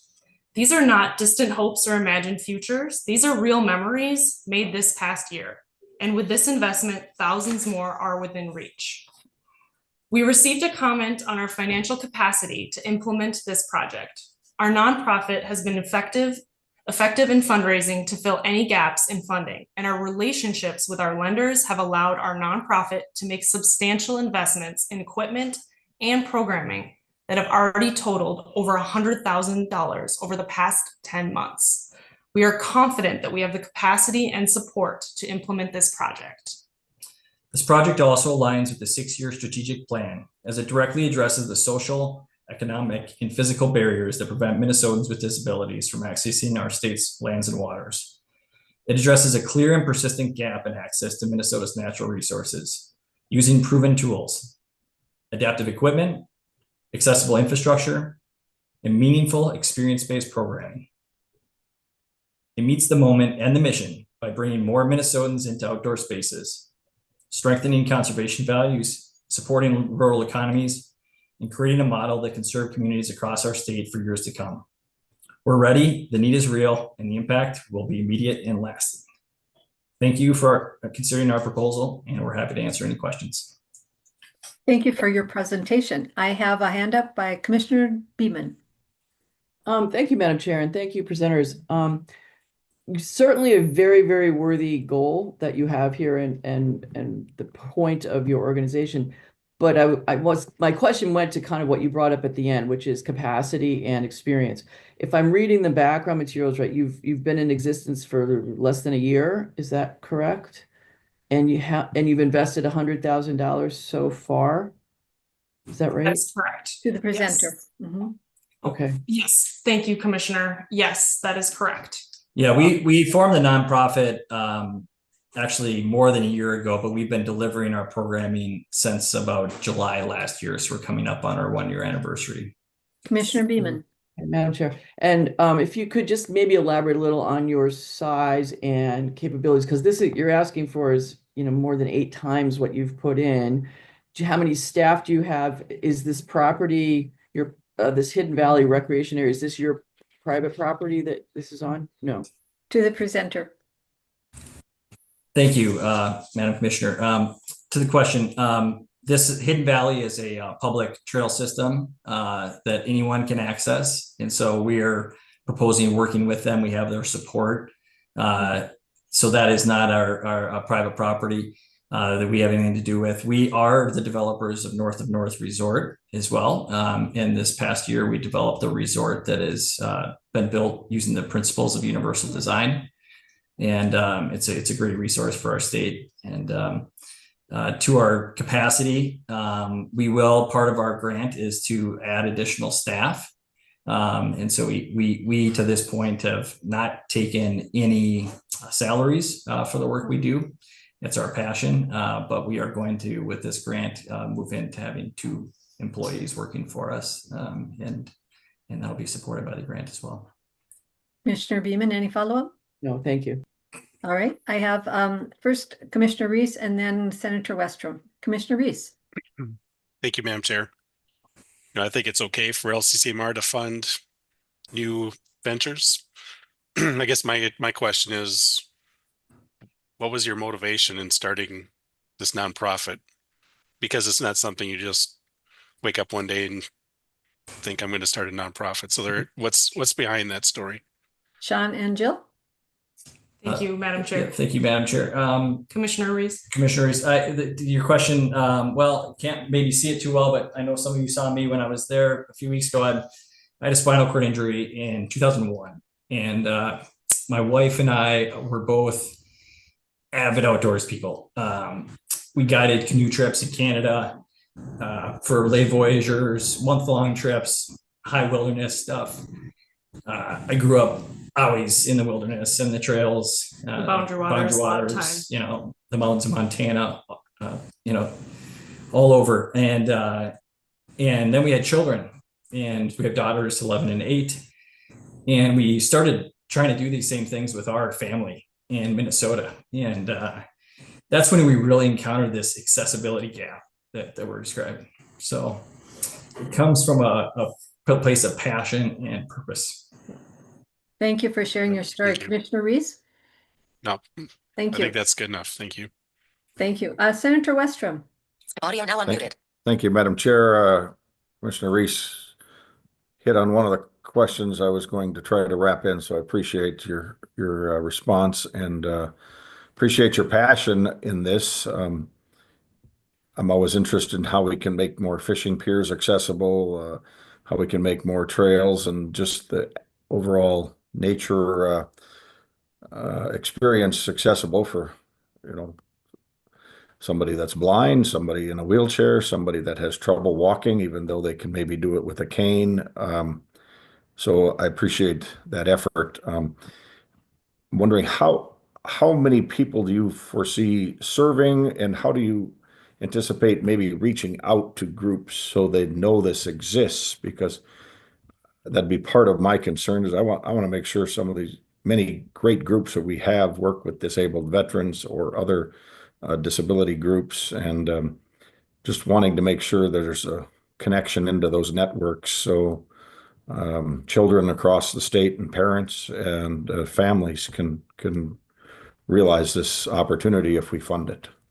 Sean and Jill.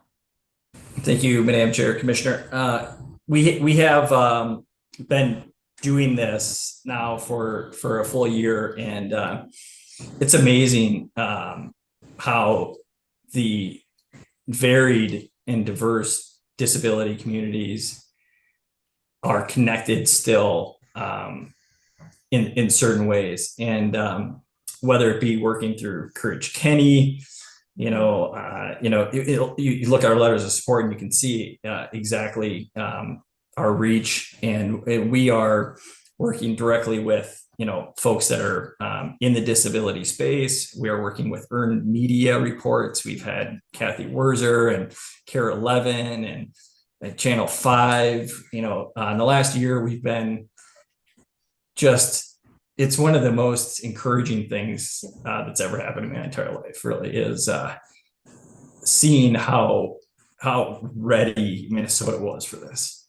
So I would say that we're going to keep doing what we're doing, and there's a lot of interest. There's more interest than we have funding. So Thank you. Senator Westrom. Thank you. So I see no other questions. Appreciate your presentation, and we wish you luck. So thank you for your presentation. Thank you so much for the time today. Thank you, Madam Chair, and thank you, Commission members. We appreciate you. All right. We are going to move on to our next project, which is under Category C, Education and Outdoor Recreation. And the project number is 2026-304. It's on line 59 of our evaluation form. Expanding and enhancing environmental education through partnerships, the Bellwin Conservancy. And as a presenter, we have Ms. Katie Bloom. Ms. Bloom, open your camera, introduce yourself, and proceed with your presentation. Hi, thank you so much for having me today. My name is Katie Bloom. I'm with Bellwin Conservancy. I'm the executive director.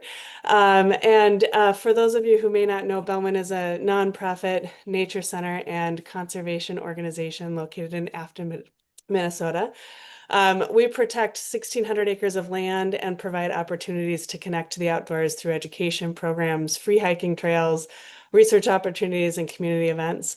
And we have a big impact because we do a lot of our work through partnerships. Many of us here, hopefully all of us, know the benefits of time outdoors. It improves our physical health, our emotional well-being. It also has positive outcomes for student success, including increasing attention, better academic performance, and improved behavior when outdoor learning is incorporated into the classroom setting too. So right now we're seeing a generation of kids who are predominantly disconnected from nature, but we have a great opportunity to move them towards more connection, something that is imperative if we want to continue to protect our great outdoors for the future. Well, many students across Minnesota already receive environmental education experiences through their schools. Gaps still remain. In 2019, Warner Nature Center closed their doors permanently, leaving Stillwater Area Public School District without an outdoor education partner. Additionally, we've been asked to provide environmental education programs to students enrolled in Indian education programs in 2 school districts, Osseo and South Washington County schools. So we're asking for funding to fill these 2 identified gaps in environmental education by developing a new program at Bellwin through partnerships with Stillwater Area Public Schools, with Dakota Iapi Okodikichie, a nonprofit organization of dedicated Dakota community members, language learners, and speakers, and also with Indian education programs. And Bellwin is uniquely situated to support this program growth for a few reasons. We have just invested in a new education building that will be completed this summer, that has space to house these programs. We have ample protected land and restored ecosystems so students can gain experience in a variety of ecosystems and biomes while they're out at Bellwin. And then we have a long history of partnerships. Bellwin's model is to do our work through partnerships, listening to the communities we work with about what they want and finding ways to amplify impact together by connecting more people to nature. In particular, we have a 7-year partnership with several Indigenous-led organizations that has led to some of this opportunities in this proposal, and a 54-year partnership with St. Paul Public Schools as well. So this proposal, we're asking for funding for naturalist staff salaries, for program supplies to support environmental education, for some contracted time with Indigenous elders and teachers, and busing so that we can serve an additional 10,000 students over 3 years. The Stillwater District Partnership will provide outdoor education programming to all elementary school students in the district, K through 5, for a total of 9,000 visits over 3 years. We're already doing a pilot program of this program this coming school year on a much reduced scale, but funding from the LCCMR would allow us to expand it to serve district-wide all elementary students. And through this program, the students will address state science standards by doing outdoor learning. So they'll receive they'll come out to Bellwin for visits, and they'll also receive pre-visit lessons in their classrooms to tie in the program to the in-school science learning as well. And then the second part of the program is through Bellwin and Dakota Iapi Oko-Dikichie's work, we've identified the need for students participating in Indian education programs to receive outdoor education. Because Indigenous culture and language is inextricably connected to their plant and animal relatives, outdoor experiences fill a specific need for Native communities. And we've heard that from our Indigenous partners. So in year 1 of this program, this partnership will begin by working with 2 school districts' Indian education students, bringing elementary, middle school, and high school students to Bellwin for multiple field trips during the course of the year. And then in subsequent years, we would expand to other Indian education programs as well. And those classes for this part of the program would be taught by a combination of Bellwin naturalists and also Indigenous teachers and elders. So this program sets out to expand environmental education by establishing this district-wide partnership and also programming for students enrolled in Indian education programs, providing students with hands-on, standards-aligned science and cultural learning. We're ready to go. We have all the partners lined up. We even have some other funders lined up as well, but we do not have enough funding to get this off the ground. So funding from this commission would help to do that so that we can establish these programs and serve an additional 10,000 kids. Thank you for your presentation. Yeah. Are there members who have questions for this presenter? Raise your hand. Very thorough presentation. I was just looking at my notes here. I see that you are planning to reach 9,000 to 10,000 students as you mentioned, and that you have a match of 136,000 in your budget. Is that correct? Yes, I haven't added it up to that. Yeah, we already have a match from several from the school district itself, and then also from some additional foundations too. So yes. Not necessary, of course, but we do always like to see that local buy-in on our projects. Are there any commission members who would like to ask a question of this presenter? Please raise your hand. I'm not seeing any hands raised. You did a very good job of telling us all about your project, so thank you very much for your presentation. And appreciate it very much, Katie. Thank you, Madam Chair. Mm-hmm. Our next presenter and project is in the category C, Education and Outdoor Recreation. Project number 2026-306 on line 60 of our evaluation form. Greater Fountain Lake Aquatic and Trail Accessibility Enhancements from the Shell Rock River Watershed District. And our presenter is Courtney Phillips. And if you're ready, you can open your camera, introduce yourself, and proceed with your presentation, Ms. Phillips. Thank you, and good afternoon, Madam Chair and members. My name is Courtney Phillips, Program and Project Manager with the Shell Rock River Watershed District. Thank you for the opportunity to present our proposal for the Greater Fountain Lake Aquatic and Trail Accessibility Enhancements. Along with me, I do have Steve Yonke, Director of Public Works with the City of Albert Lea, to answer questions if needed. Today, I'll introduce a project that builds on already funded habitat work to deliver safe and inclusive access to the Shell Rock River Channel in Albert Lea. Currently, the channel between Fountain and Albert Lea Lake is unsafe and many portions are underutilized. Failing concrete sidewalls and steep banks make it hazardous, especially for the many youth and anglers who utilize it. There are no formal portage or recreation access points and no safe pedestrian crossings in the area. Despite its natural beauty, the river is largely inaccessible due to an upstream dam, particularly in an underserved community identified through MPCA's Environmental Justice Mapping Tool. Building on secured outdoor heritage funds to improve the in-stream and stream bank habitat known as Phase 1 of this project, this Phase 2 focuses on the human access, connectivity, and enjoyment. We're requesting $1.28 million from the Environmental and Natural Resource Trust Fund to complete Phase 2, which includes the installation of a canoe and kayak launch for public and educational use, building 2 fishing piers integrated with habitat signage in 3 different languages, creating a pedestrian underpass under Highway 65 to connect both sides of the river, and retrofitting an abandoned railroad bridge with a new pedestrian bridge to open up a current landlocked city green space. These elements will create a safe, ADA-compliant access to public parkland and connect previous places cut off by infrastructure. We would not be able to complete these projects without help from this funding source. Outcomes will enhance outdoor recreation in a safe and inclusive way.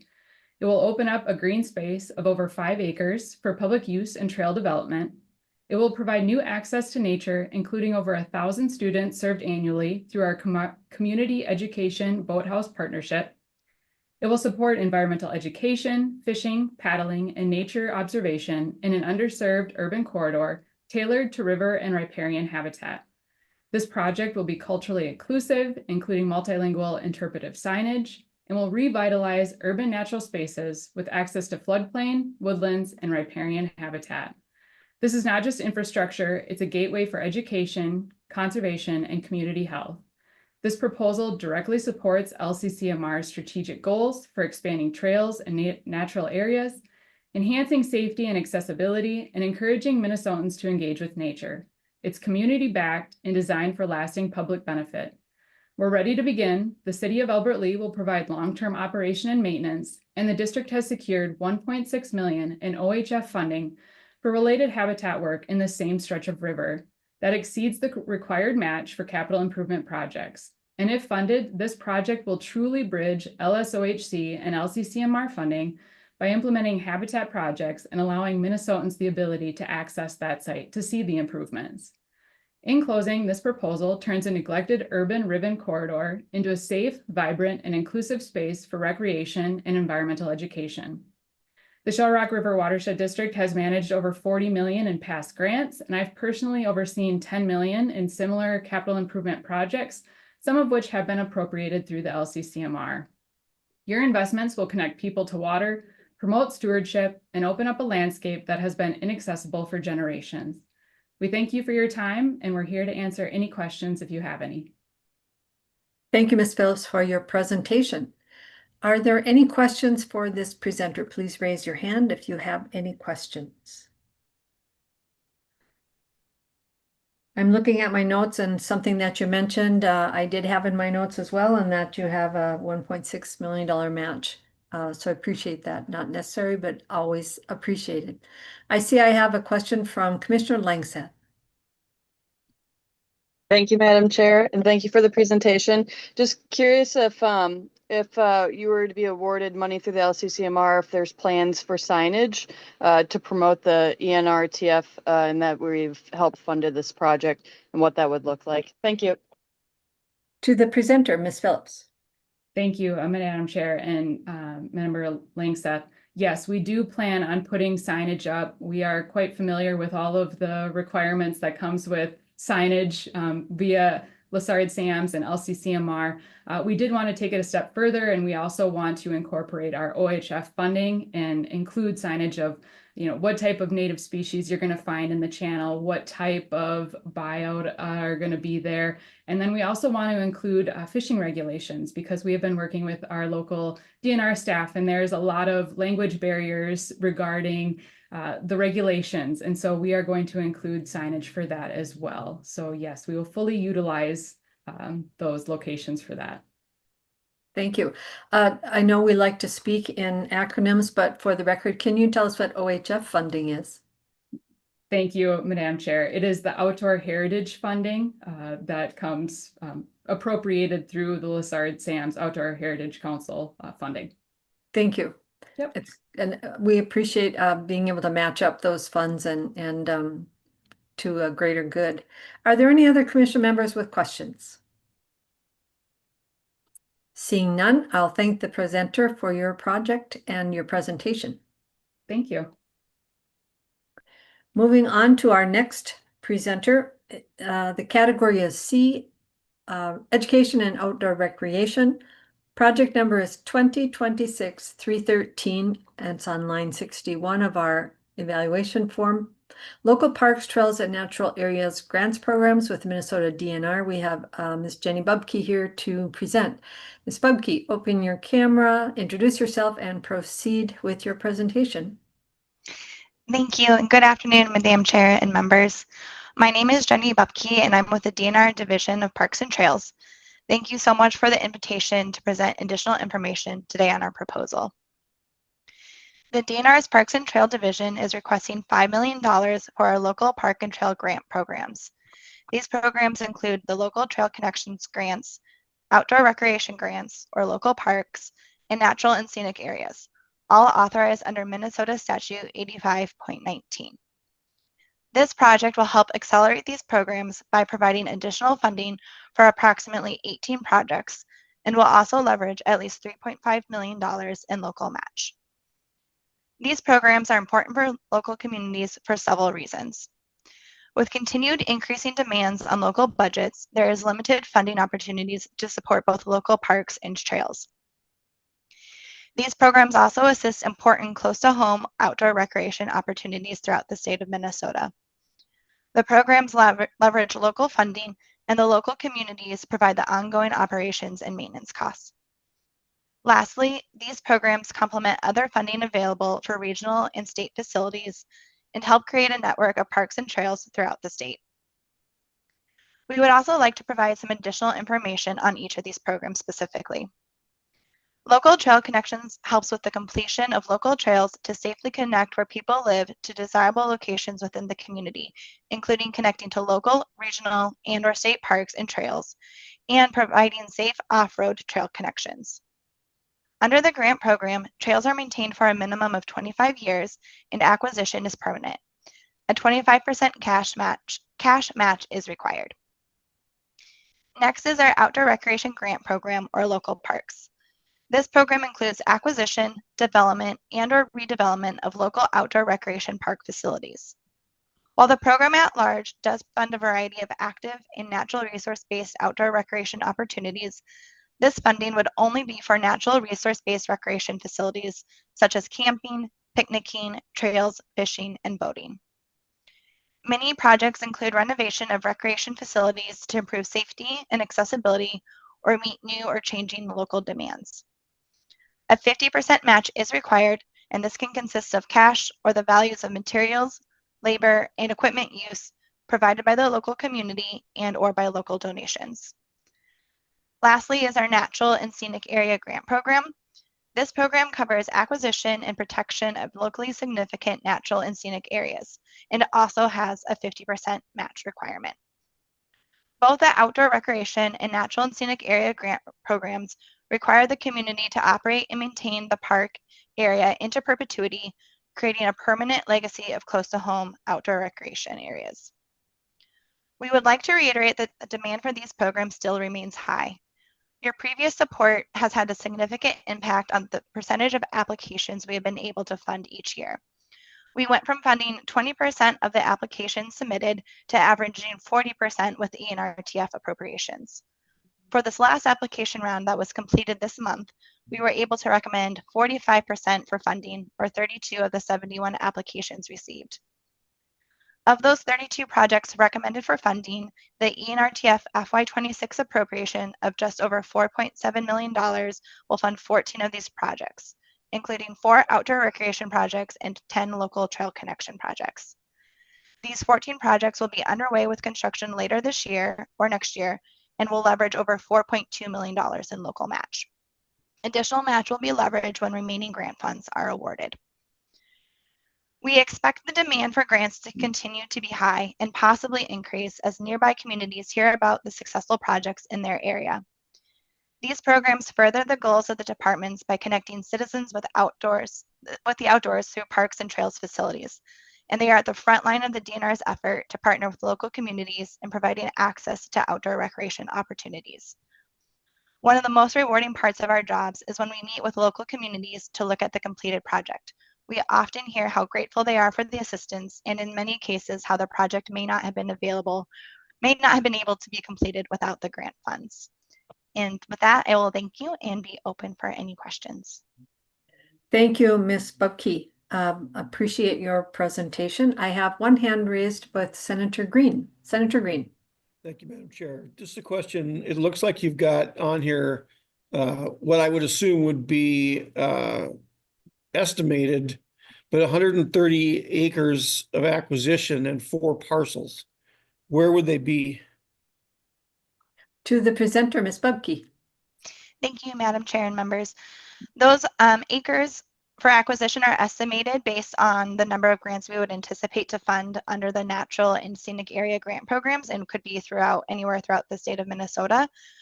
Our natural and scenic area grant program did not receive any applications this year, but we're working on advertising it, working on ways to advertise it more and get applications that would be able to be awarded with those funds the following fiscal year. Senator Green. You need to clarify that, because you've got $1.4 million here for 130 acres, but you're telling me that no one has applied for that portion of this funding? Ms. Bupke? Yes, thank you, Madam Chair and members.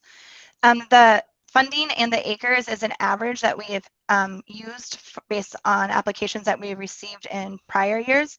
And the reason we're using estimated numbers and averages is because the application process starts before our application rounds and applications are received and reviewed. So we are able, given the time frame of the 3 years for the appropriation, to still award if we were to receive applications the next year. Senator Green. Okay, well, it doesn't really make any sense that you would have an estimated 130 acres at 1.4 million, and you're asking for funds and you have no applications for those as of yet. But so I'm not really convinced this is a good use of money. Thanks. Thank you. So I have a question about that too, just to clarify. What I hear you saying, Ms. Bupke, is that until you know whether or not you are awarded LCCMR funds, you have estimated that you may have applications when applications open for those SNA grant areas, that you may have, based on past experience, you may have that many applications. You may not have that many applications for that many acres, but that's what you're proposing in this grant, that it's a potential. Is that correct? Thank you, Madam Chair and members. And yes, that's exactly correct. And we would work with the commission as we receive those applications and adjust those numbers to the correct acres and funding as received. Are there other commission members with questions? I see Commission Member Beeman. Thank you, Madam Chair. And just continuing on that, excuse me, as I'm a little confused. So if we were to award the money and you were to put the call out for applications and you did not receive as many or for that many acres, what would you do? What would happen at that point with the money? Ms. Bupke. Thank you, Madam Chair and members, and thank you for the continued questions on this. We would work with the commission either to adjust those funds to better represent a distribution between grants for natural and scenic, outdoor rec, and local trail connections, or that funds would be returned to the commission if we were not receiving applications for those grant programs. Commissioner Beeman? That's fine. Okay. Are there other questions for the presenter? I just have one. We have a couple minutes left. I note that you've got natural and scenic grants, you have outdoor recreation grants, and you have trails grants that you open up to local entities, for example, municipalities, townships, counties. Can you tell me your average grant award or how many grants per annum that you grant? Yes, thank you, Madam Chair and members. We, on average, we did see a slight decline in the applications this year, but across all 3 grant programs, we've been consistently getting between about 70 and 100 applications. For the local trails, the maximum grant award is $250,000. For outdoor recreation, it's $350,000, and for natural and scenic, it's $500,000. We have been seeing the average project cost and grant award request increasing as project costs are on the rise as well. So I would say that our averages for projects are very close to the max grant award per program. Thank you. Commission members, are there any other questions for this presenter? Looking at my list, I don't see any hands up. Thank you, Ms. Bubke, for your presentation. Thank you. Moving on to our next presenter. It is in the category C, Education and Outdoor Recreation. Project number 2026-348, line number 62 on our evaluation form. Lake Marian Greenway, Rita Farm to Dodd Boulevard for the city of Lakeville. We have presenters. I'm not sure I can see your last name, Mr. Joe Masarican, Parks and Rec Director for Lakeville. But if you're online, please open your camera, introduce yourself, and tell me how to pronounce your name, and then proceed with your presentation. Thank you. Perfect. Thank you, Chair Albrecht. It's Massey Archin, and Joe is fine. Okay. So thank you, Chair Albrecht, and the LCCMR Commission members. My name again is Joe Massey Archin. I'm the Parks and Recreation Director for the City of Lakeville. And today I'm excited to share information on the proposed Lake Marian Greenway Trail, which is a project that's being led by the City of Lakeville in coordination with Dakota County. Along with support of the county, the project has received wide regional support from our local elected officials and partners such as the Lakeville Cycling Association, Lake Marian Lake Association, and environmental groups. Let's see, there we go. I wanted to share a little bit of information about us as an organization. So the City of Lakeville is the largest in Dakota County with an excess of 75,000 residents. Our department, though, is comprised of 67 staff with parks, admin, maintenance, and recreation staff, including our summer seasonals. But project oversight is ultimately provided by the City Council and the Parks, Recreation, and Natural Resource Committee, which is an advisory committee to the City Council, comprised of 9 members, 7 regular, 2 alternates. And ultimately, they make recommendations on park construction and improvements, plats, recreation programming, and other ordinances and policies. The Lake Marian Greenway Trail, though, creates an important connection for Lakeville and surrounding communities to access our natural resources and educational opportunities. And I'd like to provide additional context on our park system. The system itself is comprised of over 1,800 acres of park and open space land, 68 parks, including our community and neighborhood and athletic facilities, 19 conservation areas, and an estimated 150 miles of trails, including multi-purpose trails, biking and walking, greenway, off-road bike course, natural and grass trails, equestrian, snowmobile, and cross-country. Lakeville, though, has been historically one of Minnesota's fastest growing communities, and this project helps us to connect the community to our amazing natural resources. Planning for this project kicked off in 2013. And the planning process began with a technical advisory group consisting of county officials, city staff, advisory board members, and others. Dakota County ultimately developed a greenway master plan that included a 20-mile greenway trail that connects Burnsville, Savage, Credit River Township, Lakeville, Farmington, Scott County, and Murphy-Hanrahan Park. 2 public open houses were hosted in 2013 to receive feedback on Lakeville's portion, and the Parks, Recreation, and Natural Resource Committee, as well as the City Council, ultimately approved the plan in 2013. In 2021, a new feasibility study was completed on the trail segment between Ritter Farm Park and downtown Lakeville, which we are considering to be phase 1 of Lakeville's portion of this trail.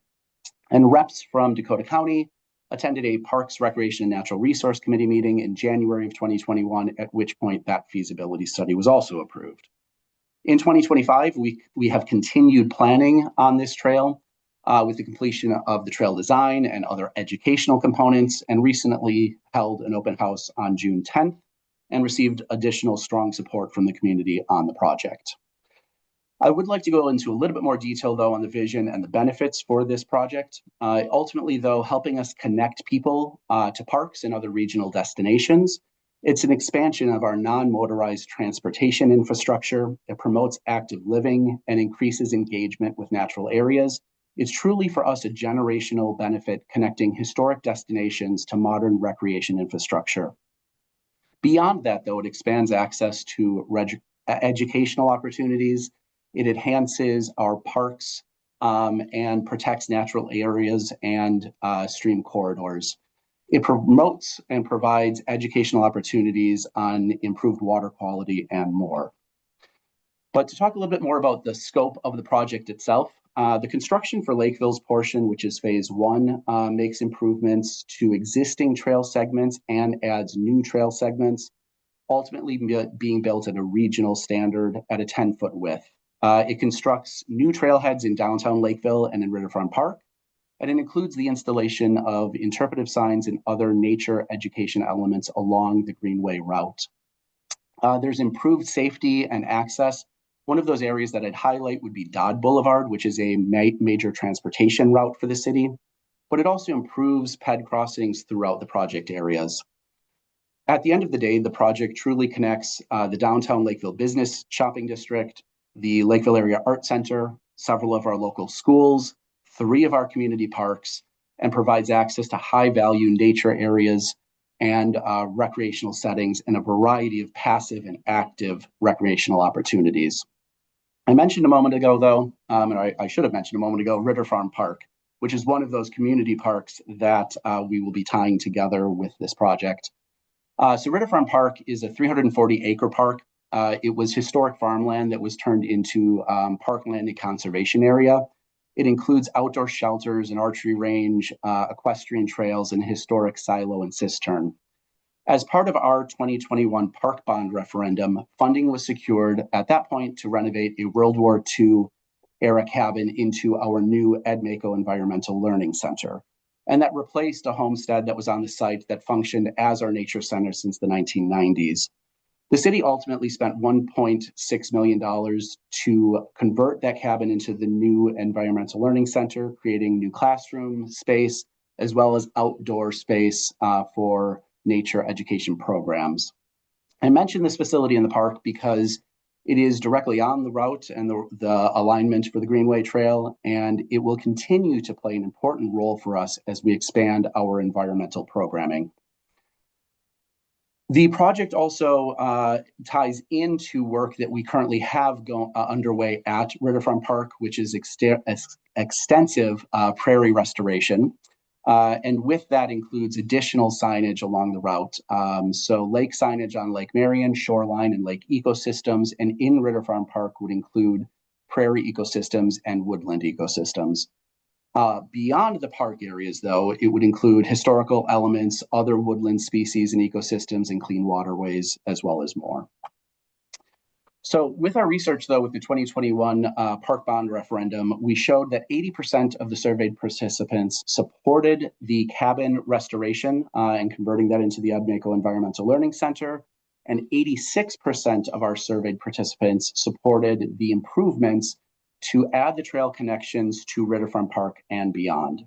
Since 2023, when the ELC opened, we have increased our programming by 130%. This summer, or this year, I should say, now offering 150 educational classes within the park. So what's next and where do we see things going after this? The Lakeville Parks and Recreation Department recently completed a new strategic plan that was done here this winter. And there's a direct correlation with that plan that's tied to the Lake Marian Greenway Trail. So with the addition of the trailhead and outdoor shelters, there are opportunities for new outdoor education spaces, classroom spaces. There's also new goals for long-term hire a nature educator. And then we're also exploring new seasonal special events within the park and along the corridor. And with our continued work with our environmental resources staff, there are also additional opportunities for us to continue to promote this trail corridor. But all of this tied back, ultimately, the development impacts the Greenway Trail and our continued expansion of programming along the route. And your support is vitally important to that part of the project. So at the end of the day, I want to thank you for the opportunity to present today, and I'll stand for any questions. Well, thank you, Mr. Archen, Very good. for your presentation. Members, are there any commission members who would like to question the presenter? While you think about that, I just wanted to ask the question. You may have said it. I had to step away for a minute, but how long is the trail that you are planning to construct or rebuild? Sure. So phase one is just under 3 miles. All said and done, the trail would be over 20 miles. Lakeville's portion is just a small section of that, though. Mm-hmm. Okay. And I see that from your application, you've got some match, over $1 million in match, and remind us again where that's from. Sure. Part of that is coming through city funding, partially through park dedication and other funds. Part of that is coming through our partnership with Dakota County. Okay, thank you. Are there any commission members that have questions for the presenter? Very thorough presentation, no questions. Thank you so much for coming. Thank you, Chair. Our next presentation is on Category C, Education and Outdoor Recreation, project number 2026-355. It's on line 63 of our evaluation form. Restored bluff and trail at Awamni. You know that word there. Sorry, I apologize so much. I can't say that word. And our presenter is Kirsty Munson. Ms. Munson, if you are ready, open your camera, introduce yourself, and proceed on your presentation. I know you presented last year, but honestly, I can't say that Dakota word. So thank you for giving me grace there. Thank you for having us, and I know that our first presenter, Shelley Buck, will help with that. Go ahead, Shelley. Hello, my relatives. Greet you with a good heart and handshake. My name is Shelley Buck, and I am president of Awamni Okodayapi. I want to thank you for the opportunity to be with you today and for the Commission's prior support of our efforts to restore Indigenous landscape at Awamni, also known as St. Anthony Falls. We've been good stewards of these resources, and we come to you today with a spirit of gratitude.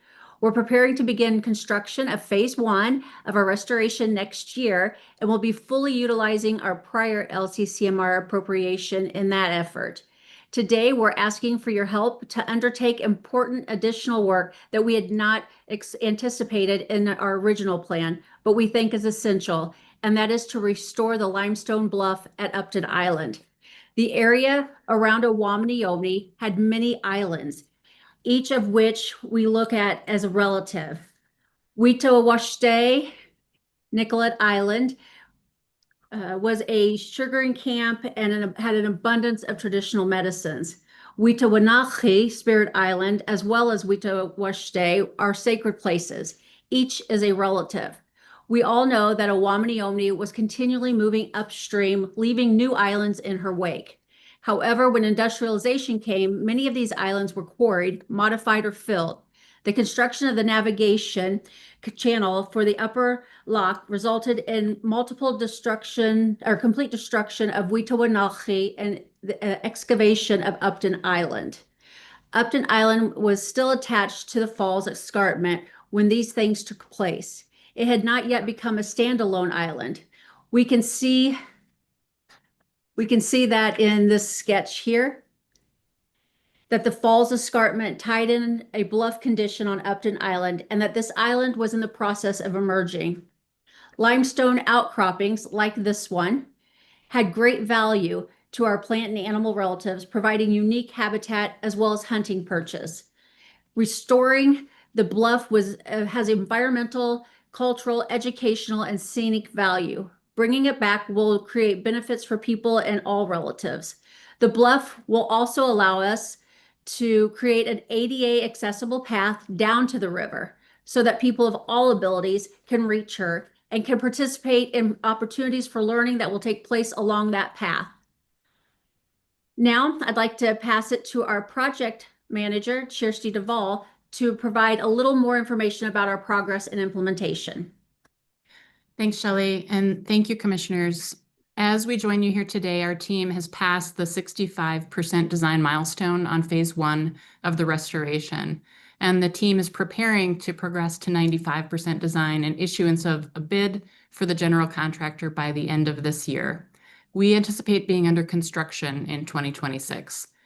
We thank you for your prior support, which has been instrumental to our progress to date. With the fiscal year 21 funds you provided, we were able to competitively select and engage a world-class team, meaningfully engage with all stakeholders, convene the tribal working group and Dakota Knowledge Keepers, advance the plan, and budget significant capital for implementation and construction. And that prior appropriation will be fully utilized as planned. This new request for bluff restoration and the ADA accessible path has environmental, cultural, educational, and scenic value. The proposal is reflective of the goals that we share with this commission.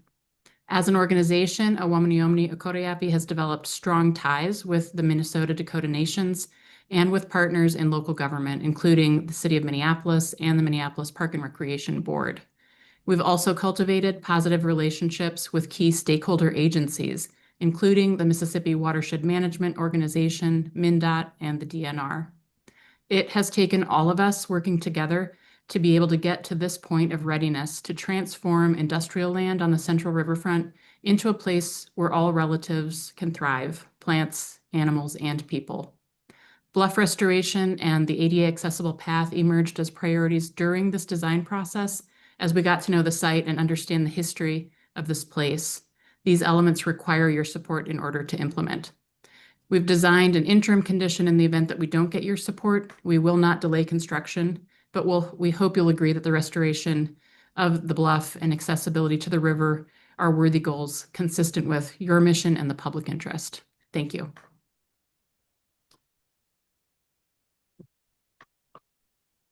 Thank you, ladies, Kirsty and Shelley, for your presentation. Appreciate it very much, and I apologize for not being able to pronounce your project name. No worries. I have a question from Commissioner Beeman. Thank you, Madam Chair, and thank you, presenters. Since I am new to the commission, I haven't had the benefit of information about your the past budget project or the past part of the project. So I'm curious because earlier in our list of presentations, we were hearing about the Army Corps divesting of the dam in this location and what the potential impacts might be. And I'm just curious about communication and intersection between your project work and what may or may not happen or what you anticipate may or may not happen with the Army Corps, if you could. Sure, I can take that one. Yeah, the Army Corps released a disposition study for Upper St. Anthony Falls on June 10th. But the dam will not be part of that disposition. That's considered critical infrastructure at the Upper St. Anthony Falls because of upstream water supply as well as the hydropower operations at the site. They are also looking at Lower St. Anthony Falls, which would include a potential removal scenario, and at Lock and Dam 1. But we are working at the Upper St. Anthony Falls Lock and Dam, where dam removal is not on the table. And we are very, very integrated in our work with the U.S. Army Corps at 65% design and our future design milestones. They review and comment on all of the work. And ultimately, their ongoing operation for flood mitigation requires that we accommodate future federal operations on and near the site. Commissioner Beeman. Thank you. That's helpful. All right. Commissioner Moore. Thank you, Chair Albrecht, and thank you, presenters. First, I absolutely loved your creative approach to displaying visual information when visual presentations weren't allowed. I thought it was really well done, and I enjoyed the presentation. I do have a question. I'm curious what your educational approach is going to be once done. You know, clearly there is a lot of history to be taught once you finish this project, and I think it's important history. So I'm curious how you intend to do that. Definitely. Thank you for the question. Presenters. Oh, sorry. Thank you, Chair. Thank you for the question, Commissioner. We currently do have interpretive tours that we do, which we will continue. And we also have the audio tours, which people can do on their own, and we will expand on that as well. But we also want to teach people about the traditional plants that will be planted there, how to harvest properly, how to use the plants once you have harvested them. We're going to have cultural things along the way. The path that goes down will have stations where people, I call them stations, they may not actually be stations, but places where people can learn more as well. We are working on a dugout canoe program where we can teach people how to do the dugout canoe and even possibly get it on the river somewhere along the road or along the way, and also do other types of educational on-site as well as nearby. Thank you. No further questions. All right. Are there any other commission members with questions for the presenters? Seeing none, I'll thank you for your presentation. Badami, thank you. Thank you. Miigwech. The next presentation is Education and Outdoor Recreation is our presenter. I'm just looking. Yes, she is. Okay. So it is project number 2026-388. It's on line 64 of our evaluation form. It's Mishko-Wissetun Wilderness Academy by Sacred Bundle, and our presenter is Erica Bailey-Johnson and I believe also Kim Shelton. If you're ready, you may open your camera, introduce yourselves, and proceed with your presentation. Chair Albrecht and members, Miigwech Niboa, thank you very much for this opportunity to present our proposal on the Mishko-Wissetun Wilderness Academy. Erica Bailey-Johnson is my name in English, Mamengwe, Indigenous cause Ojibwe Monk. My name is Butterfly Woman in Ojibwe. I'm in the Bear Clan, Indabendagos, Miswa, Gamiwizaga, Iganing. I'm a member of the Red Lake Band of Ojibwe. I was the Sustainability Director at Bemidji State University for the past 16 years, directing Indigenous environmental education efforts, and am now an influencer looking at a project to help our communities. Can I interrupt you, Erica, for a moment? A little bit of your speech is coming out garbled, so if you would just not bob your head, just stay in front of your microphone and close to your microphone, that will help us immensely. Thank you. Okay, thank you for that. I want to be clear. Okay, so I'll just say again, I am now an empty nester looking for a giant project to help our communities. I am currently the project manager for Sacred Bundle and a recently trained Minnesota Master Naturalist instructor. Kim Shelton is with me today, a colleague at Sacred Bundle, an experienced traditional skills educator and youth rites of passage facilitator. Our organization, Sacred Bundle, is a tribally chartered IRC 7871 nonprofit organization bringing hundreds of combined years of dedication, experience, and leadership in designing and implementing community and culturally based programs. We note that there were questions about Sacred Bundle's financial capacity, and we wanted to let you know that we have engaged in conversations with Leech Lake and many others to support this effort. Just this past weekend, Bemidji faced 120 plus mile-per-hour winds. Another example of the extreme weather events becoming more common due to climate change. It will take months, if not years, for our community to recover. Climate change, loss of biodiversity, water contamination, and environmental injustices that translate into mental health challenges are all current realities of our communities. This project is critical to address the continued disconnect between each other and our more than human relatives, to educate and foster hope and healing in our youth and future of our communities. Many barriers exist currently to integrate more culturally respectful, place-based education into curriculum.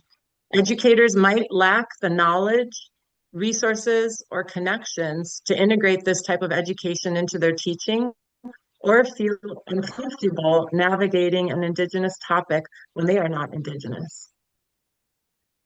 This proposal is to create an Indigenous environmental education program called the Mishko-Wissatoon Wilderness Academy. Mishko-Wissatoon means empowerment. This project will go beyond basic outdoor education and create transformational place-based experiences. By bringing together classically trained outdoor educators and Northern Minnesota Ojibwe community members, we aim to marry together curriculums to create something new and innovative, creating a space where all people, regardless of cultural or ethnic backgrounds, are welcome to rediscover both their connection to the land and to community. By integrating Indigenous wisdom and modern conservation strategies, this initiative will instill a deep appreciation for the land while equipping participants with the knowledge and skills to be lifelong stewards of Minnesota's natural resources. We will first spend considerable time gathering partners to find a model that will work for our community. We already have created partnerships with well-known, experienced outdoor education programs, such as the Wilderness Awareness School, the National Outdoor Leadership School, the Minnesota Master Naturalist Program, and the Leave No Trace organization. We will then work to effectively communicate our program to stakeholders and train staff. By year 3, we will run our first sessions with the goal of making this a self-sustaining program.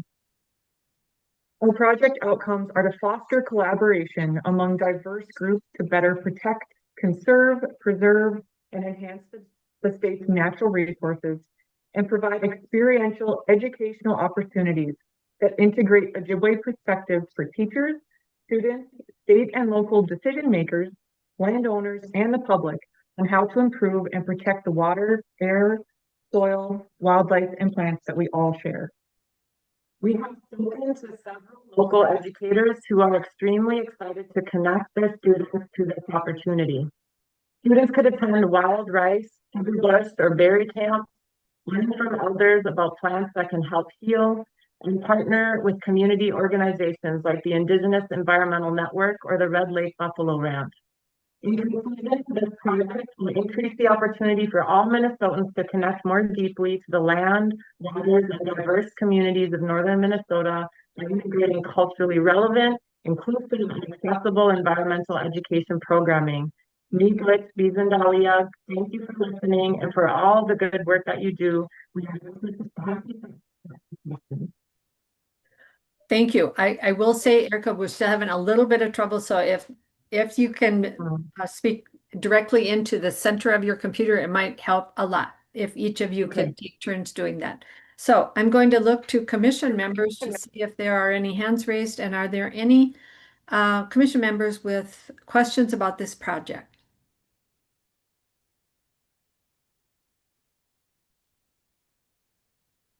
I have a hand by Dr. Moore. Commission Member Moore. Thank you, Commissioner Albrecht, and thank you for the presentation. I just was curious, there are some initiatives out now to educate educators on Indigenous worldview, on environmental stewardship, and to help to improve how environmental education is delivered through an Indigenous perspective. And I'm curious if you're working with any of those types of projects or groups currently. To the presenter, Erica. Thank you, Chair Albrecht and Commissioner Moore. We have, so as part of Bemidji State University, I'm going to try to get in the middle here. Ooh, that's much better. That's much is better. That better? Yeah. Okay. Yes. As a Indigenous educator at Bemidji State University, we had several programs that we were either leading or a part of that were doing Indigenous education. We I was the founder of our Niju Guaycocha Gaywin program at Bemidji State, and we worked on a lot of different initiatives that were varied, but some of them were working with educators. I also was a part and worked with St. Cloud State University, and they have a really great program there that I got to participate in. And so I think part of we left kind of that open year of doing just what you're saying, and that is really getting out there to get, find out what more of what people are doing. Like, we're already connected to probably hundreds, if not thousands, of work and projects and programs, but we know that there's a lot going on in this area. So trying to figure out the best way that we can support and do this work moving forward. Miigwech. Commissioner Moore. Just one quick follow-up. I think one of your colleagues, Hillary Barron, is actually leading or co-leading one of those initiatives. So that may be a good person to work with. Thank you for that. I have a question from Commissioner Hedstrom. Thank you, Chair Albrecht. Wait to my camera here. Thank you. Question regarding, let's see, can project framework be used for other tribal nations? First, thank you for your presentation too. I really enjoyed it, although it was a little tough to hear. First part, can be framework used for other tribal nations? And then in your proposal, you mentioned creation of online tools and website. Would that be accessible to others to use? To the presenter, Erica or Kim. Yeah, Miigwech Chairman Albrecht and Commissioner Hedstrom. So we do, as far as it's being transferable and relatable, I think that we're already really closely working with Leech Lake and Leech Lake Tribal College, and that will be one of our kind of major partners in this work. And then we're closely connected to Red Lake and White Earth by location. So I'm hoping that with our connections, we can make that be possible. We're, I think as far as, oh no, I'm trying to remember your questions now. Can you repeat your first question? Yeah, I'm sorry, I was just kind of fumbling through it here. Can your project framework be used by other tribal nations? Oh yeah, so, look, do I need to follow the protocol? Go ahead. To the presenter. Okay, thank you, Chair Albrecht and Commissioner Hedstrom. So we feel like this project can definitely be, I mean, we're only hoping to do that thing where we throw the rock into the pond, right? Throw the rock into the pond, and then other people and other organizations, whether that be K-12 educators, whether that be other nonprofit organizations, tribal colleges, they can take and only grow upon this. I think we know that we all can do better when it comes to Indigenous ways of knowing about ourselves, about our history, about our communities. And so we're hopeful that this will only be the start of something bigger that everyone can use in their own spaces in their own way. So I guess that would be how I would respond to that part of that question. Commissioner Hedstrom, any follow-up? The second part of my question was on your proposal. You mentioned a website, an online tool, program navigation. Is that going to be open to others to use? To the presenter. Thank you, Commissioner Albrecht and Hedstrom. So we're in the right now, actually in the past few months, we've been really working to try to create a good website. So we're in the process of doing that, and we're hoping that will be obviously accessible to all. And the tools that we create through this work are going to be, we'll navigate that as we go along, but we're very open to sharing and finding out the best way to partner in this work to only create better stewards of our Mother Earth. So I hope that answers your question, and I'm really excited to do this work. Miigwech. Any other commission members with questions? Seeing no one else with their hand up, I will say thank you, Kim and Erica, for your presentation. Good luck with your project. Okay, thank you. Apologize for the bad sound too. It sounded really good when I practiced it in a microphone.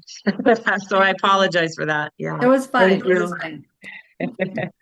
Thank you. Moving on to our next project. It is under category C, Education and Outdoor Recreation. The project number is 2026-510 on line 65 of our evaluation form. Mississippi River Learning Center, Peninsula Restoration for the City of St. Paul. Our presenter is Ann Gardner. Ms. Gardner, if you're available, please open your camera, introduce yourself, and proceed with your presentation. Thank you. Good afternoon, Chair Albrecht and Commission members. My name is Ann Gardner. I'm a landscape architect with the City of St. Paul in the Department of Parks and Recreation and the project manager for the Mississippi River Learning Center. I am joined by project consultants, Maura Rockcastle, who's on screen with me from 10 by 10, as well as Chris Long from EOR, who is in the room to help answer additional questions. We are honored to be here today to present the Peninsula Restoration Project, an essential part of the Mississippi River Learning Center. This project is an opportunity to carry out the vision proposed in the Great River Passage Master Plan to create a hub for learning, experience, and river-centered activity for regional and national visitors. The mission of this project is to revitalize our community's relationship to the Mississippi River by improving access, restoring the floodplain, and offering new ways for residents and visitors to connect to this vital natural resource. The project expands access to the river for diverse Twin Cities communities, urban youth, and includes Dakota and other historically excluded groups.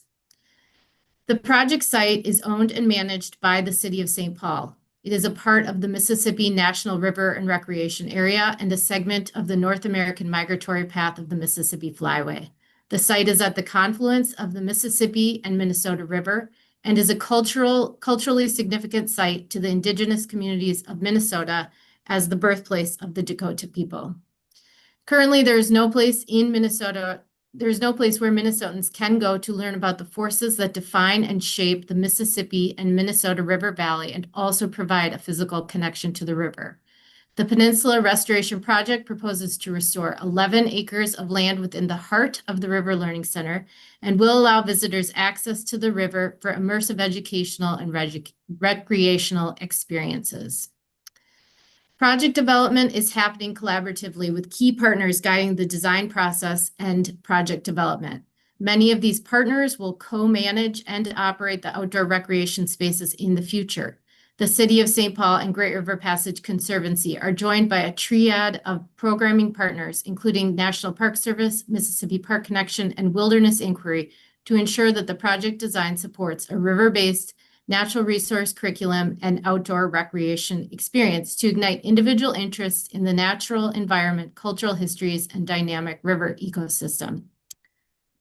The project area is in a portion of the river that has shoreline that has become disconnected from the floodplain and is overrun by invasive species. The restoration approach will adjust topography, remediate soils, and revegetate the site with a rewilding approach that is climate adaptive and focused on restoring floodplain dynamics, as well as providing access and educational opportunities for visitors.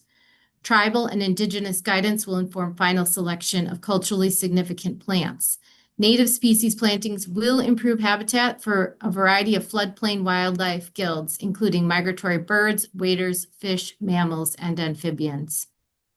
Key stakeholders, agencies, tribal and indigenous leaders, in addition to community members, have been invested throughout the design process to ensure that the project includes innovative environmental opportunities, programs, and events with the goal of restoration and protection of the Mississippi River at the heart.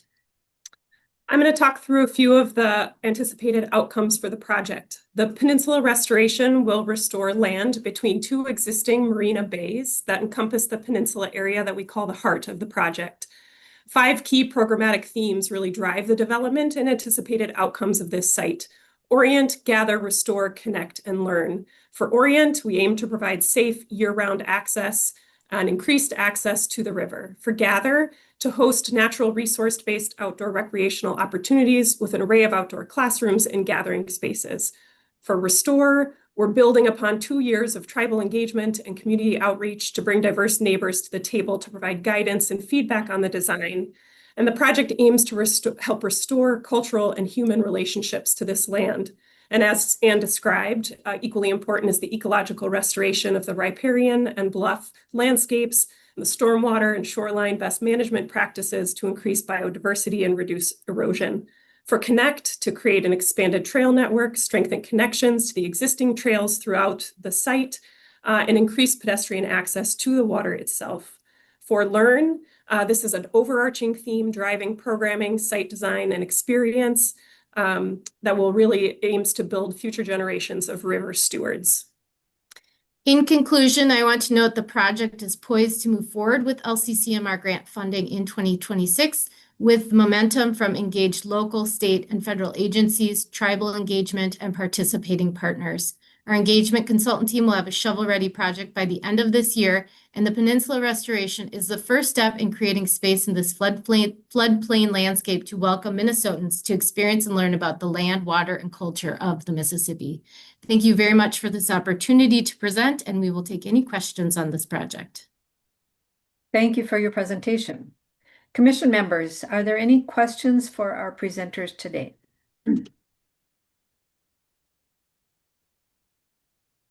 I have one from Commission Member Beeman. Thank you, Madam Chair. I just was curious to clarify the match that you have listed in the budget at $2.5 million. Where is that coming from? I wasn't familiar with that reference to the local taxes. The match is from the city of St. Paul, the sales tax initiative that was introduced a year or two ago. So there is $2.5 million from the city from the sales tax initiative.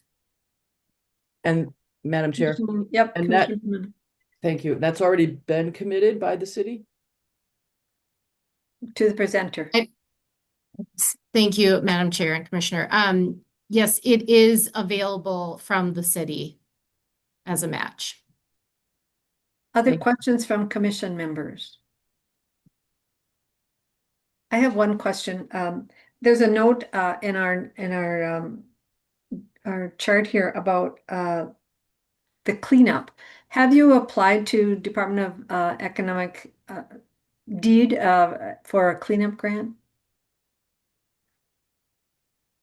Thank you, Commissioner Albrecht, Chair Albrecht, sorry. We have not applied to deed for this project yet, but I do appreciate that suggestion. We are planning to enroll in a brownfields cleanup, a voluntary brownfields cleanup program for the site.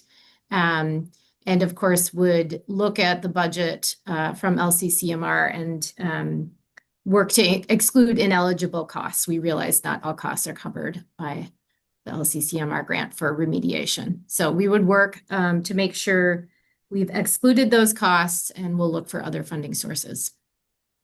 Thank you. And seeing no other questions, I'll ask again. I can't remember going through your project if you have funds available for a 106 for archaeological.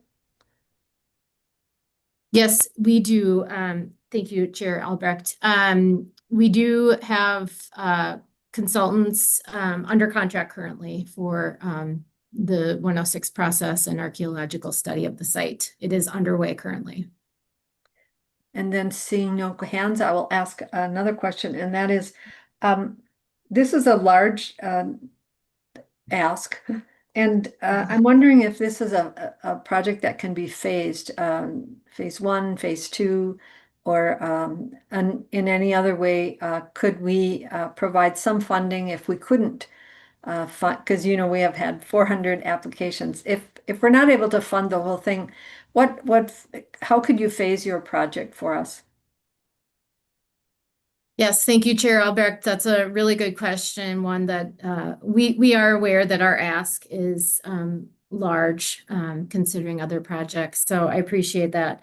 What we've discussed internally is that we would most likely reduce some of the funding that we listed out for task 3, which was establishment of some of the vegetation. So we would work to achieve some of the critical elements of the site. So regrading, soil cleanup, and seeding for stabilization of the site, as well as introducing those spaces for access to the river and outdoor learning. I think we would limit it by stretching out or phasing the establishment costs that we listed out with vegetation and plant restoration.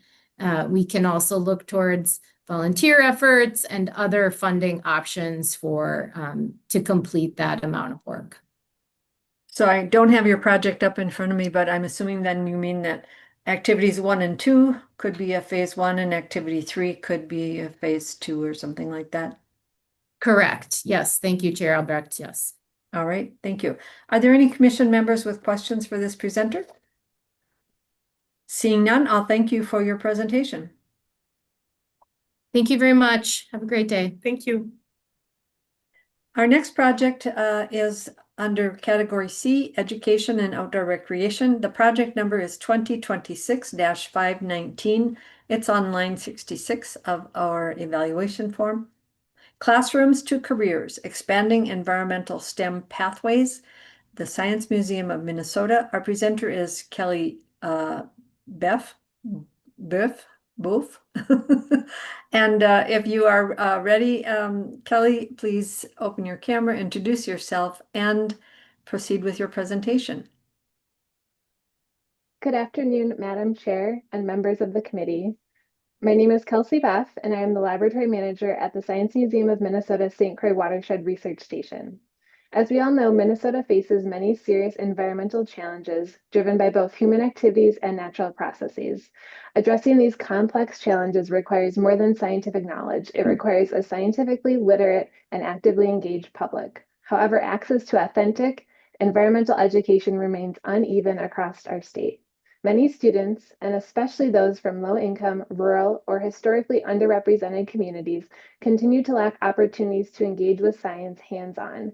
They may attend schools with limited resources, have insufficient exposure to professional STEM mentors, and face barriers to participating in field-based experiences that can ignite their long-term interest in science and the environment. At the same time, many educators in these same communities face their own barriers. Without ongoing professional development or opportunities to engage in current research, it's difficult to deliver environmental science instruction that feels relevant and inspiring. When the connections between the classroom and the real world are missing, student engagement and their interest in pursuing STEM careers can suffer. These challenges point to a need: authentic, real-world experiences that empower both students and teachers. And that's exactly what Classrooms to Careers aims to provide. So this program aims to have a dual impact by supporting teachers and students together via shared field-based research experiences. Educators and students will work side by side with scientists in the field and in the lab, engaging with projects tied directly to previous and current LCCMR funded research. Through hands-on collaboration, both educators and students will get to apply scientific thinking, explore local environmental questions, and see how STEM connects to their own lives and communities. The student component builds on a successful model developed by the Science Museum of Minnesota's Kitty Anderson Youth Science Center. For years, the KAYSC has helped high school students from underrepresented backgrounds explore STEM career pathways. Classrooms to Careers would expand that success by partnering students with scientists based at the St. Croix Watershed Research Station. Over the 6-month program, students would engage in field and laboratory research while receiving mentorship from regional STEM professionals. A pilot program between the KAYSC and the research station has already found that youth had increased confidence to pursue their career goals and stated they had a better understanding of how STEM can be used to solve problems in their communities, so we know we are expanding on a successful model. Additionally, we know that when educators are involved, the impact multiplies. That's why this proposal includes teachers as active participants in the research experience. By engaging in fieldwork together, students benefit from increased mentorship and support, while teachers gain valuable insight into their learners' needs. One of the STEM mentors in our pilot program said this about the experience. Quote, "I realize now that we were centering the youth in the experience. I shifted from asking myself, what do I need to teach them, to what do they want to learn, and how can we meet their interests and experience level with our programming?" This shift in perspective highlights the importance of equipping educators with tools that allow them to better connect scientific content to student interests. To support this, staff train in teacher professional development and inclusive STEM practices at the Science Museum's Ideal Center will collaborate with our research station scientists to develop authentic, inquiry-based teaching modules tied to LCCMR-funded research on topics such as aquatic invasive species and water resources. By doing so, the program will significantly broaden the reach of current environmental research, bringing real-world science into classrooms and benefiting many more students than a program could achieve with only a student cohort. In short, Classrooms to Careers is about expanding opportunities, bringing high-quality environmental STEM education to students and teachers who might otherwise lack access to it. Through this program, students will develop a deeper connection to their local ecosystems and a clearer vision of how science can make a difference in their lives. At the same time, teachers will return to their classrooms with new tools and inspiration, creating ripples that'll reach hundreds of more students long after the fieldwork has ended. Thank you for your time and consideration, and I'm happy to take any questions you may have. Thank you, Ms. Beff. Are there any questions from commission members for the presenter? I have one from Commissioner Moore. Thank you, Chair Albrecht, and thank you, Ms. Buff, for your presentation. One of my passions for the last decade has been to try to help to develop STEM capacity in tribal students. And I'm curious, if funded, what your strategy will be to engage with the Minnesota tribes to help to develop that. And my argument, I mentioned this previously a few days ago, there's 700 tribal science positions, professional positions in the states of Minnesota, Wisconsin, and Michigan. And most of those positions are not filled by tribal members. So there's a clear need and there's a niche that needs to be filled. And I think a project like this could assist in that. Ms. Beff. Thank you, Madam Chair and Committee, for the question. So yes, it is our goal to work with tribal communities. So we would try and build on the strong relationships that we have already established to the Science Museum of Minnesota, and more specifically through the research station. So several of our current LCCMR funded projects, like Wilderness Lakes, Wild Rice, and Walleye Lakes research, actively involve collaboration with our local tribal nations, and we would plan to incorporate the data from these projects into this program. So we'd provide some connection with the data that way. And then in addition, the Science Museum has convened the Indigenous Roundtable, which is composed of tribal representatives from across the Great Lakes region. And we intend to present this project to that group for input and guidance. And then we would also aim to strengthen our partnerships by not only sharing the opportunity to either get applications or to invite tribal members to participate as mentors or professional experts in the program. Commissioner Moore. Any follow-up? Thank you. No other questions. Thank you. All right. I'm looking to see, are there any commission members that have questions for the presenter? I'm not seeing any hands up. So thank you, Ms. Beff. Very well done. Appreciate your presentation. Thank you so much.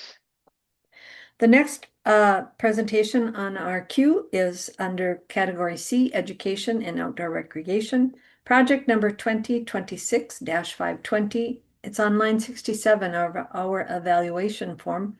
Outdoor Learning, Professional Development for Educators and Administrators, presented by Wolf Ridge Environmental Learning Center. Peter Smerud, Executive Director. Mr. Smerud, if you are ready, you can open your camera and introduce yourself and proceed with your presentation. Thank you, Chair Albrecht and Commissioner members. I am Peter Smerud, Executive Director at Wolf Ridge Environmental Learning Center. I am joined by Emily Pavlicic, who leads our teacher training efforts here at Wolf Ridge.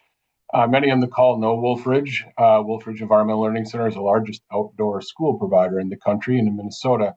And in turn, we host hundreds of schools every year. And this project is really taking that outdoor learning, environmental learning to the next level in Minnesota. And that one of the things we've seen following the pandemic is while COVID suddenly created a condition where the outdoors was a safe place to go with children and with people in general, we have now seen a growing request for services and demand from teachers, and uniquely also from administrators. And this project is really about achieving systems change in our schools throughout Minnesota and using the network Wolfridge has established for over 50 years. That higher demand we're seeing is for helping those educators and the administrators understand what can they do outside and how can we build their capacity, how can we increase their resources at their schools, how can we increase their skill levels as educators, as administrators, and together the uniqueness of bringing those two audiences into hands-on total immersion learning at Wolfridge, but also then we will be going to their schools throughout the state using the 9 different districts that the Minnesota Science Teachers Association creates to geographically look at distribution. We'll be able to create change within their communities and then also build a network of those folks across the state that can lean on each other. I'm going to let Emily Pavlicic, who leads the program with me, to go over some of the more specifics. Thank you, Pete. So one of the things that we've really seen is while our teachers are the ones that are out and doing different learning with students in the schools, our administrators, such as principals, maybe different curriculum heads at schools, the different school leaders are the ones that have the ability to make system changes within the schools. So by providing not only professional development for the teachers, but also for the administrators, we're going to be able to help schools achieve outdoor learning through more than just a surface level, through a school-wide culture change and community change as well. We aim to serve over the course of the 3 years, 400 different teachers, and through that different impact, of course, that's going to reach around maybe 15,000 students. We're shooting for different districts throughout the state of Minnesota to create that statewide network. So we're looking to serve at least 15 different districts through the 3 years. And with that, 40 different school administrators or leaders. I think in pulling that together for folks to understand that Wolfridge supplies the value for thousands of Minnesota children, but also a couple thousand teachers every year. They get continuing education credits while they're here. They participate in professional development, really by watching, modeling, taking what they learn here back to their schools. This is creating a really intensive environment where you might say it's Wolfridge for the educators, where they're coming and staying here, but then the follow-up of us going to their school to help them. We know we get questions routinely. How can you help us with our school forest, with our school prairie, with the woods out behind the school? We'll be able to help them really create those action plans specifically at their schools, get their administrators bought into that whole arrangement. So it really is a system focus. And that I think the ongoing piece of this is going to be this network. Of course, and nowadays, keeping people connected via video conferencing, things like that. Already, we've got a bit of network of teachers that we can share. This will be taking that to a higher level where we can really create enthusiastic, committed, skilled professionals that can now lean on each other in different areas of the state, like school sizes, rural, metro. And Wolfridge's network is from Roseau to Rochester, from Mankato to Grand Portage and everywhere in between. And so this is a statewide investment across the entire state that we'll be working with. Thank you, Madam Chair and Commission. We welcome any questions you have. Thank you for your presentation. I apologize if I had background noise. I am in Bemidji and there are power saws. No matter, I wanted to open the window for a little fresh air, but the power saws are humming around every neighborhood. We all understand. Thank you for your presentation. Are there any commission members that have questions for the presenters? I do have a couple questions. One is, remind us again where Wolfridge Environmental Learning Center is located. Commissioner Albrecht, thank you. On the virtual screen here, that is our campus. We are in Finland, Minnesota, which is just over an hour northeast of Duluth along the North Shore. If you know the other highlights along the North Shore, up on the ridge, somewhat behind Tetagooch State Park. It's overlooking the lake, and that we're in Lake County, Minnesota. Thank you. I see that Senator Westrom has a question. Senator Westrom. Madam Chair, just a quick comment. I know my children have experienced Wolfridge through their schools. does seem like an exciting a trip that children at school age look forward to, and so I appreciate what you guys are doing up there, and keep up the good work, and great way to get kids out in nature and in rural Minnesota. Thank you. If you want to respond to that, you may. Otherwise, I have another question. Thank you, Senator Westrom. We're pleased to do so, and I think that folks that know Wolf Ridge, for all those thousands of children that come, Wolf Ridge is also a graduate school that folks may not know. And so since 1974, we have been training educators with master's level coursework and credits here. And this is really taking a skill set we've had for years that may not be as widely distributed around the state, and taking that skill set and broadening those skills now to really bring that model and that learning capacity to really all the areas of Minnesota, not just what's happening here on the North Shore with children, but to help really lift that capacity across the state. Commissioner Albrecht, you had a question. I do. And that is, I'm more of a comment, much like Senator Westrom. I wanted to mention the fact that we don't get very many presentations that are including administrators in their training. Lots of teacher ones, which we appreciate.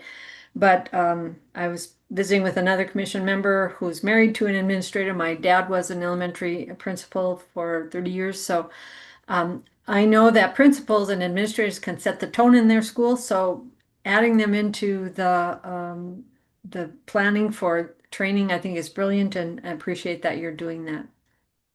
And thank you. I would comment on that as well. In the past about year and a half, we've been working with several different schools that have just so enthusiastic champion principals of outdoor learning at their schools.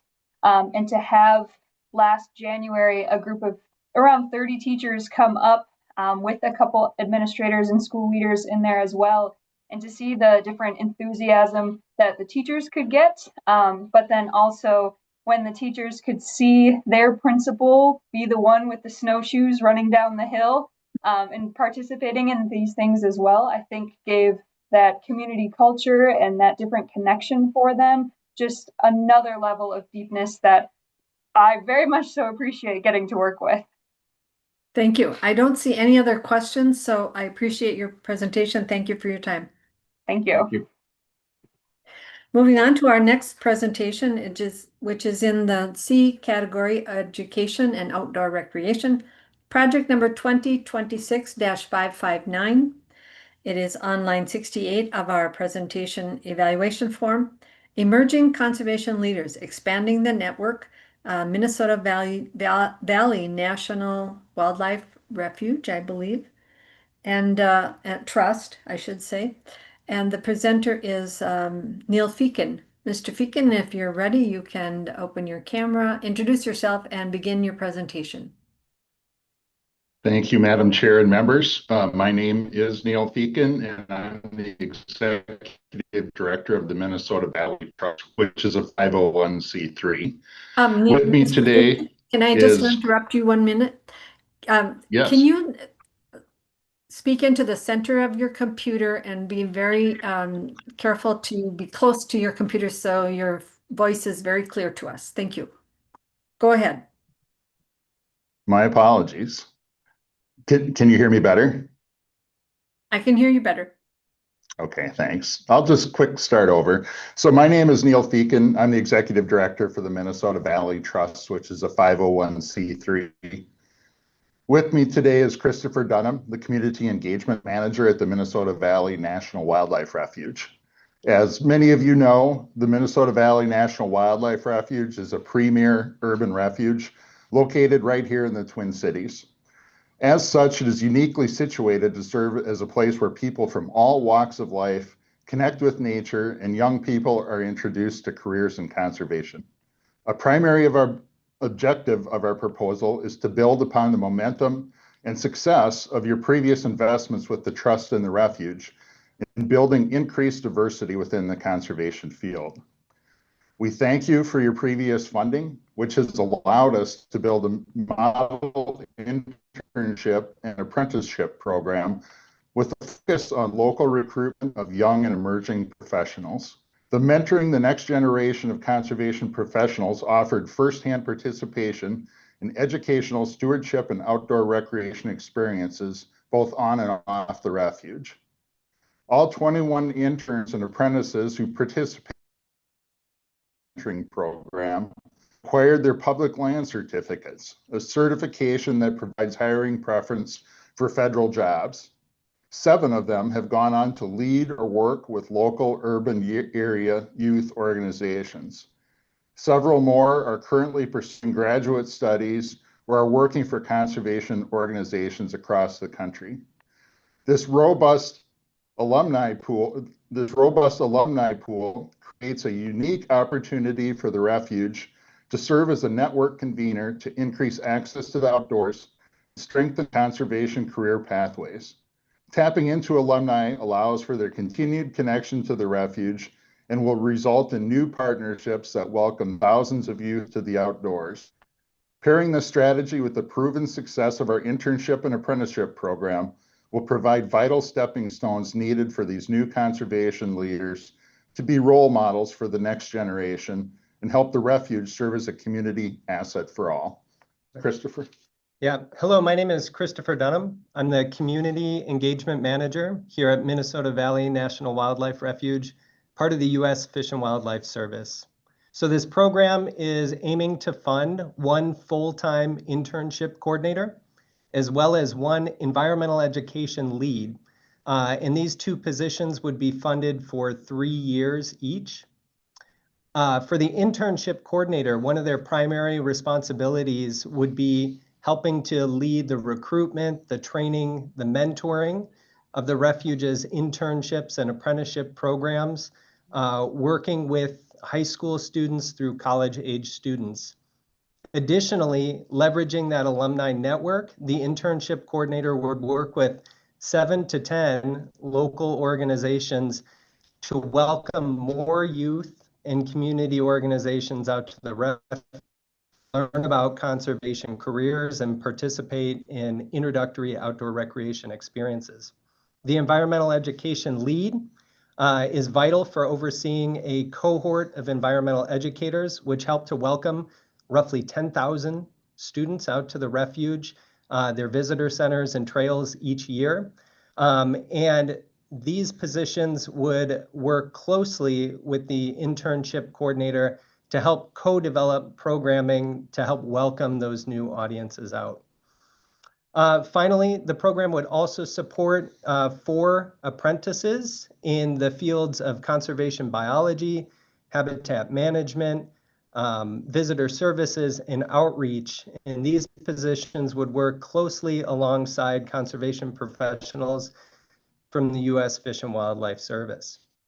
As part of our commitment to recruiting emerging professionals from underserved communities, we anticipate that our full-time interns and apprentices will be paid a federal equivalent wage. In addition, they'll be provided a full suite of employment benefits, including observing federal holidays, paid time off, employer contributions to health insurance, dental insurance, and a retirement plan to help them kind of kickstart their careers. Finally, we'll leverage the additional investment with significant federal and private funds, nearly at a ratio of 1 to 1. So with that, Madam Chair, we again thank you for the opportunity to present, and we would be happy to answer any questions. Thank you, Christopher and Neil. I will say, I'm pretty sure you're deep down in the Minnesota Valley because your video is not coming through clearly. So in order to preserve your voice, I'm going to just have you turn off your video so we save your bandwidth for your audio. Is that okay? Thank you. So I apologize that we're not going to see your handsome faces, but I'm looking to the commission members now to ask if they have any questions for these presenters and this project in the Minnesota Valley National Wildlife Refuge area. Are there any questions from members?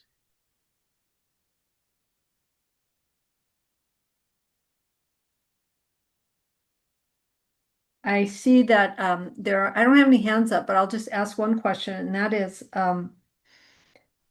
I see that you have 700,000 in non-state match. Can you just, you may have mentioned it, but just remind us once more what that non-state match is from. Yes, happy to, Madam Chair and members. That is a combination of U.S. Fish and Wildlife Service funding for the community engagement manager, Christopher's position, and also the trust will fund and employ 9 education environmental educators who will work 1 year each over the course of the 3-year period. So 3 a year times 3. And that those funds will come from the trust's private funds. Thank you. And you're expecting that your sort of graduates from your program will be available to be hired by any natural resource program across our state. Is that correct? That is correct. Thank you, Madam Chair. You know, and I think of over the past 5 years, and I've had the fortunate opportunity to work with the refuge in this program over the last 5 years. We have over 125 alumni of our program, many of whom are still connected to the refuge, working with local organizations, nonprofits, and leading youth-based conservation programs of their own. So this proposal really is looking to find additional opportunities to support those youth-serving organizations, welcome them out to the refuge, and continue their own professional development in their conservation careers. Thank you. Seeing no other questions from commission members, I'll thank you for your presentation. Good luck with your project. Thank you. Our next presentation is our last one in category C, Education and Outdoor Recreation, project number 2026, number -578. It's on line 69 of our evaluation form. This is Explore Minnesota with Copal, the community organization of Latinos, I believe. And we have our presenter, Carolyn Ortiz, who is prepared. Please introduce yourself and begin your presentation. Madam Chair and members, happy rainy Wednesday to all of you, and thank you so much for the opportunity to present today. My name is Carolina Ortiz, Associate Director at Copal, and we are a multi-issue organization building community power through education and advocacy. Our project, as it was already mentioned, is called Explore Minnesota with Copal, and it's about connecting communities of color, especially families and youth, with our natural spaces through culturally relevant outdoor programming. To understand why this work is so important, I want to start off by just focusing on the problem itself. We know that 11% of visitors in the Minnesota state parks identify as BIPOC, which is a really low number, especially when we focus on the Latino community. And we know that barriers like cost, transportation, language access are sometimes the reason that prevent people from participating. In response to this, we did start back in 2023 outdoor events. And we really started this as a way to connect with community, build community, address the barriers that people were already experiencing, and finding ways to also connect them to ways of how do we preserve what we have? How do we enjoy our outdoors in a way that is safe for everyone? How do we get more people to see these spaces as open and welcoming? And since we started that work, we've been able to hold 30 events with over 600 people participating, and a little bit over 90% of the people who have already been participating have said, I've never been to places like Fort Snelling, or I've never been to places like Minneopa State Park. So seeing that and seeing that those same people that said, I had never been here, I had never experienced this, are the same people that are now bringing friends, having their yearly pass, bringing other folks by word of mouth, bringing them along and showing them those spaces has been truly meaningful. And we've been able to see how much of an impact we've had. One of the events that was really, really impactful was into July 2024.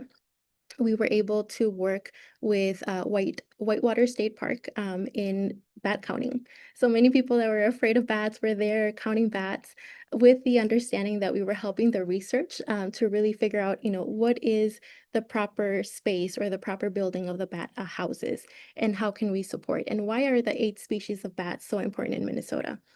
We even had one little girl, she's 7, who was terrified of bats. But at the end of the event, she's like, bats are not that bad. I could help a bat. So we've been able to see the impact, from the little ones, but also the older generations that have participated. With that in mind, we want to continue building on this momentum. We see that it's working, we see the impact that it's having, and we want to continue expanding and doing this work through the support of the LCCMR. So part of what our goal is expanding our bilingual outdoor programming by hiring an outdoor specialist and partnering with naturalists and other partner organizations. We want events to focus on wetland and native grassland restoration, but we also want to focus on environmental stewardship and career pathways and natural resources. Youth will also be trained, and I will say some of our members are already doing this, but we want to have a very specific focus on youth to be trained as engagement ambassadors for them to help inspire other youth. We also want to continue increasing our numbers. We're hoping that we can surpass that 600 person participation with at least 80% reporting increased engagement with outdoors. So we have a lot of big goals, but we have seen that we're able to do it, and we're able to keep track of that through systems, surveying, one-on-one conversations, follow-up conversations, so we know that it is possible. And I will say that, or emphasize that, we see this project as more than just outdoor events. It's really about building a movement of community-led conversation and stewardship, and understanding how we can also use this as a way to connect and partner with more folks in Minnesota doing similar work, or even work that is not so similar, but connects with, the ultimate end goal that we're trying to do. So this project ensures that all Minnesotans, especially young people and people of color, can connect and care for our natural resources. With that, I just want to thank you all again for the time, and I'm super excited to answer questions or add any additional information that may be needed. Thank you, Ms. Ortiz. Appreciate your presentation. Commission members, are there any questions for our presenter today? I don't see any hands raised yet, but I do have one question, and that is, it says that you're planning to produce a report recommending improvements to enhance natural outdoor spaces that are inclusive and accessible. And how will you distribute that report? Who will get that report? That is a great question. We're thinking, of course, DNR and folks that we're working with. We have relationships, I mentioned, like Minneopa State Park, Fort Snelling. We've already built those connections to the point that we're able to sit down with them and say, this is what we're seeing, this is what we're recommending. But I think that's what makes it incredibly powerful, that we're able to take everything that we're learning. For example, one of the things that was brought up in Fort Snelling was the entrance looks so scary, and we didn't know that, the stop there was just like to pay the entry. We were so scared, we just went back, we didn't come. And when they came with us, we were there, so we welcomed them, we, paid the parking fee. They were like, "Oh, if you wouldn't have told me this, I wouldn't even have known how to get past through that initial gate." And some of the recommendations that we already have with that is that, the $7 might not be a lot for some people, but for some it is a point of just saying, no, I'm not able to do that. Or even just navigating the maps in Spanish, or learning, this is kind of the process that you should be expecting. So some of those things we have already started documenting and sharing, but our hope is that with this continued support and funding, we're able to prepare something that is more extensive, and that allows not just one group, but even statewide, ways of us continuing to improve what we currently have. Thank you. I think that accessibility issue is something, especially some of our presentations today, we are learning that we have a long ways to go there. So that work would be very important, I think, for you to do. I'm going to ask one more time, if commission members have any questions for our presenter, please raise your hand. I don't see any hands raised, so I'm going to say thank you, Ms. Ortiz, for your presentation. Good luck with your project. Thank you so much. Our next project is in a new category D, Fish and Wildlife. and it is project number 2026-049. It's on line 71 of our evaluation form.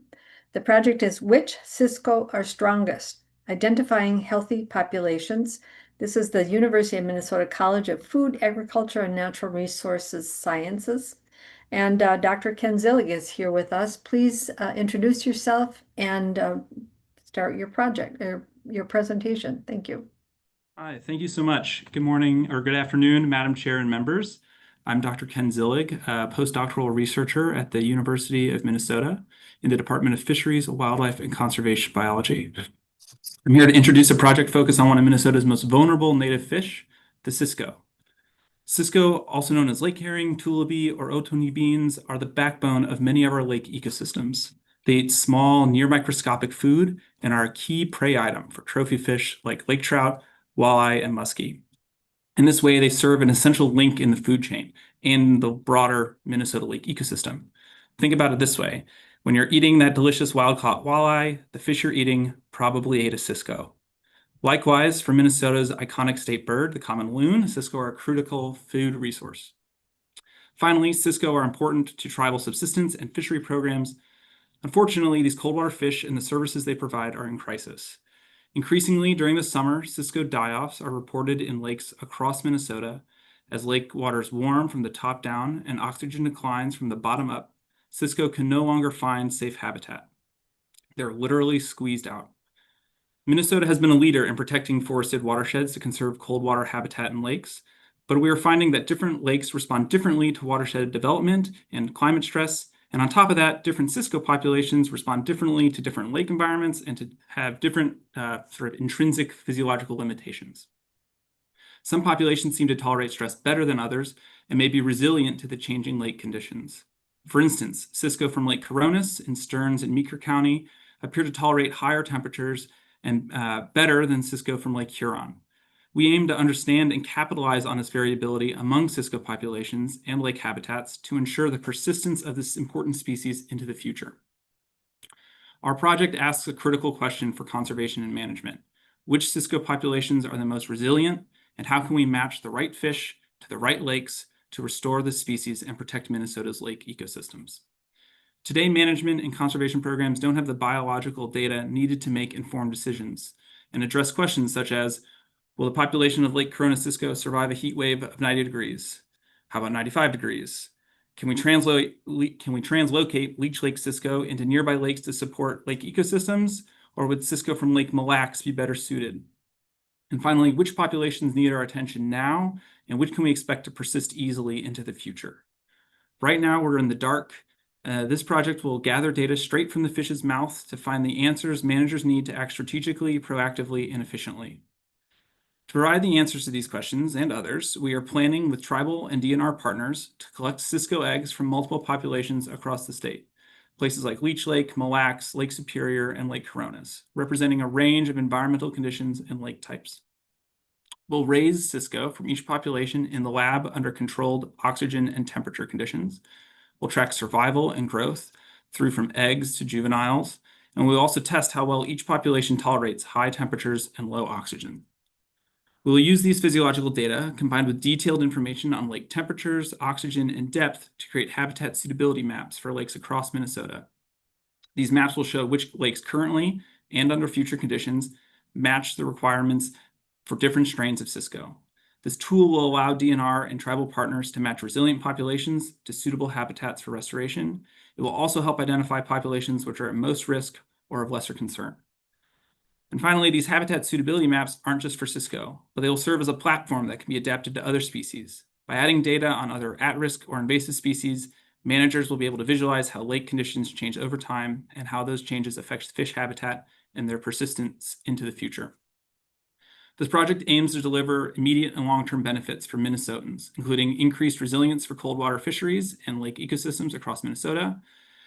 Through this project, we will refine and share best practices for Cisco production, helping the state and tribal partners expand their capacity to produce Cisco for conservation. And finally, we'll have that scalable decision-making platform that helps anticipate climate and landscape impacts on Cisco, as well as other species in lakes all over Minnesota, and to inform future decisions. This project directly supports the LCCMR's mission by protecting native, climate-sensitive species, equipping managers with tools to conserve habitat and biodiversity, and strengthening collaboration with tribal and state partners. In total, it seeks to ensure healthy Minnesota lake ecosystems now and in the future. And we believe this project can reshape how Minnesota manages cold water fisheries in a warming world. And we're ready to get started. So we thank you for your time and your consideration, and I'll be happy to take any questions. Thank you, Dr. Zillig, for your presentation. Are there questions from commission members? I see one hand raised. Commission Member Moore. Thank you, Chair Albrecht, and thank you, Dr. Zillig, for your presentation. First of all, excellent presentation, extremely important work, and I'm really happy, always happy to see fisheries projects proposed under LCCMR. I'm curious, one of your colleagues, Dr. Gretchen Hansen, has proposed a project also to look at resilience of fish assemblages within cold water systems in northern Minnesota. And are you working on that project or with her in a related sort of fashion? Just curious. This is not an issue related to whether I decide we should fund it or not. Dr. Zillig. Yes, thank you, Chair and Commissioner Moore. Yes, so I do work for Gretchen Hansen. I do not work on that project specifically. But we are constantly working to sort of synergize different research avenues to try to bolster our performance and capacity to handle and build resilience for cold water species throughout the state. Yeah, hugely important issue. Thank you for doing that and good luck. Thank you. Are there other commission members with questions for the presenter? I don't see any hands raised right now, but I have a question. Cisco are cold water fish, I believe you have talked about, and the warming waters is what's one of your areas of concern. How many lakes, as a percentage of our lakes in Minnesota, how many have Cisco in them? Do you have any idea, or is it is that a very common species or not that common? So in the thank you, Chair. Thank you for that question. You really put me on the spot for my fish knowledge. I don't mean to catch you flat-footed. Oh, no, not at all. About that, because I'm not as familiar with that fish species as I am with perch and suckers and northerns and walleyes and, bluegills and bass and whatnot. Right. So, so they're definitely sort of a less focused species, which is sort of what drew us to study them. And, they're challenged by these oxythermal challenges. But to address your question, we probably estimate around 500 lakes across the state contain Cisco, which, as a percentage of total lakes is not maybe a huge number, but they are prominent and important in some of our biggest lake ecosystems. So if you think of like Mille Lacs, Leech Lake, Red Lake, well, I guess not Red Lake has whitefish, Lake Superior, of course, a lot of these really big lakes that have deep water, they are sort of essential Cisco habitat. And in those systems, Cisco are essential to those ecosystems. And Mille Lacs, would you say Mille Lacs has Cisco? Mille Lacs does have Cisco. Yeah, and that's one of our warming waters. People are concerned there's not walleye there very much, but I think it's not overfishing or any walleye management issue. Personally, I think it's warming waters in Mille Lacs. With that editorial comment, I'll go to Commissioner Beeman for her question. Oh, thank you, Madam Chair.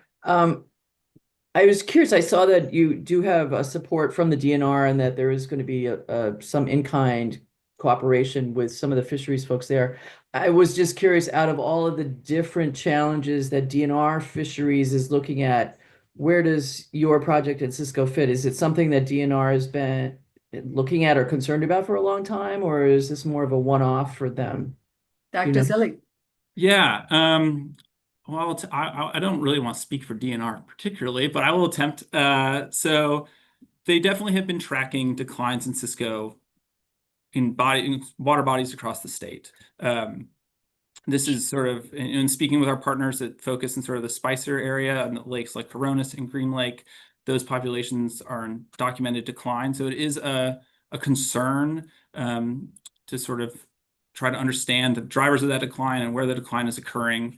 In other parts of the state, so another one of our collaborators works with actually trying to reintroduce or introduce Cisco into lakes in northern Minnesota to try to tackle issues with the spiny water flea. So that's, This is sort of a different avenue, right? Like we're not necessarily concerned about decline in that condition, but we are concerned about like what are the best practices to try to reintroduce what types of Cisco from what lakes would be best suited for that ecosystem. So that information could be used, or the information for this project could be used in sort of both avenues, trying to track declines, but also trying to maximize the efficiency of reintroduction efforts. Anything else, Commissioner Beeman? No, thank you. All right. Are there any other commission members with questions for the presenter? I don't see any hands raised.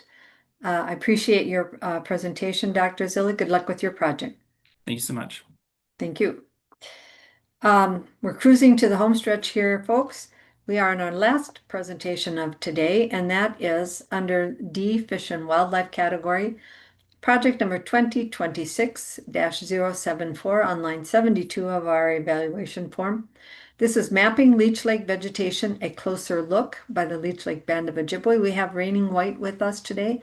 Mr. White, if you would open your camera, introduce yourself, and begin your presentation. Thank you.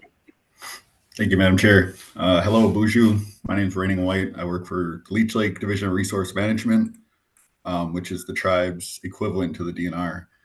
My project is titled Leech Lake Vegetation, a Closer Look. I wish to resurvey Leech Lake in its entirety, a project that was first done in the early 2000s, where they surveyed over, I think, 10,000 points on Leech Lake for vegetation.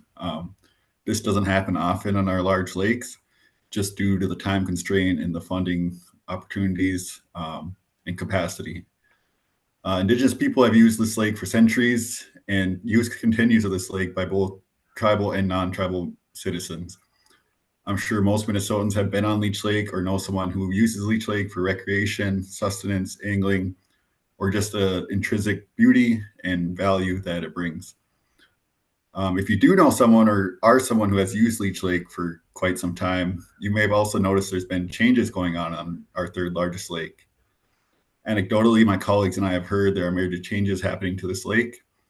This includes lower catch rates for game fish, increased vegetation where it wasn't before, such as exotic species, decreased native vegetation, such as what some anglers will call cabbage or other species that provide habitat for crappie, muskie, and other game fish. The ice is coming later and leaving sooner. Wild rice beds are decreasing in quality and quantity. This particular project doesn't offer solutions or answers to all these problems, but I hope to help understand managers and natural resource professionals with a big aspect of that issue, and that's of lake ecology, and that's vegetation. Since the lake-wide survey was completed in the early 2000s, Leech has unfortunately been infested with multiple aquatic invasive species. Most recently in 2020, starry stonewort has made an appearance, and Eurasian water milfoil continues to expand. Mapping the native and non-native vegetation can benefit fisheries managers. It can benefit aquatic plant management, invasive species management, wild rice management, and many other connected ecological aspects. This project also provides a chance to incorporate voices of Minnesotans who use this lake and value Leech Lake. By taking anecdotal recollections and comparing them to field data, we can show that, hey, maybe your uncle who says there was crappie habitat here was onto something, that it's changing. Or maybe our tribal elders who have riced one area of the lake but are now unable to can get some kind of idea of why these changes are happening, how much change is happening, and how we can use this information to steer management decisions going into the future. Lastly, as my current work is heavily aquatic invasive species AIS focused, I'd like to collect information on Eurasian water milfoil. We have understood that this is spreading in two bays. One is directly adjacent to a major rice bed that is used by our tribal members and non-tribal members, as well as waterfowl and other wildlife. With genetic testing becoming cheaper and more accessible, this project would utilize labs who can complete this work in an affordable and efficient way to maybe give us some kind of idea of how we can manage these exotic species, especially Eurasian water milfoil, for the better. So there needs to be a kind of a baseline of data collected. This funding provides a unique opportunity to complete this work in a timely manner and leverages the funds of for a specific project like this that my employer or others, such as the Minnesota DNR, may not have the capacity, time, or funds to complete. And I was told, I got bumped up a little bit early, so that's all I got. So thank you for your time and consideration of the board. I really appreciate it. I'm happy to take any questions. You did a fine job, Mr. White. I want to go to questions from commission members first. Are there any commission members with questions for our presenter? I see Commission Member Moore. Go ahead. Thank you, Chair Albrecht, and thank you, Mr. White. I appreciated your presentation, and despite your short amount of time to prepare, you did a great job.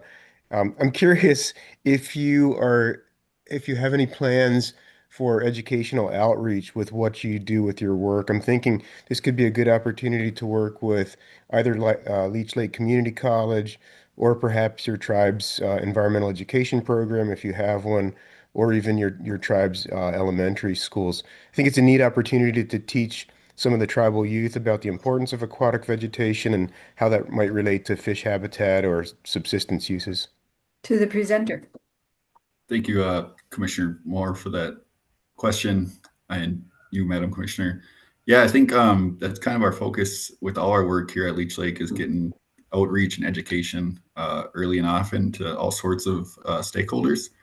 One aspect I would like for the kind of the social science aspect would be to collect interviews from a wide range of people and create a story map. If you're familiar with that, it's kind of a moving map that has different pieces where you can, so I would like to insert these interviews to different points of the lake and compare that with our data that we collect.